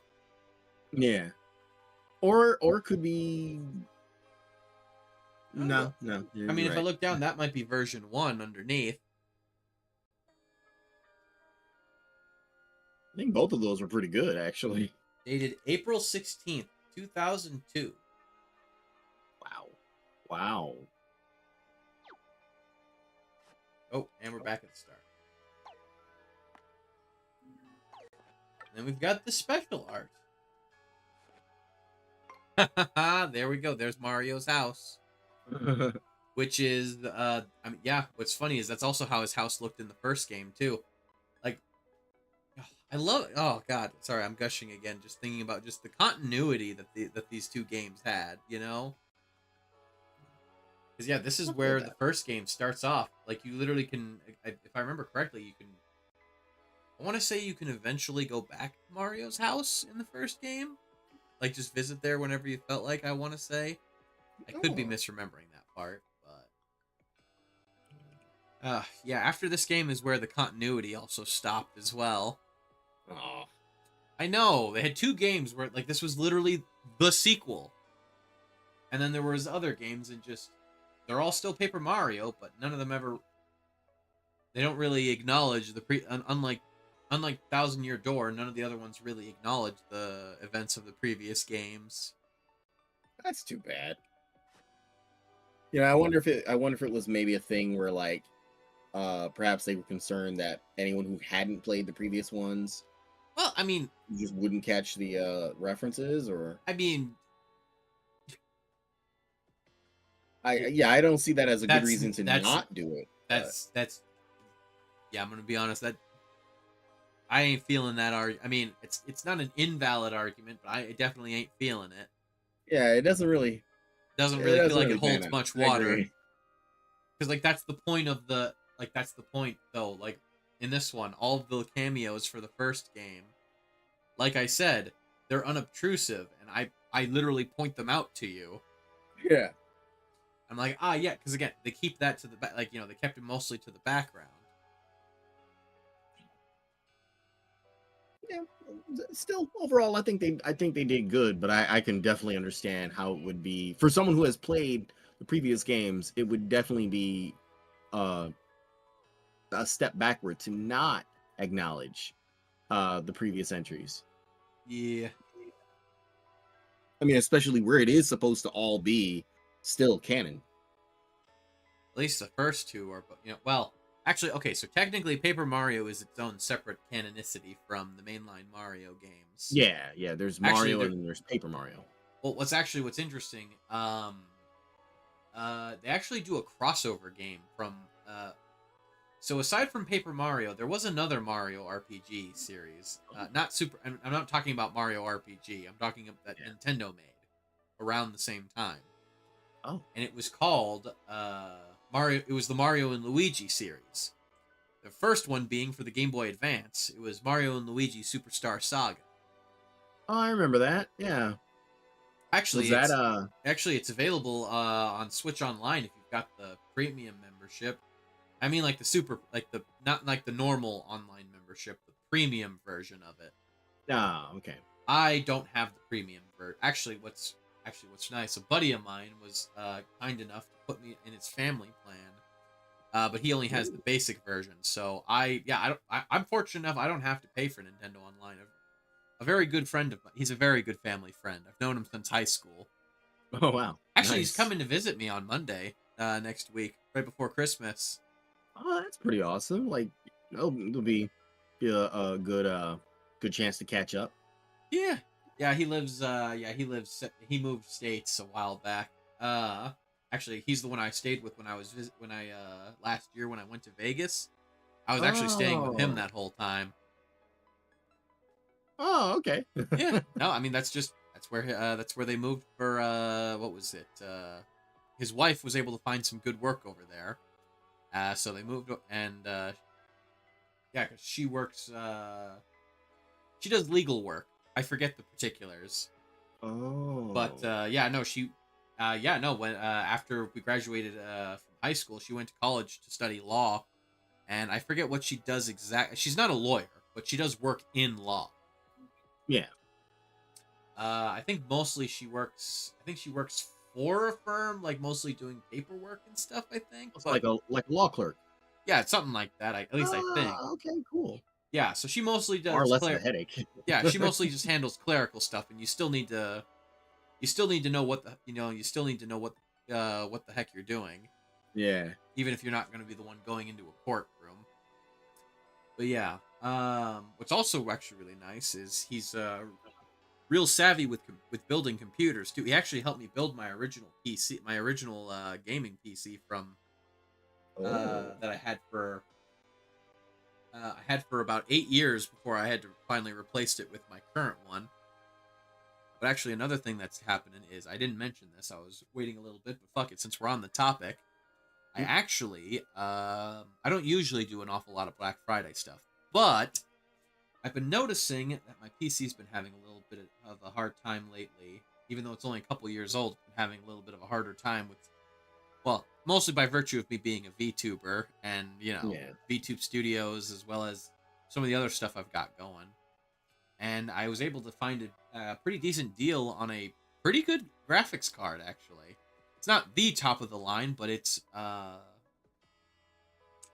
what is it? I think it's the like second or third best NVIDIA graphics card you can get right now.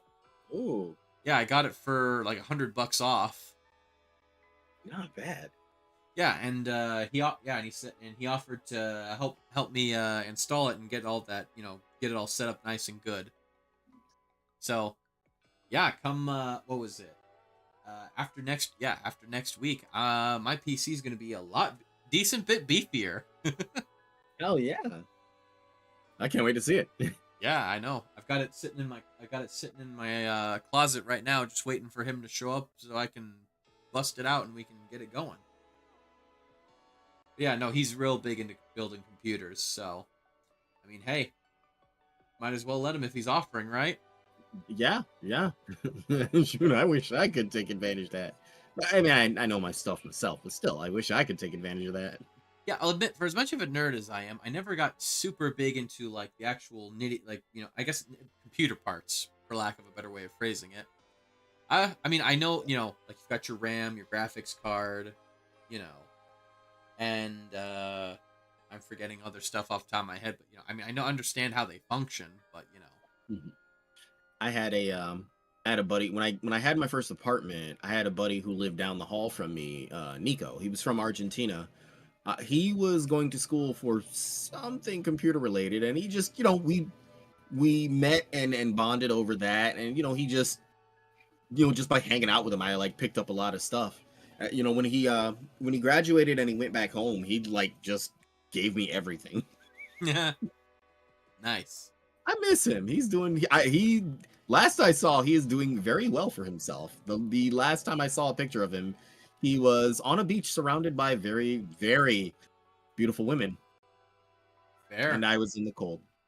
Also, hey, look, take a look. So this is what This is what what the stage looks like. yeah, this is what fights look Oh, like if you were to stand from the side. the lights and everything. I love that. Yeah? Man, they even Yeah. got they have the like the power box for the. Okay, I'm impressed by that. I'm very impressed by that. Oh, hey, it's Bowser's Castle. We didn't get to see very much of it, but we did see some of it. Yeah, we saw it, I want to say twice. Once when it first got brought to Bowser's attention, and then the second time when they're like, we have a lead, and he busted out of there and made the hole in the wall.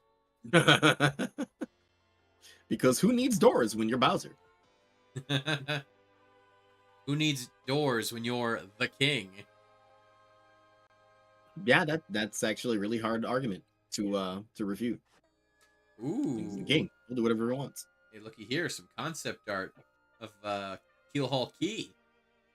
That was okay. That was one of my favorite parts too, because I mean, I mean, I guess I pirates didn't really know what to expect, but it was cool. Like the whole setup of it was pretty cool. I mean, the oh, but what's his name? The one the one explorer guy. He was Flavio. Flavio. He was a little pretentious, but No, other I than mean- that, like everything else was good. No, I mean, well, that's the point of Flavio. He's supposed to be pretentious. Because Yeah. his head's so far up his own ass, you're surprised it doesn't pop back out of his neck again. I'm surprised that the French guy decided to stay there with them. No, wait, Flavio came back. He's He did- oh, that's right, he did. yeah, he's back in the Rogueport Tavern. Speaking of Rogueport Tavern, Oh, I like the wide shot of Rogueport there. That's pretty cool. yeah. Well, I mean, I assume that this is probably a concept art of some sort. Oh yeah, that's my guess.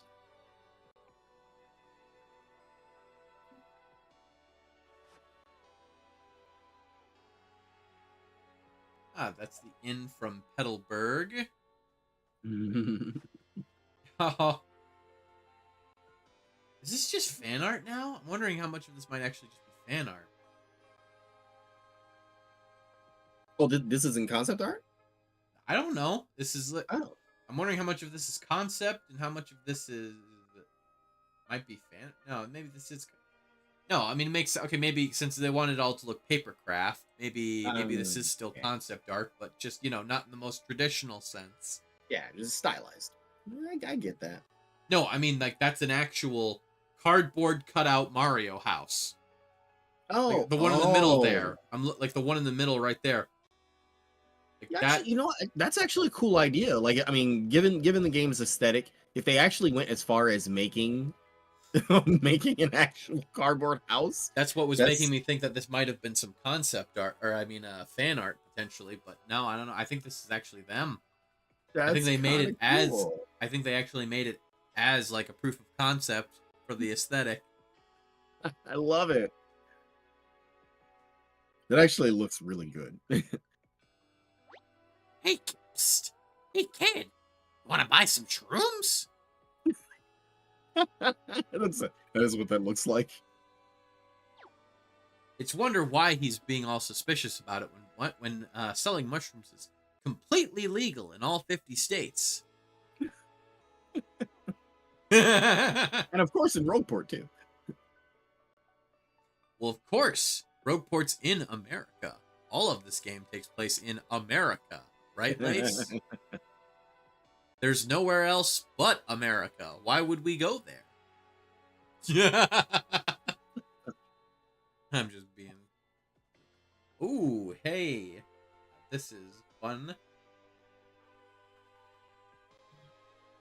Or were these Wonder if he- possible covers or Yeah, or that's what I'm concept? guessing is possible covers or like title cards. Yeah. Which I mean, both. Goddamn, I would have been super fine if either of these had been the front cover. Yeah, these are all really good. These are both lovely.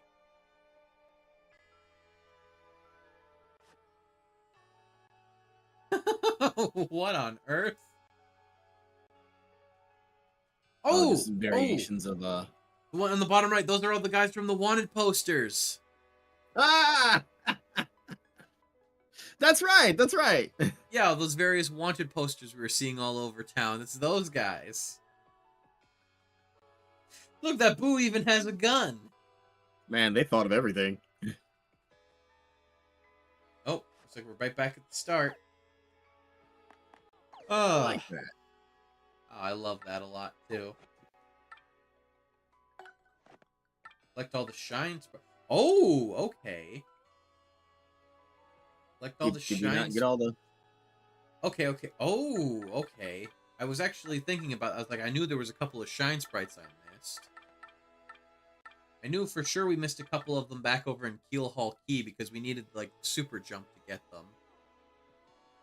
Oh yeah, Let's see. Yeah, we did say we would just try to come back later for it. Yeah, at some point. I mean, It wasn't super pressing to do, so.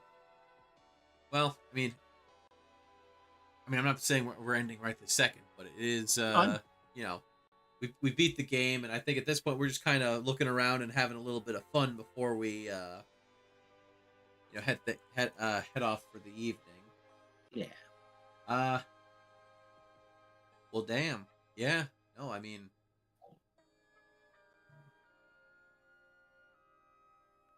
we finally did it. Yeah, we did it. It was great. Like just start to finish. It was funny. It was touching. Like the parts with tech actually were really touching. I like that. Yeah. If I remember correctly, okay. Let me preface by saying what I am about to tell you now is stuff that I am half remembering, and this was like 15 years ago at this point. Because let's see, 15, 16, maybe 17 years ago when I played Super Paper Mario. We've got Tech, who, is like but I'm reminded, I can't remember too many of the specifics, but I want to say there was like this weird like gecko or chameleon dude who was like your like, you know how like there's like like in some anime and manga, like there'll be the otaku, like the Japanese otaku version of a neckbeard. Yeah. They're not quite the same brand of neckbeard as over in the West, but like an Eastern neckbeard. Yeah. And he was like a chameleon or something, I think, in Super Paper Mario. And he was also into Peach. And it was definitely one of those, the running gag of the creepy weirdo who has the hots for the girl and she's very clearly not into him, but he isn't getting the message. Because again, do keep in mind this was the 20-aughts, back when back when those kind of jokes were still considered a lot more socially acceptable. Looking at you, Sheldon, from a lot differently. Looking at you, Sheldon, from My Life as a Teenage Robot. Man, I was actually watching a video that was talking about, like, I remember, Sheldon being like, did you ever see that show, My Life as a Teenage Robot? No, I never got a chance to. Really good show, honestly. Very good very good action cartoon. But yeah, there was this one character who winds up joining. The main character is named Jenny, or as her creator designated her, XJ9. And yeah, basically she's a super robot who's meant to protect the planet from any and all sorts of threats, especially of the interplanetary kind, if they happen to show up. Aliens and other weird stuff. I think in the first episode she winds up stopping a meteor from destroying the Earth. But yeah, super fighting robot, but she's also designed to think and act like a teenage girl. Okay, And she I get winds up, that. and eventually she talks her mom into letting her go to high school to hang around with other teenagers and yada yada yada. Oh What no. winds up happening is, yeah, she's got a couple of friends. She's got a couple friends that she winds up making, and then one that winds up joining the friend group sort of later in the series is this weird, like really weird nerd guy named Sheldon, who's like super into her because she's a robot. Uh-huh. And I will admit, like I remember him being just kind of like, it was pretty obvious that, like, yeah, he was like a bit of a weird loser, and you know, he definitely needed to get over his crush because she was not into him. Yeah. I forgot just how I just, at least as a kid, I did not even realize just how egregious this guy was. Holy shit, like, dude, like straight up incel territory. Like actually, man. no hyperbole. Like it's, That's kind of a scary thought. I know, like I was watching this video essay where a guy was like, and the guy was like that too. He's like, yeah, I remember Sheldon being like a little annoying, but like, you know, like mostly harmless. And he's like, but then I rewatched the series, and holy shit, this dude's actually psychotic. You know, like those things where it's like you don't think too much of it as a kid, but then like you're an adult and you see something like this, and you're just like, oh no. That's I've been there a couple of times. like just Where you man. realize and you're like, oh wow, that was actually really not good. Yeah, like what was it? Yeah, like dude constantly trying to hang around her, and you know, trying to find any excuse that he can to like try and, you know, like be around her and potentially do stuff for her, but she doesn't need him, and nor does she want him. And then eventually he winds up making because she winds up telling him that she's not interested and she only wants to date other robots, which there are very few and far between. Yeah. But you know, she's like, look, I'm just not into humans. If I wanted to date somebody, it would be another robot. I'm sorry. And what he winds up doing is he winds up creating like this robot mech exosuit thing that he hides inside and pilots. And he goes around acting like a superhero just like her. And she winds up getting a crush on him. And I'll admit, in my head I was remembering it as he did it just so that, you know, he could like date her by proxy, you know, by being, Yeah. but no, that's not at all how what I remembered was not even remotely accurate. No, the reason he made the robot exosuit was because basically he wanted her to fall in love with the robot, and then he was going to be such a dick to her that she would be turned off of robot guys for good, which would mean that she might give him a chance. Wow, That is, and this was in a kids show. wow. Yeah, like that's actual like psychotic incel behavior right there. Yeah, that's pretty messed up. Like, holy hell, dude. Yeah, and then what was it? Let's see. Then some others. What was it? Oh, what was it? Kind of sort of works, but she winds up still sort of being sort of friends with the robot guy, with the robot version. Because she's a teenager and she doesn't she realizes she doesn't want to date him, but she's also not quite mature enough to realize that, you know, I mean, she really wants to connect with other people and other robots if possible, you know? Yeah. So she's like, she's not quite mature enough to realize that she should just ditch this guy. She wants to try and actually have a friend that's another robot, and like someone that she could relate to, even if she thinks he's a dick.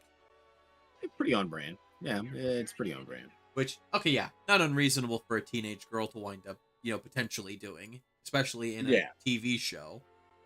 What winds up happening is, you know, I forget how exactly, but basically, he tries to use this newfound friendship between Jenny and the Shell, which is what he calls the robot version. And his name is Sheldon, yeah. Well, I mean, he does have like sort of his body does have sort of a like clamshell sort of shit. Anyway, it's not that big of a deal, but I get it. But basically, so yeah, they're talking one time, and he winds up convincing her that he's got a friend who's human that she might actually be into. and and he like really starts hype. He doesn't name names specifically, but he like really hypes. He's trying to hype himself up without making it obvious that it's Sheldon. And she's like, oh yeah, no, he's like really cool guy. He's got really nice hair, really nicely dressed. Yeah, here, you know what? Tell you what, I know he's free this Friday night at such and so. I'll tell him to meet you over at such and such place around like 6 o'clock or whatever. You guys can go on a date maybe, because I know he's looking for somebody. And I think that you two would be a great fit. And she's all like, oh hell yeah. And so she goes, but he winds by before Sheldon can get there to go on his date. I forget, something happens and he winds up getting delayed. And some other handsome, like slick dressed guy winds up showing up, and she thinks that's who the Shell was talking about. Oh, thank you, Viv. Oh, we got another posture check and a hydrate. Yeah. All right. We beat the game. We're mostly just shooting the shit a little bit. Thank you kindly, Viv. But yeah, and so Jenny winds up starts dating this guy who is from what I remember, what was it? I think he's portrayed as a bit of a womanizer of sorts, but like not. I mean, he's not a great guy, but he's not like egregiously Not bad. terrible, but he's not exactly. Yeah, basically, like it seems like he mostly just wants to date just to date. Like he's not actually super interested in her, and he just likes dating women. Yeah. Like he's like a smooth talker and all that jazz, but it's one of those. I mean, the relationship probably won't last, but I don't think it'll go up in flames. Yeah. And as a result, of course, he starts trying to sabotage that relationship, which I mean, sort of fair. He's it's apparent to the audience that he's really not that into her, but no, and the nuttiest part, and this gets brought up, like this is literally just thrown in as an offhand joke at one point. But what was it? I forget how it comes up exactly, but at one point, Sheldon's talking with one of Jenny's other friends, and I forget how it comes up exactly. But one of the friends just this is meant as like an offhand joke. Basically, just says, Sheldon, you know for a fact that Jenny's mom said no when you asked to buy her from her. Oh, jeez. He just straight up tried to buy Jenny. If he Good couldn't get her Lord. to like, I know it's freaking. It's teenager logic, actually. Oh, sadly, it's sorry, teenager logic. Oh wait, sorry. There's one other thing I forgot. At one point, he also breaks into Jenny's house to sneak into her mom's laboratory to try and find Jenny's schematics so that he can understand how she works and potentially reprogram her. Good Lord. Yeah, like I said, some pretty egregious shit. Yeah, he's kind of a creeper. Like, wow. No, not even kinda. He just is. He is a creep. He is creepy. And this was true. Holy hell. And actually, what was it? The reason why, what was it? Because,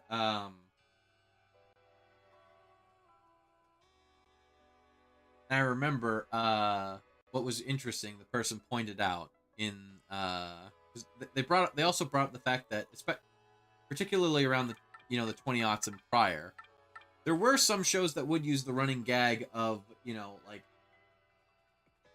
someone wants to date the other person's clearly not interested, but the person who is interested is rather relentless about it, and that's like it becomes like a running. And the example they use is Chowder and Panini from the show Chowder. Have you ever seen that show? No, I can't say I have. Oh, okay. That you really need to watch Chowder. Chowder was like, such a good show, very creative. I won't get too into it now, but basically the short version of the context that I just need to give you is one of the running gags throughout the series was there's a girl, Chowder's a little kid. He's an apprentice to a chef. Oh. And there's this other kid who is a girl, and she's also an apprentice to a rival chef. And her name is Panini. And Panini is really into Chowder and wants to date him. But he makes it, literally whenever he sees her, like it's a running gag that whenever he passes by, he just shouts, "I'm not your boyfriend." What?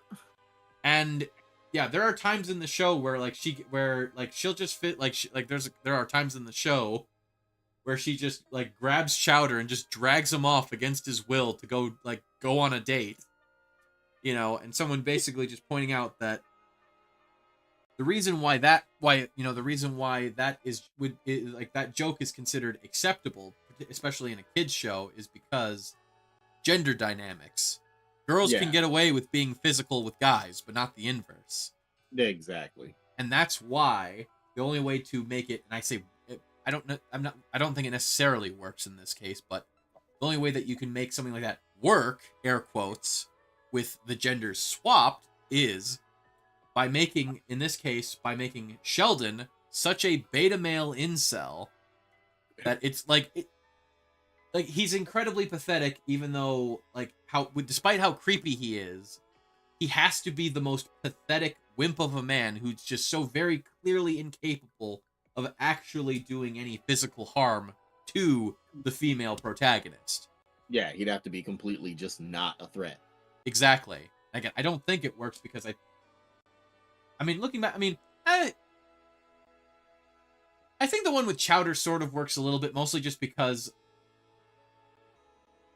hilarious extreme reactions is something that the show Chowder tended to lean into. Yeah. Usually just make it, And again, they don't usually do and Panini doesn't typically do too much actually physically against Chowder. It's only a couple times off the top of my head that I can remember. Again, mostly it's just the "I'm not your boyfriend," the running gag, like after the main episode where this running gag gets introduced in, because that's the main focus of the episode, is her trying to date Chowder and he doesn't want to date her. Afterwards, like I just said, it just mostly just becomes a running gag of she flirts with him and he just screams, "I'm not your boyfriend," and that's usually where it stops. So, or heck, another notable example. Okay, this one I'm almost certain. Ed and Nettie. You must have seen Ed and Nettie.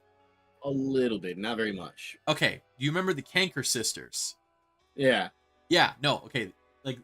Like that's another example where, yeah, the three females are able to creep on the three male protagonists because, again, gender dynamics. Girls are by, not that I think they should, but yeah, girls are typically by society standards allowed to, be more physical and potentially bring harm to men than the inverse. Yeah. And yeah, oh boy. But I think honestly, the main reason though why it also tends to work with the Cankers though is because, well, the show, it doesn't ever explicitly say it, but the show does make it pretty clear the Cankers are not good. It never ever makes it seem like they're ever in the right for anything that they do. Yeah. If anything, usually the show tends to treat them as sort of like a force of nature of sorts, kind of like with the Joker being a force of nature for chaos. Yeah. That's kind of what the Canker sisters are in the world of Ed and Eddie.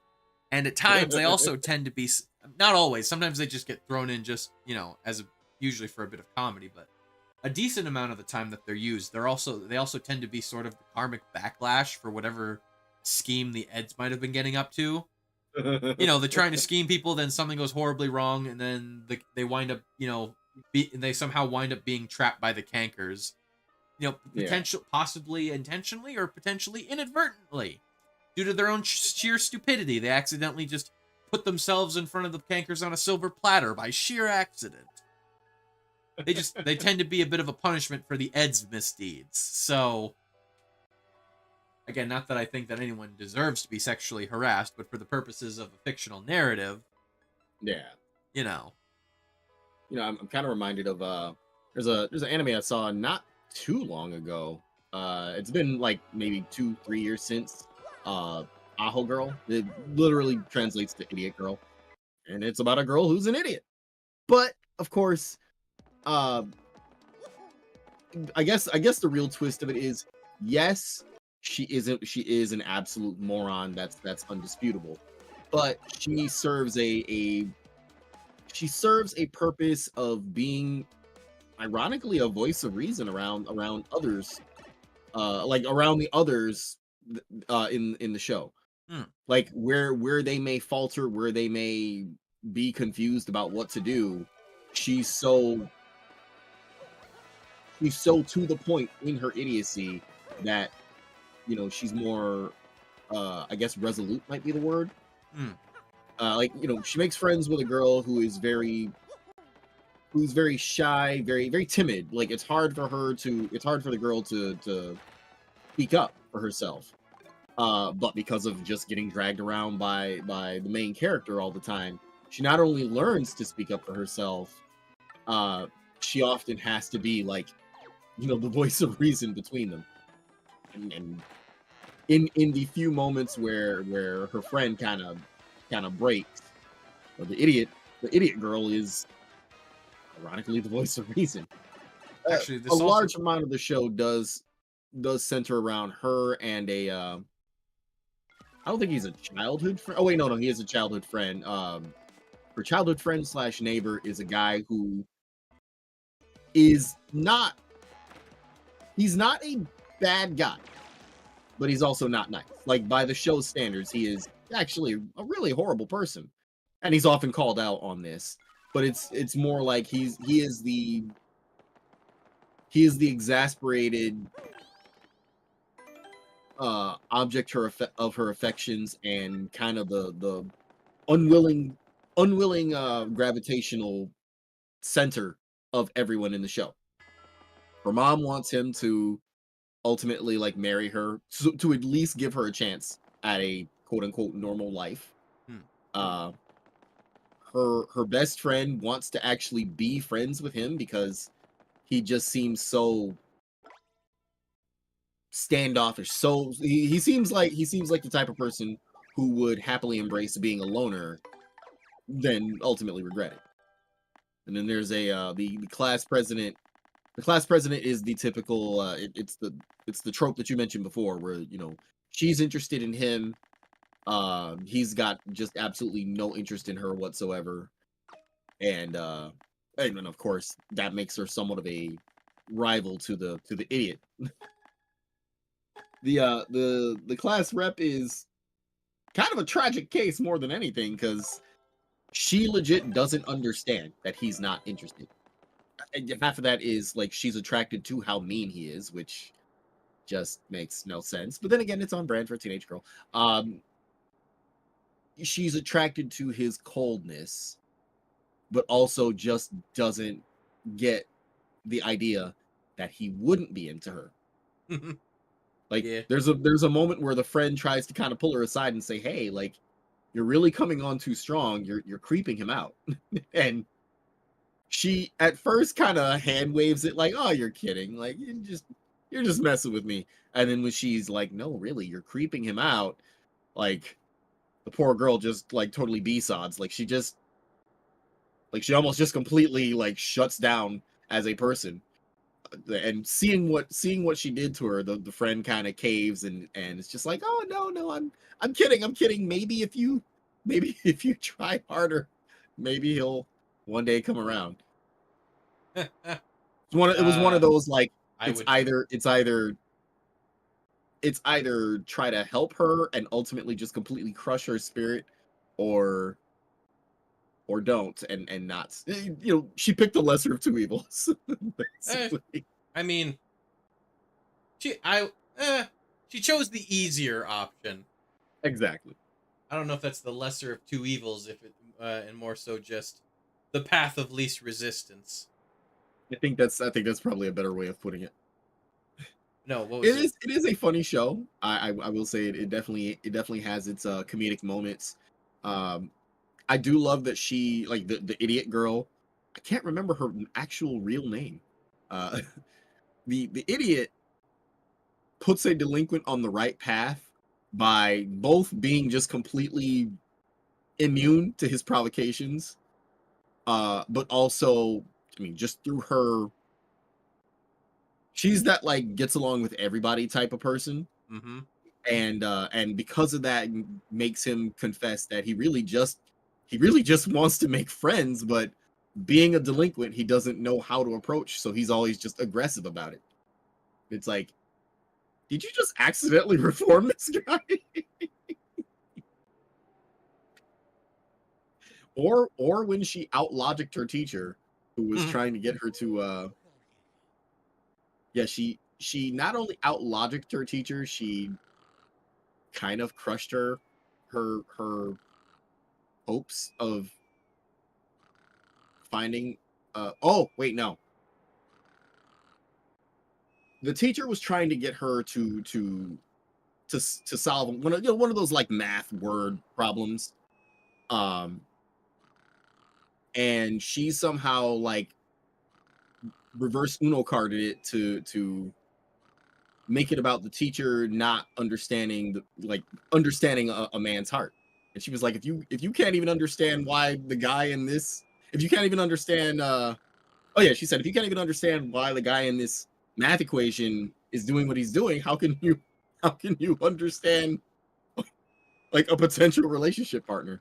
It is this crazy like mental gymnastic that she pulls off, and I'm like, she really just out logic this teacher. That's kind of Man, just like borderline Douglas Adams level of perspective shifting. yeah, it's crazy to see. On the sub, And the scary part too is like she kind of has a point. what was it? On the subject of ditzy girls who wind up being unusually insightful, I'm reminded of an episode of Daria. Did you ever see that show? Yeah, I love that. I've only seen a couple episodes of it myself, so I don't. But the blonde cheerleader girl, I forget her name, but there's an episode where Daria winds up getting contacts because apparently she can't see well enough out of the her peripheral vision is not good enough for her to be able to drive. So she winds up getting contacts, and she winds and the big problem of the episode is Daria actually winds up liking how she looks without the contacts. I mean, without the glasses. And people around her keep complimenting her, like saying, like, "Oh, hey, I see you got rid of your glasses. Hey, good choice. You look great." You know, like Yeah. it's like very fashionable, and she hates that idea. But she also, the dilemma winds up being is that she actually does like how she looks without it, but she feels like she's betraying her like Like her whole I vibe. guess contrarian slash counterculture, to a fault mentality that she's maintained for much of her adolescence. She feels like she's betraying her values I by get that. Yeah. by giving into that, and she's having a bit of an existential crisis because she doesn't like vanity or things like that, but she winds up basically she's like, why do I suddenly just care how I look? It doesn't make sense to me. And she's having this breakdown in the bathroom, and her best friend's trying to talk to her and calm her down. Jane, I think, was her name, but it's not working. And then the cheerleader girl, who is just she is just a stereotype. She's the stereotypical popular ditzy. The only difference is she's not mean. Like Okay, everything yeah. else, she's just very just she's a high school bimbo, It's a glamour girl. Yeah. and she winds up coming in, and I forget what exactly she winds up saying, but basically it's something along the lines of, "Hey Daria, like I think it's super cool that you want to go, like not wearing glasses and stuff, and I think because I think it's really nice because what was it? It's something along the lines of like." I feel like I can relate to you a little bit more now because, yeah, you wanting to you wanting to shake up your appearance a bit, uh, is just makes you feel, like it makes me feel like you're human, just like the rest of us, or something along the line. Basically, just and that kind of helps Daria sort of realize that, like, oh, right, humans are social creatures, and it's perfect. It's perfectly reasonable if even to like some extent she gives a shit about her appearance, you know, and how she wants, you know, because like before she was just sheer practicality, you know, not giving any aesthetics, you know, a look like at all. But now she's just like, oh, I could function, you know, with the glasses, but I actually do like I have a personal preference on how I look in this regard. And she starts calming down a bit because she's realizing she's like, oh yeah, I guess, you know, I'm not really betraying my values. I'm just being human, you know, basically. So yeah, it's just yeah, it's crazy those curveballs that. I mean, what's the old saying? Even a broken clock is right twice a day. Right? Gosh, it reminds me a bit of. Did you ever see? This is just the end segment. It's just us remembering things that remind us of other things that remind us of other Yeah. things. One more example. Go for it. Tangent Go for it. was. You ever see the Johnny Depp Sweeney Todd movie? No, I Directed by never Tim did. I Burton. wanted to see that. You at least know the general story of Sweeney Todd, right? He was a demon barber, right? Yeah, he's the guy that would kill. He'd kill people and the lady down and the lady working in the shop below her would cut people up and the dead bodies up and turn them into meat pies. Oh, good God! I didn't know about that part. Right. Well, so the reason why he's like that is because he's trying to get revenge. He's basically trying to get revenge on the. So Sweeney Todd is not actually his name. It's just the name he comes up with when he returns back to England, because he Yeah. got deported because the local governor framed him for some crime, and because he wanted to marry his wife. The Oh, governor wow. wanted to marry Sweeney Todd's wife, so he got Sweeney Todd deported and ended up forcibly marrying his wife and adopted their daughter, who was only a baby at the time. Good Lord. Yeah, well, but yeah, so wife's no longer in the picture and daughter's still there, but he's basically just hell bent on revenge. And anyway, there's so yeah, you've got you've got the creepy governor who I believe he was played by Alan Rickman actually. He Huh. no, he did a pretty good job there, but the governor also has this little henchman who's this creepy, just shrew. He's the guy who played Peter Pettigrew, aka Wormtail from Harry Potter. Oh. No, same actor. No, and honestly, he also killed it in his role. Honestly, but yeah, he looks just really like he exudes the same amount of sleaziness as like a used car salesman from the 70s or 80s. But this is set in Victorian England instead. So just imagine that. And there's this one part, and well, the extra creepy part is the governor wants to marry the governor wants to date and marry the Sweeney Todd's daughter. Good Lord. Yeah, I know. There are no heroes in this movie, like with like one exception. And this is a minor character, and I wouldn't even go so far to say he's a hero. He's just the only relatively major character in the story who is not a complete and utter piece of shit. But yeah, and so he's like, oh man, I'm trying to get her to like me, you know, but like it's just she doesn't seem to really want much to do with me. He's like, what do I do, man? And what surprised me was this guy basically he's like, well, sir, you haven't been keeping up with your hygiene. I mean, and he doesn't look bad, but like he's mostly talking about how like he's got like Alan Rickman's got some scruff going on, you know. Yeah. He's like he's actually quite clean by Victorian England standards, you know. But he's like, oh look, like right here, when was the last time you even shaved, sir? That's the thing. You got to make sure if you really want to woo a woman, you got to make sure you keep your hygiene up, sir. Make sure you're nice, clean shaved. You know, make sure you've bathed recently. You know.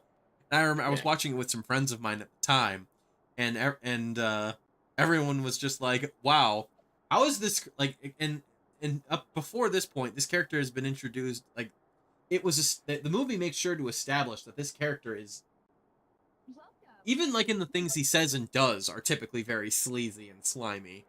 So it's very odd that this advice is coming from him, and everyone's just like, "Wow, where did this come from?" And I remember saying, "Well, I guess hey, even a broken clock's right twice a day, I suppose." Like You know, like they're like both the assistant and the governor are both very creepy, but no, I mean he's just 100% right on that one. You want to attract women, hygiene is a very big important factor there. oh yes, oh yes. I mean, you want to attract anybody, hygiene is an important factor most of the time, honestly. Right. You know that does actually remind me of. Ah, I mentioned it ah. last time I played.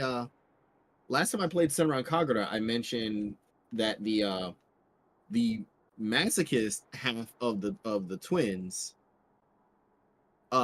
oftentimes is the more clear-headed one. And I think she is also actually the older twin too. It doesn't seem like it just because of the whole like sadomasochistic uh dichotomy. But yeah, the masochist is not only the older twin, she's often the more level-headed and I don't want to call her the voice of reason, but it's like I get what they're going for with it. She's so pure in her single-minded masochism that she just is not bogged down by the other things that would bog people down. So when everyone else is like unsure of what to do, she's usually the one to throw an idea out there and it's actually good. No. And then of course it's offset by her, being who she is. Yeah, I mean, fair, honestly. And I like that about her. That makes her multifaceted. She's not just a caricature. and yeah, she's not just a caricature. She's actually sorta well-rounded. It's a stretch to say that. She's got some unexpected strengths. Exactly. Yeah, that's a much better way of putting it. Ah, all right. Let's see here. We're in the middle of an ad break right now. It's got about another minute left. Once that's done, I suppose we'll start wrapping things up a bit. Yep, I am going to look into dinner somehow. I don't know what, but some kind of dinner like thing. Wait, let me think. Chicken. Yeah, I don't know I how. could do chicken. Yes. I Listen. could do chicken. Now listen, I will just say, I have gone on the record in the past, having said, there is never a bad time for chicken. Now, there are less than ideal times for chicken. However, there's never a bad time for chicken. Now look, I'll second that. Yeah. I'm I not will telling second that. you that you should have chicken at your grandma's funeral. I'm just saying it's definitely less than an ideal time to have chicken. Yeah. But it's not a Yeah, bad time. that might not be the time. Hey, it's not a bad time for chicken. It's just less than ideal. I'm not saying there won't be no consequences if you have chicken at your grandma's funeral. True. That's it. As long as it's good chicken, it's not a bad time for chicken. At the funeral, perhaps no, but perhaps at like a family gathering after, it totally makes sense. You are no. No, talking about at the funeral. I'm saying Oh, you it's mean less than actually ideal, at the- but it's oh, not wow. a bad time for chicken. Listen, Yeah, people grieve in different ways, Lace. That People definitely grieve might in be a bad different time, yeah. ways. That definitely might be a bad time. No such thing. It's just less than ideal. Okay, yeah, less than ideal. I'll go with, I'll go with that. Oh god, I'm sorry, I shouldn't laugh at that, but that is hilarious. You should laugh at it because it's hilarious. Frankly, I'd be insulted if you didn't laugh. Good point. Good point. Whew. All right. Thank you very much for the posture check, Viv. So I can't move if I wanted to because I'm pinned down by Oz. I mean, I fair. mean, I'm sitting up straight, but just because of him being here, I have to sit up straight.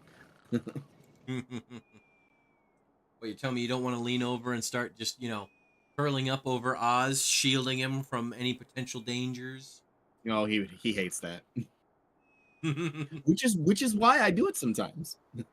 Listen. It is all cat owners know it is vital that at least once a day you should harass your cat because it's for their enrichment. Yeah. And also you got to pay them back, you got to pay them back somehow for all the things they've knocked off the counters. Oh man, he doesn't do that so much, but his new thing is like, okay, he always lays in bed with me, like that's fine, whatever. But now he's starting to like stretch out. And Nah. and he will like push me like further. Either usually I'm closer to the wall because my bed's against the wall. Usually I'm closer to the wall, so he'll like push me further in.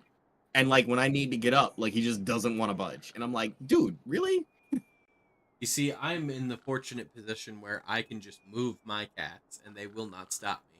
Now, granted, if I do, there is a not insignificant chance that they will say, fuck this shit and get up and move. However, I will face no consequences. I will face no consequences for moving them. My cat, I must can move. learn your secrets. It's not. I just have the. I'm not even joking. I just happen to have the two cats who just do specifically me is the fun. I mean, they're mostly like both of them will mostly be chill with if my girlfriend does whatever because they've lived with me and her for basically their whole lives.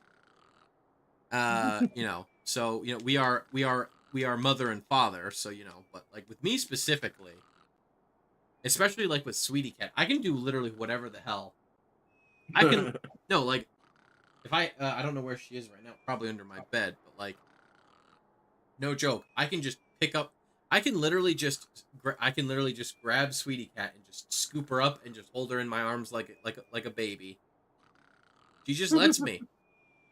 Heck, if I wanted to, I've done I've done it in Discord calls to prove it to people. Sometimes I'll turn on my webcam and Sweetie Cat will be right next to me. I'll just scoop her right up. I'll hold her upside down and just start like lifting my arms up and down in various weird directions, and she just lets me do that. She just has this. She's just like, oh, okay. I guess this is how I am existing at the current moment. I mean, eventually she'd probably get tired of it and then start squirming for me to let her go. But like, she'll just let me. She won't stop me. I mean, eventually, yeah, she'll try and get out, but like, she neither of these cats will ever try to harm me or my girlfriend. They are the least aggressive cats I've ever met. The only time I've ever got, the only time only time I ever get scratched by them is by accident. Yeah. Literally, it's just by accident. Yeah, exactly. Like Viv just said, I guess I'm being cat handled now. Yeah, exactly. Heck, just the other day, for shits and giggles, when I was down in the kitchen with my girlfriend, I just scooped up the lad by his front legs, but I kept his hind legs on the ground, and I just started moving him around like he was dancing. He just let me do it.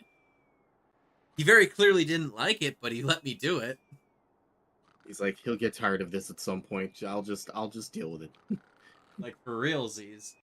Yeah, no, what was it? They don't even really play fight with us all that much. The only time either of them will ever try to play fight me is if like they're lying down on their backs and I gently like press my foot on their belly. Then they'll like they always fight back then. No, if I do it with my hands, they don't. Not usually anyway. But if I do it with my foot, then they grab onto my foot and they're like, "Arr," Like, how dare. they'll grab onto it with their claws and teeth. And like they'll play for like a couple of seconds, but then usually they stop. It's actually very hard to get them to play fight.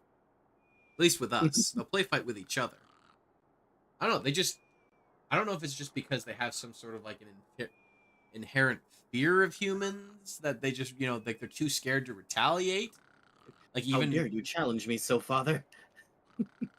Not even that. Like, not even it's just more just like, human, big and scary. I don't know. I'm not sure, but like they just, which is hilarious because my girlfriend's previous cat, King.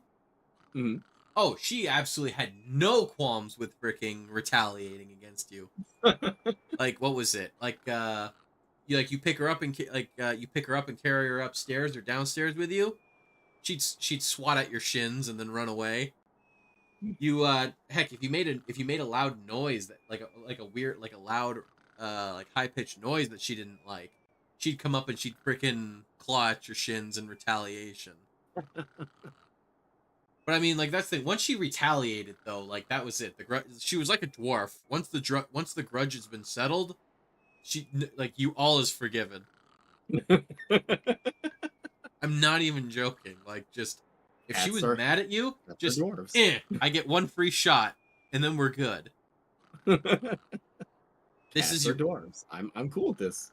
one of my favorite dwarf jokes of all time was from this silly Warhammer Fantasy parody sort of thing somebody made once about a it was about an elf who went on a really absurd adventure and ended up dying, but then at the beginning of the second video gets resurrected, which is very uncommon in the Warhammer unit. Most of the time when things die, they stay dead, and it's Yeah.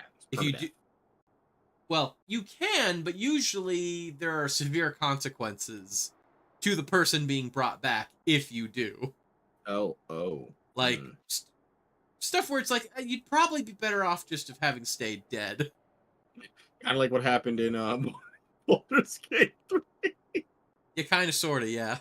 Oh no. But what was it? But no, in the first one, the guy runs into a dwarf who's blocking the way on a trail, you know. Mm-hmm. And what was it? And he's like, "No, I'm not gonna let some filthy elf pass by." He goes, "You can fuck off and go back to where you came from." And the elf's just like, "Are you gonna move?" And he's like, "No."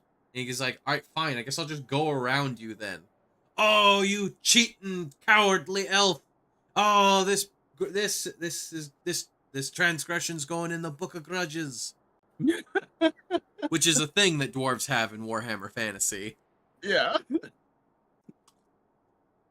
And I forget what happens, but the dwarf winds up showing up later in an unrelated thing, and winds up getting his revenge by killing the elf. And it was played for comedy, mind you. Of course. And then what was it? Then somehow he accidentally gets resurrected in the second video. Like by sheer accident, the elf gets brought back to life. By accident? Wow. It's a bit of a thing. I don't want to get into it. Oh, it's fine. There was a bunch of weird cult people who were trying to summon, I think, a demon, but accidentally summoned the elf instead by accident. Or something. I forget the particulars. It was years ago. But he winds up running into that dwarf again. And the dwarf recognizes him and he goes, "Hey, didn't I kill you?" And the elf just goes, "Yes, you did." "Oh, then the grudge is settled then. How you doing, pal?" Which is the funniest. Dude, you killed me. Yeah, which means the grudge is settled. Therefore, we can be friends now. Good lord. That is probably the most hilarious. That is the funniest, most on-brand dwarf thing I've ever fucking heard in my life. It's so dumb, but still so thematically fitting. "Didn't I kill you?" "Yes, you did." "Oh, well then we're good.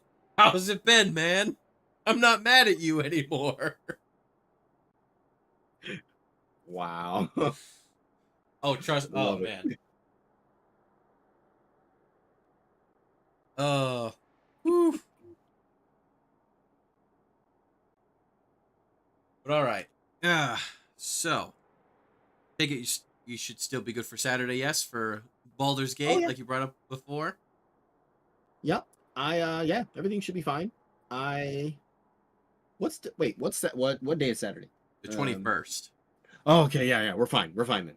I agreed to work Christmas Eve for my coworker who she's from Romania, I think. Well, she asked me if I could cover it for her because in her culture Christmas Eve is more like that's more like the day for family to like gather and celebrate.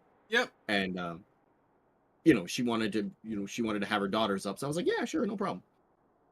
Yeah. Did you But think yeah, Christmas Eve I was should be this all Saturday? good Wait, did for you think Saturday. Christmas Eve was this Saturday? I was not keeping track of the dates. I actually I was gonna say I wrote Christmas Eve is next week.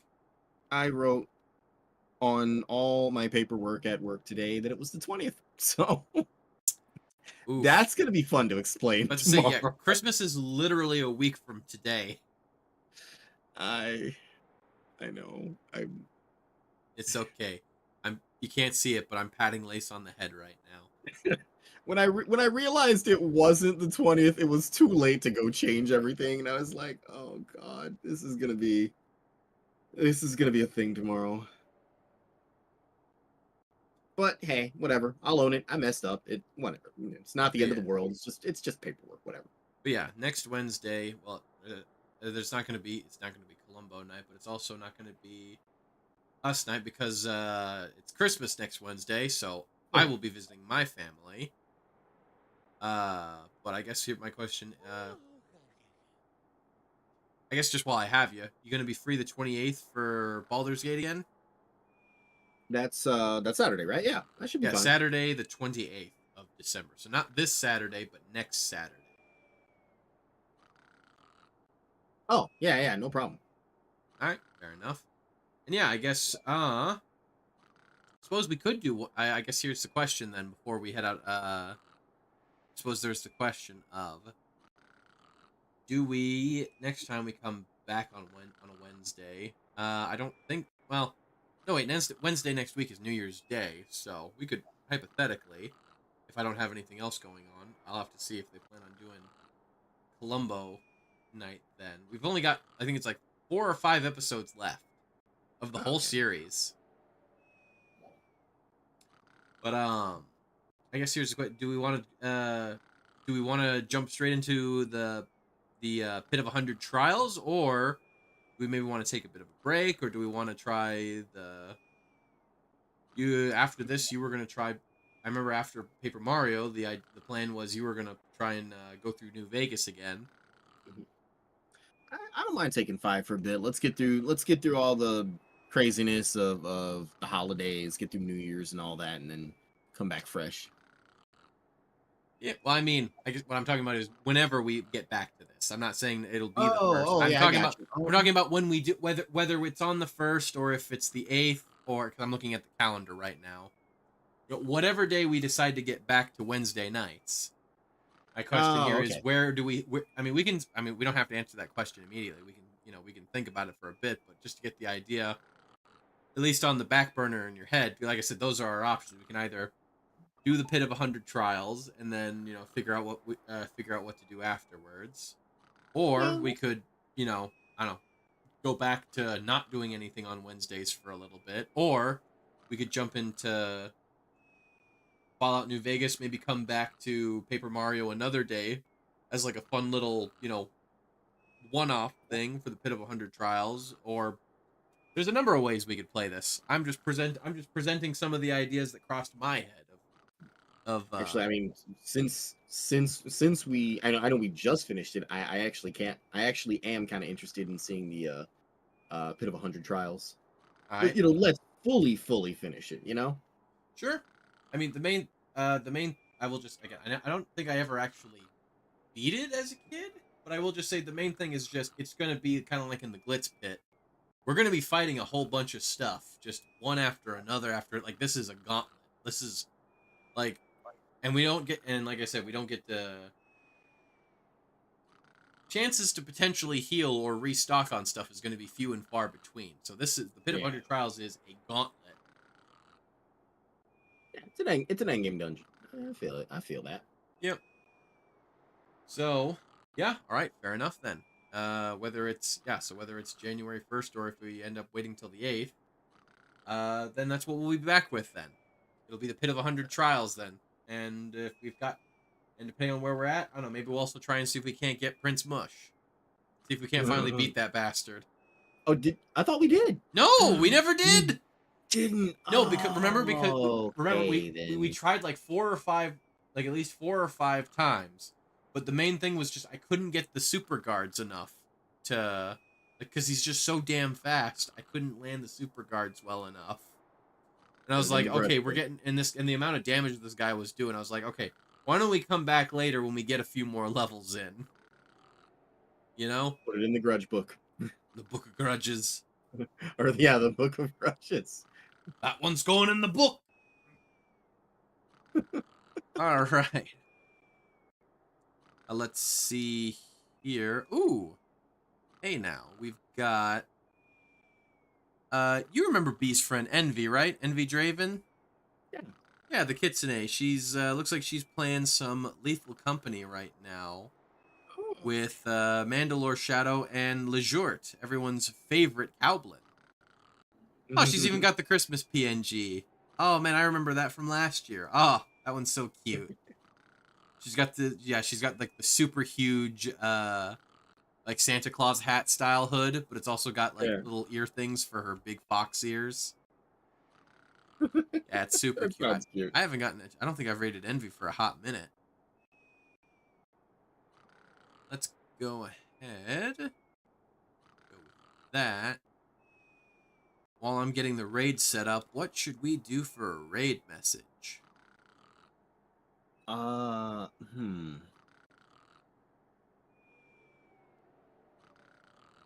I don't know. What's a good one for?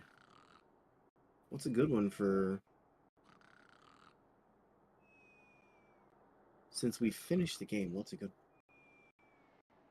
Wait, I've got it. The Pit of 100 Trials awaits. I love it. I love it.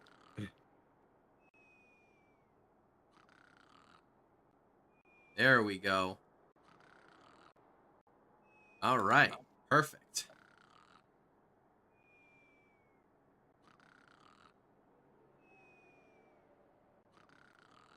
Okay, well.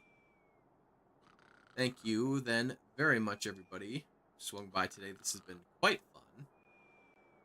Thank you, Lace, for going on this absolutely magnificent journey with me. I'm glad you had me along for it. This was great. I'm okay. If I really wanted to, I could have done it alone, but it wouldn't have been nearly as fun, honestly. I agree. I'm glad I got to be part of it. And, well, yeah, worst case scenario, if I don't see you sooner, I'll catch you on Saturday for more Baldur's Gate. So, yeah, we're a decent chunk of the way through the first act at this point in Baldur's Gate, specifically. Oh, hell yeah. But, all right. Thank you, everybody. As Lace always says, keep it level. Love y'all. Okay, love you. Bye.